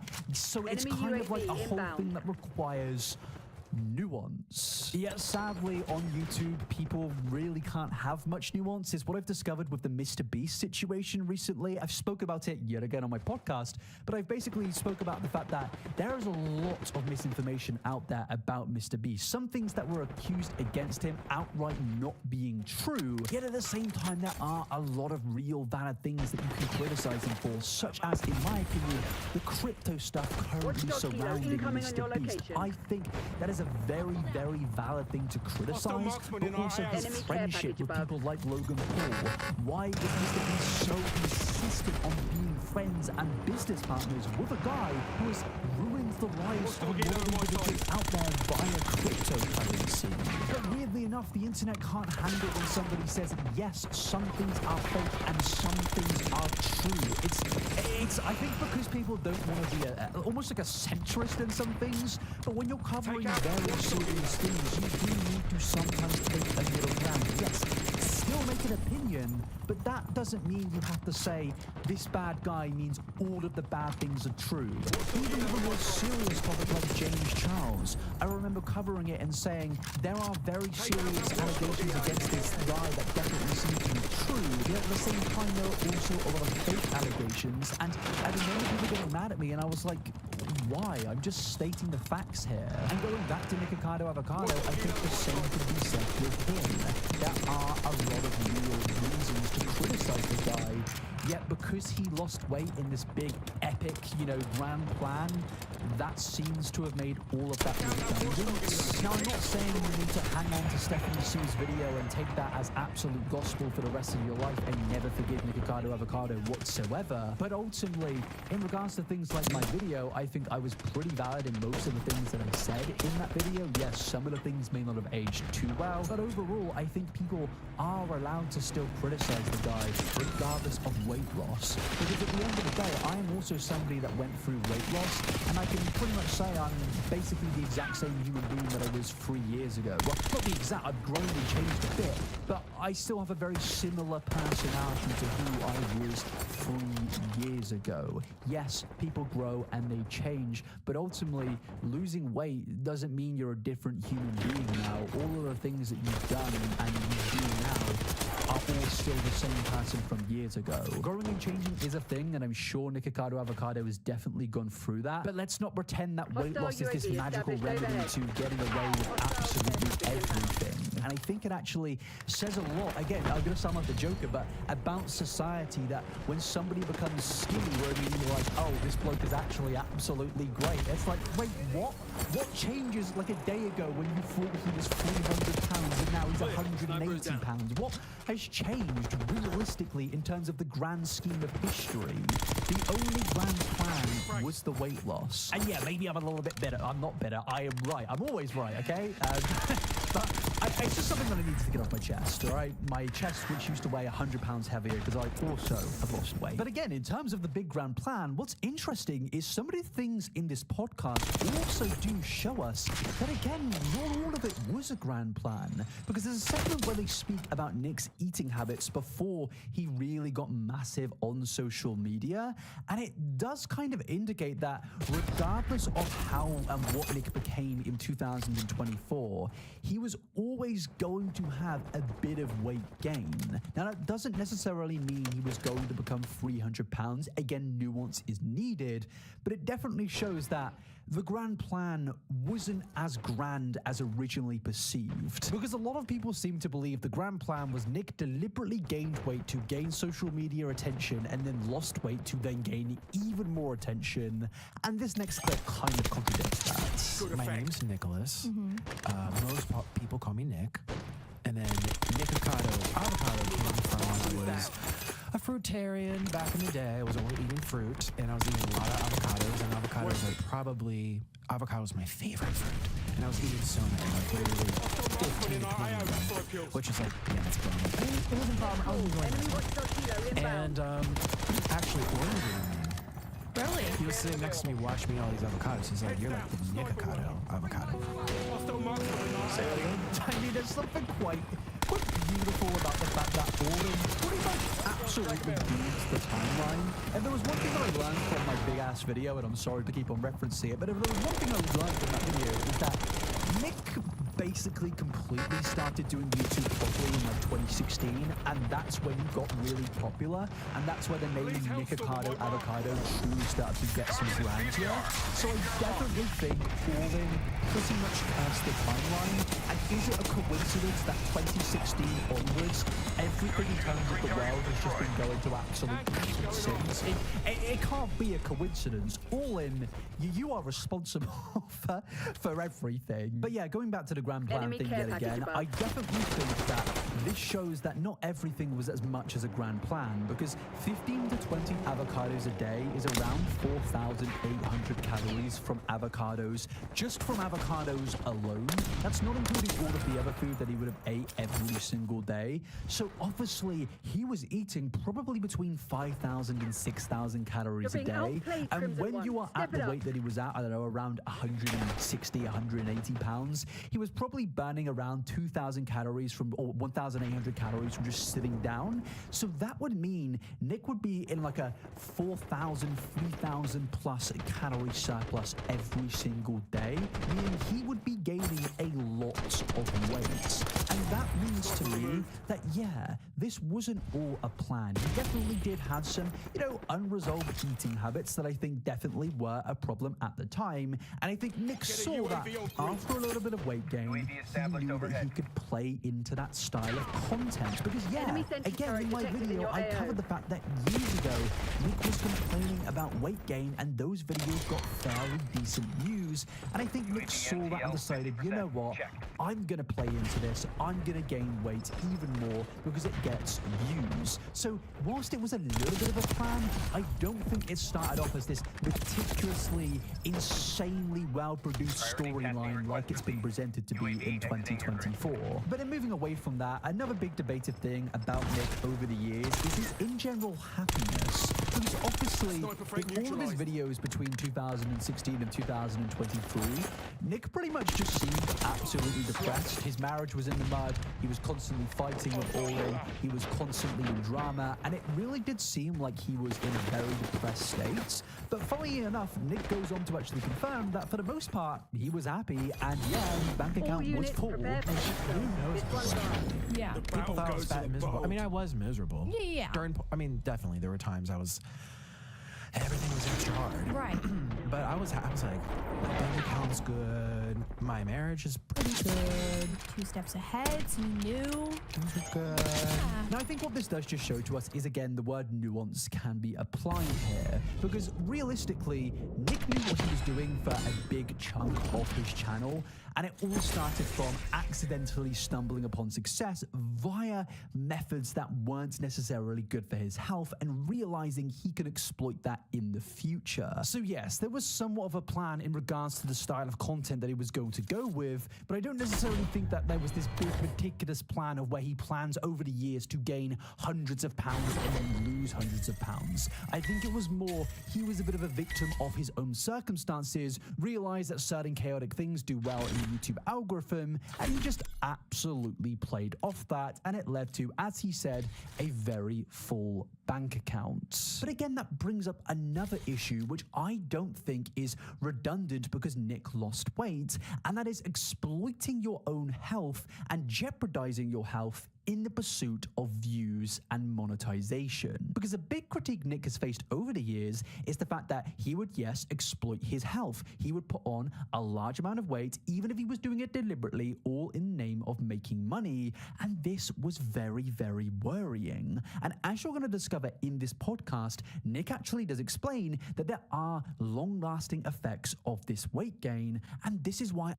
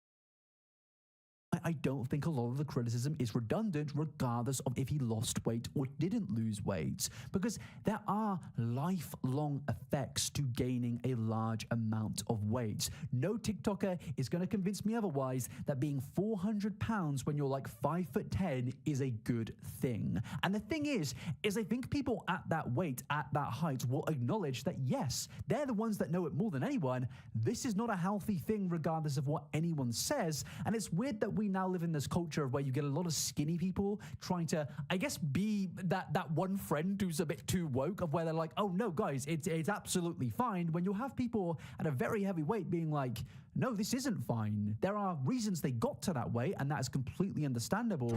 But the health aspect is not fine. As somebody that was, at one point, this might shock you, I was 315 pounds in weight, and I still, despite losing a lot of that weight, deal with long-lasting health effects, which sadly may affect me for the rest of my life. So I can sit here and tell you, this is not a good thing. Exploiting your health in the name of views is not good, and we should continue to criticize that style of content. And I will criticize Ricardo to this day for popularizing that genre of content and almost normalizing it. Because sadly, there are plenty of content creators out there to this day that know that weight gain related content is something that gets views, and they are going to put their health at risk consistently just to get money. No Grandmaster plan really reduces that or makes that redundant. And again, if you used to think that and now you no longer think that because Nick lost weight, what's really changed there? Are you just perceiving him to now be a good person because he's skinny, because you didn't think he was a good person when he was a larger weight? Because to me personally, that's actually a pretty messed up thing to do. But then that does lead us into the section between the 13th minute and the 21st minute, where Nick and his co-host pretty much discussed everything to do with his weight loss and how they fooled the internet. And people too, along with that, she gets the funniest comments on her podcast. But someone said as well, oh, this isn't even Nick Akaya. He's like edited into this. And I'm like, so you think we're all having a conversation? The same conversation. That's not there. We're staring at somebody who's not there. That conversation. We're envisioning your replies. Yes. And I was talking to a really good friend of mine back from school, and she was like, how did you like pull off what you did where people thought you were like mentally crazy or just like, I thought I was like, it's just water weight, which I thought people know. People like that, you need you have a low IQ. You have a low IQ, or they have a low IQ? Well, now it's very clearly they do. But they were like, how did you get away with it? And I'm like, here's a prime example. It's like people just over their head. I'm not even trying to be mean, but it's just like, I know. It's over their heads. I know. I thought it was really obvious that it was going to happen, but maybe not. Well, you need to. But well, yeah, still. and I have like common sense. Yeah, common sense. I'm not being mean either. I mean, like, okay. being genuine. Again, I think the problem here comes down to what I've been speaking about previously throughout all of this video. I think a lot of the world did know what Nick was doing was absolutely fake. But yes, there was a lot of valid criticism out there about Nick Ricardo. One of the most viewed videos about Nick Ricardo is Penguin Zero Critical, speaking about how Nick is jeopardizing his health in the name of views. And in that video, Charlie pretty much admits that yes, all of this is fake, but at the same time, Nick is still putting himself in an incredibly vulnerable position. And no amount of faking changes that. At the end of the day, Nick still gained a large amount of weight. And as I said earlier, you're going to discover that there are really lasting effects of that. So no, I don't necessarily think the entire world is dumb. Yes, some are for believing everything. But at the end of the day, I think there is still valid criticism of Nick Ricardo. And I think a lot of the criticism made over the years still absolutely stands. But then after this, they moved into speaking about the hate that Nick actually received for a lot of the content that he posted. I got obviously like, oh, poor Orlin, you threw a needle in him. Okay, that's why I'm going up. People would be like, oh, he's making DV. Oh. Or it's triggered. I'm like, okay, two grown men. Yeah. Grown 30-year-old men. Yeah. And are they grabbing hammers and knives? No. Frosted blueberry pumpkin cake with sprinkles. With literally Disney Ice Princess drawn all over it. Grabbing a cake, a soft cake, and he didn't hit it like lunge back, like whip it up to get like he was just saying. Which people do that on their wedding day. So is that DV? People do that on their wedding day. They're like, they shove cake in their face. The lead is on. The difference is he was calling me ugly, but I know. bride's probably get caught ugly too. That's sad. That's Falling behind. Now, yeah, the big criticism that they're acknowledging here is over the years, a lot of people out there have spoken about Nick Ocado Securing and his Alpha. partner All-In's relationship, but a lot of people have basically said that the actions that Nick put towards All-In were pretty much abusive. People suggested that Nick was very, very horrible to All-In, fighting constantly, and people genuinely did believe that. And obviously, that is something which I completely disagree with. And again, it comes into a whole nuanced thing. Some things can be ridiculous, some things can be real valid criticisms. And unfortunately, yes, there were people out there, quite a few people out there, that genuinely believed that all of Nick and All-In's relationship issues were absolutely real. Now, I do think that over the years, there may or may not have been some valid, issues that they had between each other, and maybe they exploited some of that over the internet in the early years. I guess we'll really never know the truth on that. Honestly, I'm not really that bothered. In my long video about this, I actually did say that I'm not really going to cover every single scenario that they had, and I just kind of skimmed over it, because I clearly acknowledge that a lot of it was fake, and honestly, a lot of my audience really also clearly acknowledge that, because to an average adult, I think it's very clear that what's going on here is just a bit of a pantomime, that this is something that you would show a kid, and yeah, they'd probably find it really funny, to be honest with you. So no, I don't think that Nick Ocado should be criticized for that, and honestly, I feel like it is probably one of the most harmless things that he actually ever did on his channel. But with that, let's move on. But anyways, back to what I was trying to say. I'm like, you really think if this was Nick's in trouble, Orland's in trouble, ooh, they're not getting along, this is so violent, a cake, or salad. He took romaine parts, ripped it up, shredded it, said, you're too fat. You're too fat. You're too fat. I think it's people that might get called fat, and then maybe, or they are fat, and like that they're fat. They're just getting like, oh, I feel like those, my ex used to call me fat, now I'm all upset. Yeah. Maybe okay, but people thought like we were really going at it, or we had a bad marriage, or like, thinking in a way, someone used to call the police. And I would act out like, I'm calling the police. We're losing Alpha. The police. Calling the police. And again, this is just more of what we spoke about previously. People on the internet are absolutely silly. And at the same time, there is a part of me that looks at this and thinks, well, you publicized your relationship massively on the internet, and you know that people on the internet are absolutely stupid. So I don't really completely understand the frustration that Nick has here, because at the end of the day, he never really said everything that he does is a pantomime. It's fake until recently. So obviously you are going to have a few dummies out there that see the things that he's posting and absolutely do believe it. Again, that doesn't necessarily mean they're justified in their actions, but at the same time, I don't really understand getting frustrated at them for actually believing everything that you were posting on your channel, because they just simply trusted you. And as an internet content creator, every content creator knows that audiences can be a little bit naive at times. And obviously, yeah, I'm not speaking about you guys. You guys are the real smart ones around here. You guys are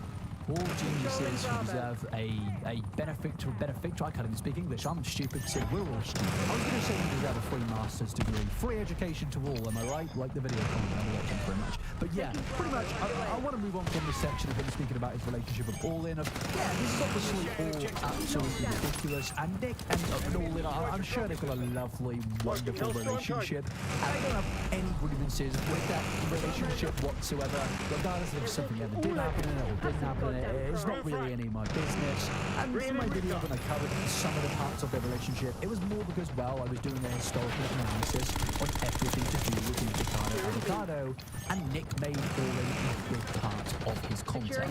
Now, they do go on to speak more about the hate and criticism that Nick received over the years, and yeah, in particular to do with his relationship with All-In.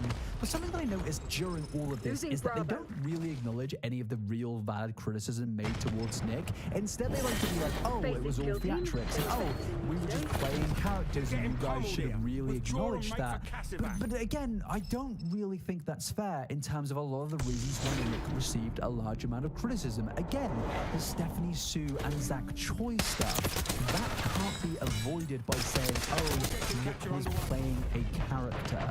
And the same goes for a lot of other of the criticism and expose made against Nick over the years. And be like, oh, they were acting the whole time. Well, so that's like half the movies. I always say, like, do you just walk out of the movie theater because you're so upset someone acted out sometimes? Even Disney, they're violent. They're like throwing swords. That is so true. Swords and... Yeah, you're there for their entertainment too. Yeah, dude, people storm out of the theater. Like, I saw a violent act. And I believe Jimmy when he says he didn't understand why people were saying he was racist. Like, I just care about free speech. That was the entry point for him. People telling him like, oh no, this is common sense and this is free speech. And I think that there are a lot of people out there, and people like Jordan Peterson open up the floodgates and move them in the direction of the likes of Tommy Robinson. It's a perfect ideological journey.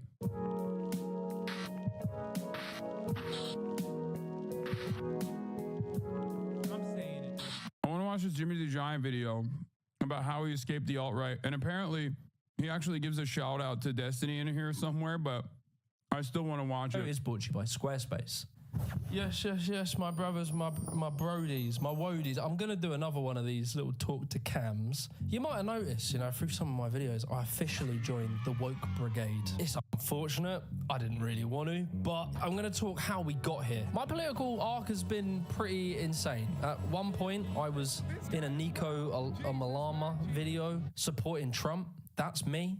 I'll admit it. Blurry boy. Trump Reporters UK. I'm here. Look at my hat. I love Donald Trump. So today we're going to talk about how I managed to escape the alt-right pipeline. Up yours, woke moralists. How big is Luton? It's 200,000 population. And how many mosques? 45. There will never be peace on this earth so long as we have this book. It's a violent and cursed book. Attacks on mosques. Other minority communities singled out. Wanton violence alongside racist rhetoric. Seems Jimmy the Giant was a real Brexit geezer. What the happened? What the happened, Jimmy? You were on the right side of history, man. I didn't even consider that he was going to do this toy bruv accent, which is probably one of my favorite things. On my 44 years on Earth, not much makes me laugh harder than Asnabi's toy bruv accent. Hey, lad, you were a proper bloke. A proper Brexit geezer. The woke got you, eh?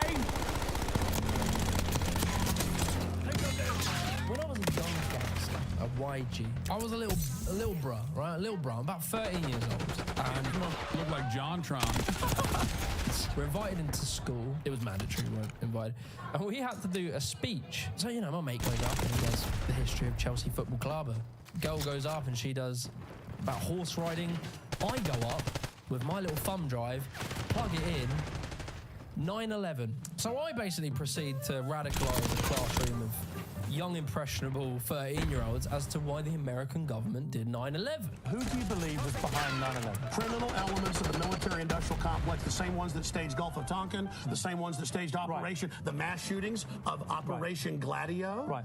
Ooh. I was in this kind of early conspiracy theory bubble. But what I want to say is it was interesting, right? Because at that time, being a conspiracy theorist wasn't left and right. It was just anti-establishment.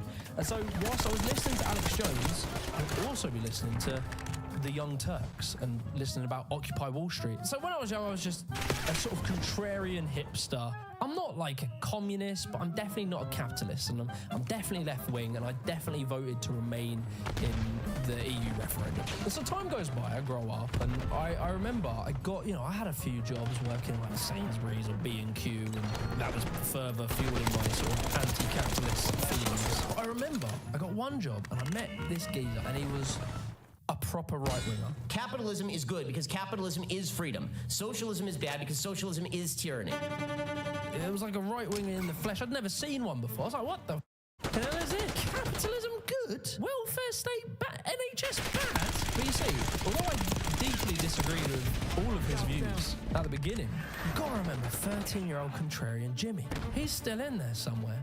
And what he's hearing is contrarian views, he said. Anti-establishment, non-mainstream, little old hipster Jimmy, wrapped up this sort of right-wing rhetoric because I realised it was different to everyone else, and that would make me interested if I believed all these things, right? And like when I say right-wing, it's not, you know, we don't like foreigners. It's stuff like this. The people who get on welfare lose their human independence and feeling of dignity.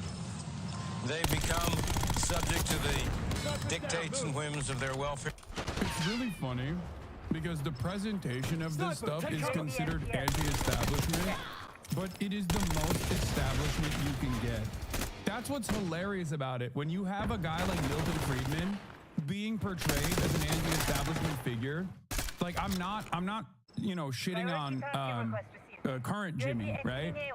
But I'm saying that like there are a lot of people who probably have had this exact same experience where they think liberalism is woke video games or whatever the right?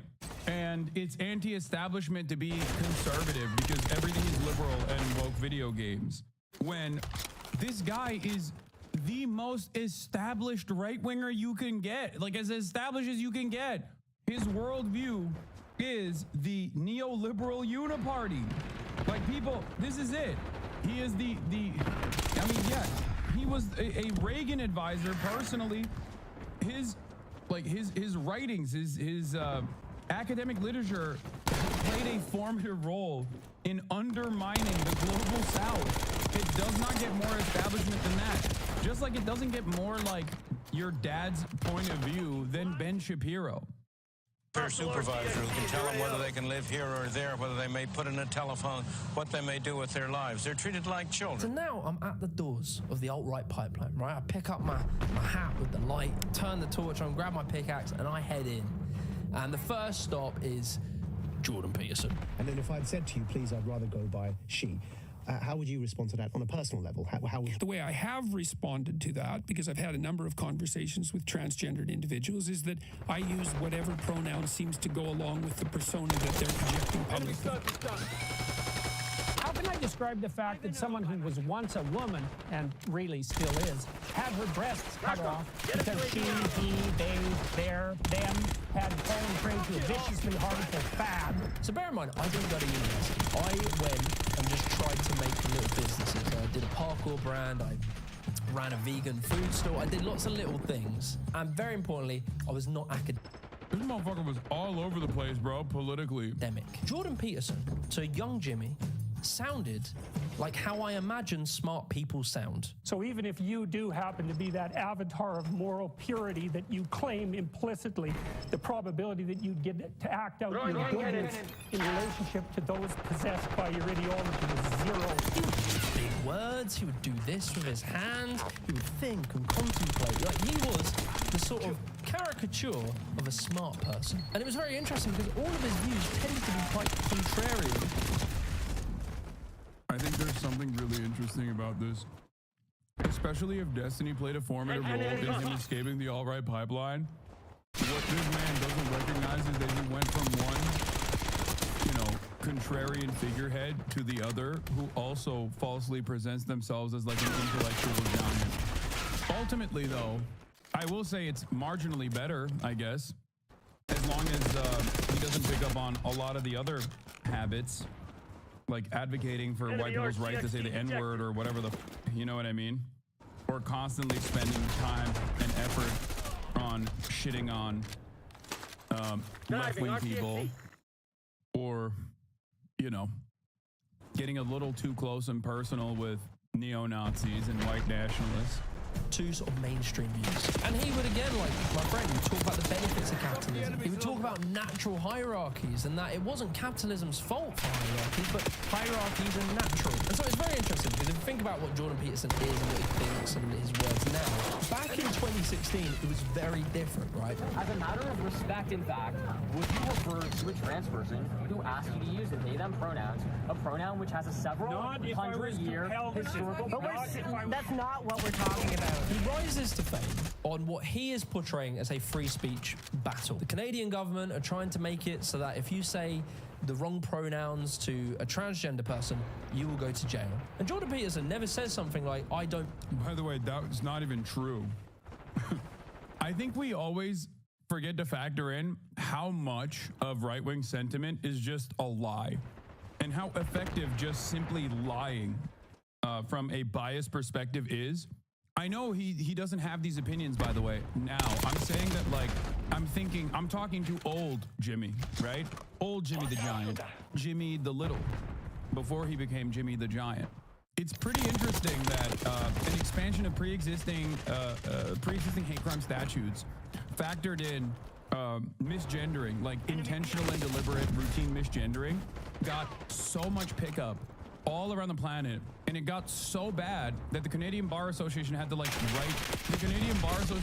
basically write out statements over and over again, being like, this is not true. Like what Jordan Peterson is saying is just a lie, and nobody cared. Everyone got swept away. I don't believe in trans people, and so I don't believe I should say their pronouns. He's not saying that people who do transgender surgeries are butchers. He is saying that by law, I shouldn't be forced to say anything. Difference between saying that there's something you can't say and saying that there are things that you have to say. And I regard these made-up pronouns, all of them, as the neologism of radical PC authoritarians.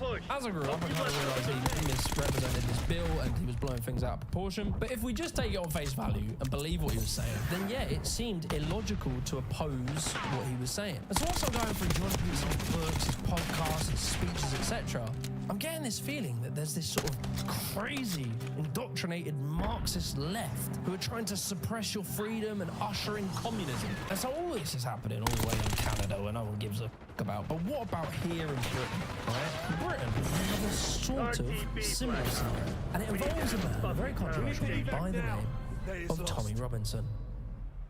Before we go any further, I want to give a massive shout out to today's sponsor, Squarespace. Squarespace is undoubtedly the best, I'm not kidding, the best platform when it comes to making websites. Beautiful websites, ones that are perfectly tailored to you. With their new design intelligence, which combines the newest AI technology, plus their years of understanding and crafting beautiful website templates, you can now literally type in prompts to the AI and it will create a bespoke website to you and your brand. As well as that, their payment system. So if you're selling goods online and people maybe have customers all around the world, Squarespace takes so many different types of payments, it's now easier than ever. From Klarna to ACH direct debit, Apple Pay, and you can even do buy now, pay later with Afterpay and Clear. Wait, what is this? Hard to understand Wagwan with Jank. My Steelman take is maybe he's big braining to influence Trump by pandering. I'm gonna be honest with you, I don't think this guy likes me that much. I think we see the world in very similar ways, but I think he's been primed into not liking me too much, but maybe it'll change. We'll see. And also, the laborious job of writing product descriptions got a whole world easier with Squarespace's Blueprint AI. You can just bang in a prompt, it'll shoot out some text, you can tweak it and change it, and it will save you time and it's very good quality. So Oh shit. Oh, no, mate. Fucking hell, Jimmy. Seems reasonable and open-minded, so never say never. Oh yeah, no, for sure. I think that he has a really good message overall, and I like it. And I'm gonna. He's followed too many debate lords over time. That doesn't matter. A lot of people, I think, arrive at certain conclusions about the world, and whichever way they get there, I don't really fault them for it. It's great as long as they're like moving away from right-wing reactionary thinking. He retweeted it recently and loves Owen Jones. Oh, nice. Yeah. One thing I will say, he was talking about Jordan Peterson, right? And how Jordan Peterson's like rhetoric about I arrived at you through destiny, then washed in you. That's a crazy journey, my man. Holy shit. That's a wild journey. And I mean, there are people in here that probably despised me because they were right wing, or probably despised me because they thought I was like a bad person or whatever. There's plenty of people who make a lot of money presenting me as like a bad guy online professionally. So it is what it is. He's just tweeted about you. He's watching. Oh, hell yeah. Nice. I'm down to have him on. But if he's watching, I want to show him something. Okay?